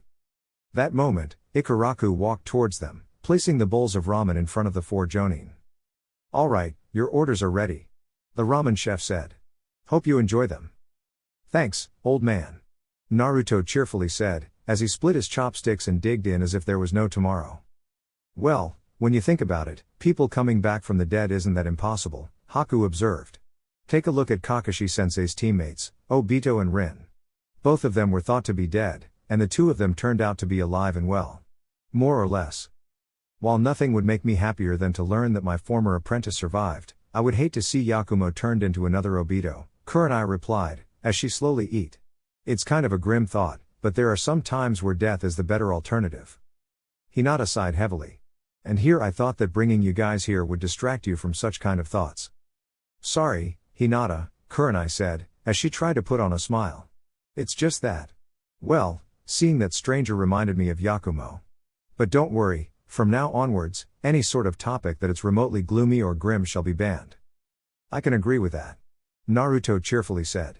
Old man, another bowl. Kurenai's eyes shot open, staring at Naruto's empty clean bowl, before looking back at her barely started one. She closed her eyes, and shook her head. I definitely missed this. As they eat, their conversation started to shift to more casual and lighthearted topics, just as Hinata had hoped. While Kurenai and Haku were full after just one bowl, Naruto and Hinata ordered several, with Hinata surprisingly eating more than Naruto, who apparently took Hinata's large appetite as some sort of challenge. They had such a good time as Ikaraku that nobody, not even Hinata, noticed that somebody had been watching them the whole time. It was the person that Kurenai had mistook for her deceased student. She decided to leave before they could notice her presence. Turns out, the assault squad wasn't the only team whose members were eating together after a hard training session.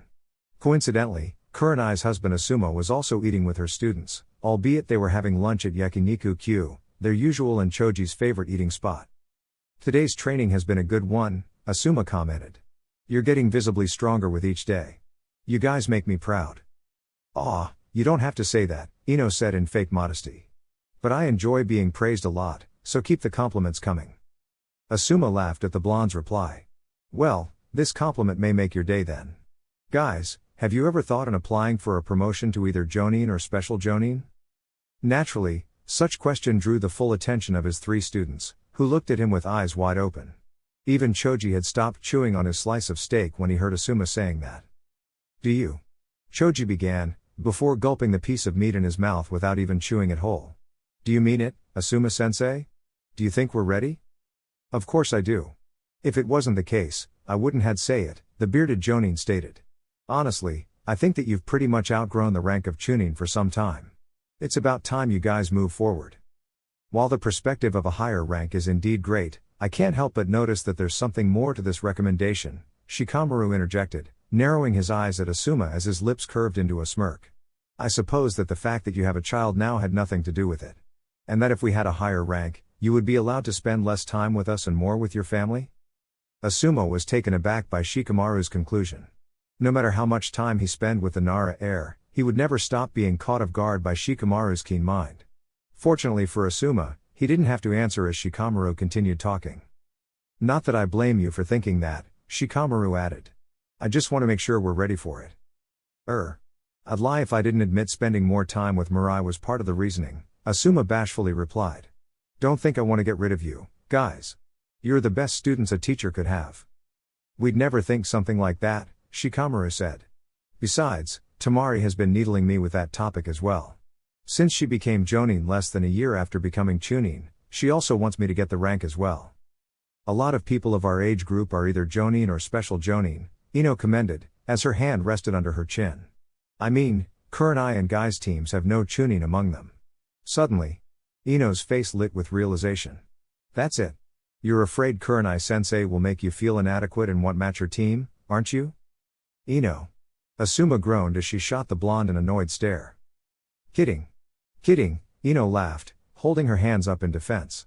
I know you don't have such a fragile ego, Asuma-sensei. Say, what would we have to do in order to get the promotion to Jonin? Choji asked, hoping to bring the topic back on track. For starters, you'll need to improve your record a little. Jonin usually do nothing but A and S rank missions, so you'd need to do some more missions like that in order to show them that you're ready, Asuma began. You'll also need a certain degree of expertise on 2 different elemental ninjutsu. I think we should focus most of our training on that. I'm all for it, Ino replied. Hinata and Tenten are already Special Jonin, and if I let Forehead Girl to get the rank before I do, then Ino began, before she suddenly shut up. Her mouth was agape, and her eyes shot open. It looked as if Ino had just seen a ghost. Ino? Are you okay? Shikamaru asked, while Choji waved a hand in front of her. This seemed to snap the blonde out of her stupor. Yes. Yes. I'm fine, Ino insisted, sounding oddly nervous and agitated. I remembered something. I need to help my mom with some stuff on the flower shop. Ino pulled out her coin purse and left a couple bills in the table. This should be enough for my meal. You guys can keep the change. Sorry for leaving so sudden. I will make up for this, I swear. And Ino left the restaurant as if it was on fire, leaving her 3 male teammates rather confused. Do you know what happened? Asuma asked, deeply confused. I hope it wasn't something I said. Choji just shrugged, but Shikamaru looked pensive. It was quite obvious that the blonde was hiding something from them. Ino felt really bad for leaving her teammates like that. It was painfully obvious that her excuse to leave was a very transparent lie, but she had no other options. She couldn't tell them, at least not now. Her mission was too important, and secrecy was key. She walked at a steady pace, but not quite as fast as to make her look she was in a rush. Fortunately, Yakiniku-Q wasn't that far away from her destination, the Hokage Tower. Wasting no time, she climbed the stairs until she reached the last floor, and walked towards the Hokage's secretary. Excuse me, Ino began, making herself known. My name is Ino Yamanaka. I need to see the Hokage right now. I hope he isn't busy. You're lucky, Hokage-sama doesn't have a meeting until half an hour, the secretary began, as she pressed a button in the intercom. Hokage-sama, a kunoichi of the name Ino Yamanaka wants to see you. Sure. Tell her to come in. Jiraiya's voice replied. Tell the Hokage that I bring some inspiration for his new book, Ino added. The middle-aged woman raised an eyebrow, as she shot the blonde a dubious look, but decided to comply. Hokage-sama, the secretary continued. The girl says she brings something that will inspire you for your next book. There was a moment of tense silence, until Jiraiya's voice could be heard again. I want you to cancel all my scheduled appointments for today. I'm going to be very busy, Jiraiya's voice said.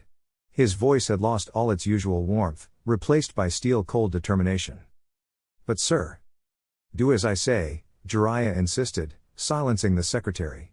And tell Ino to meet me immediately. Okay, the woman looked at Ino. You heard him, girl. Better not make him wait. Ino nodded, and walked into the Hokage's office. Jiraiya was there as expected, and stood up the moment the Yamanaka heiress made her presence known. I already made all the Anbu leave, Jiraiya began.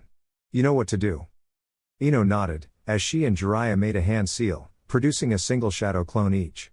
Jiraiya had made Ino to learn the shadow clone jutsu. It took some time for the blonde, but in the end she managed to expand her chakra pool enough to produce a single clone. It was necessary for their meetings. As the clones took seats at a side of the desk each, Jiraiya walked to Ino, grabbed her wrist, and made a different hand seal. The next second, they weren't inside the office anymore, but inside the stomach of a giant toad. Jiraiya remembered the first time she had brought Ino there. The poor blonde had emptied her stomach upon realizing where he took her. However, it was the only place they could talk 100% sure nobody would listen to them. So, what is it? Jiraiya asked, already dreading the answer. It is as we feared, Hokage-sama, Ino began. It is Donzo who has been leaking information to the Akatsuki. Alright guys, that's it for the video. If you enjoyed it, please feel free to leave a like and subscribe. As always, the rest of the story is already out over on Patreon, link to that will be in the description. Anyways, until next time, peace.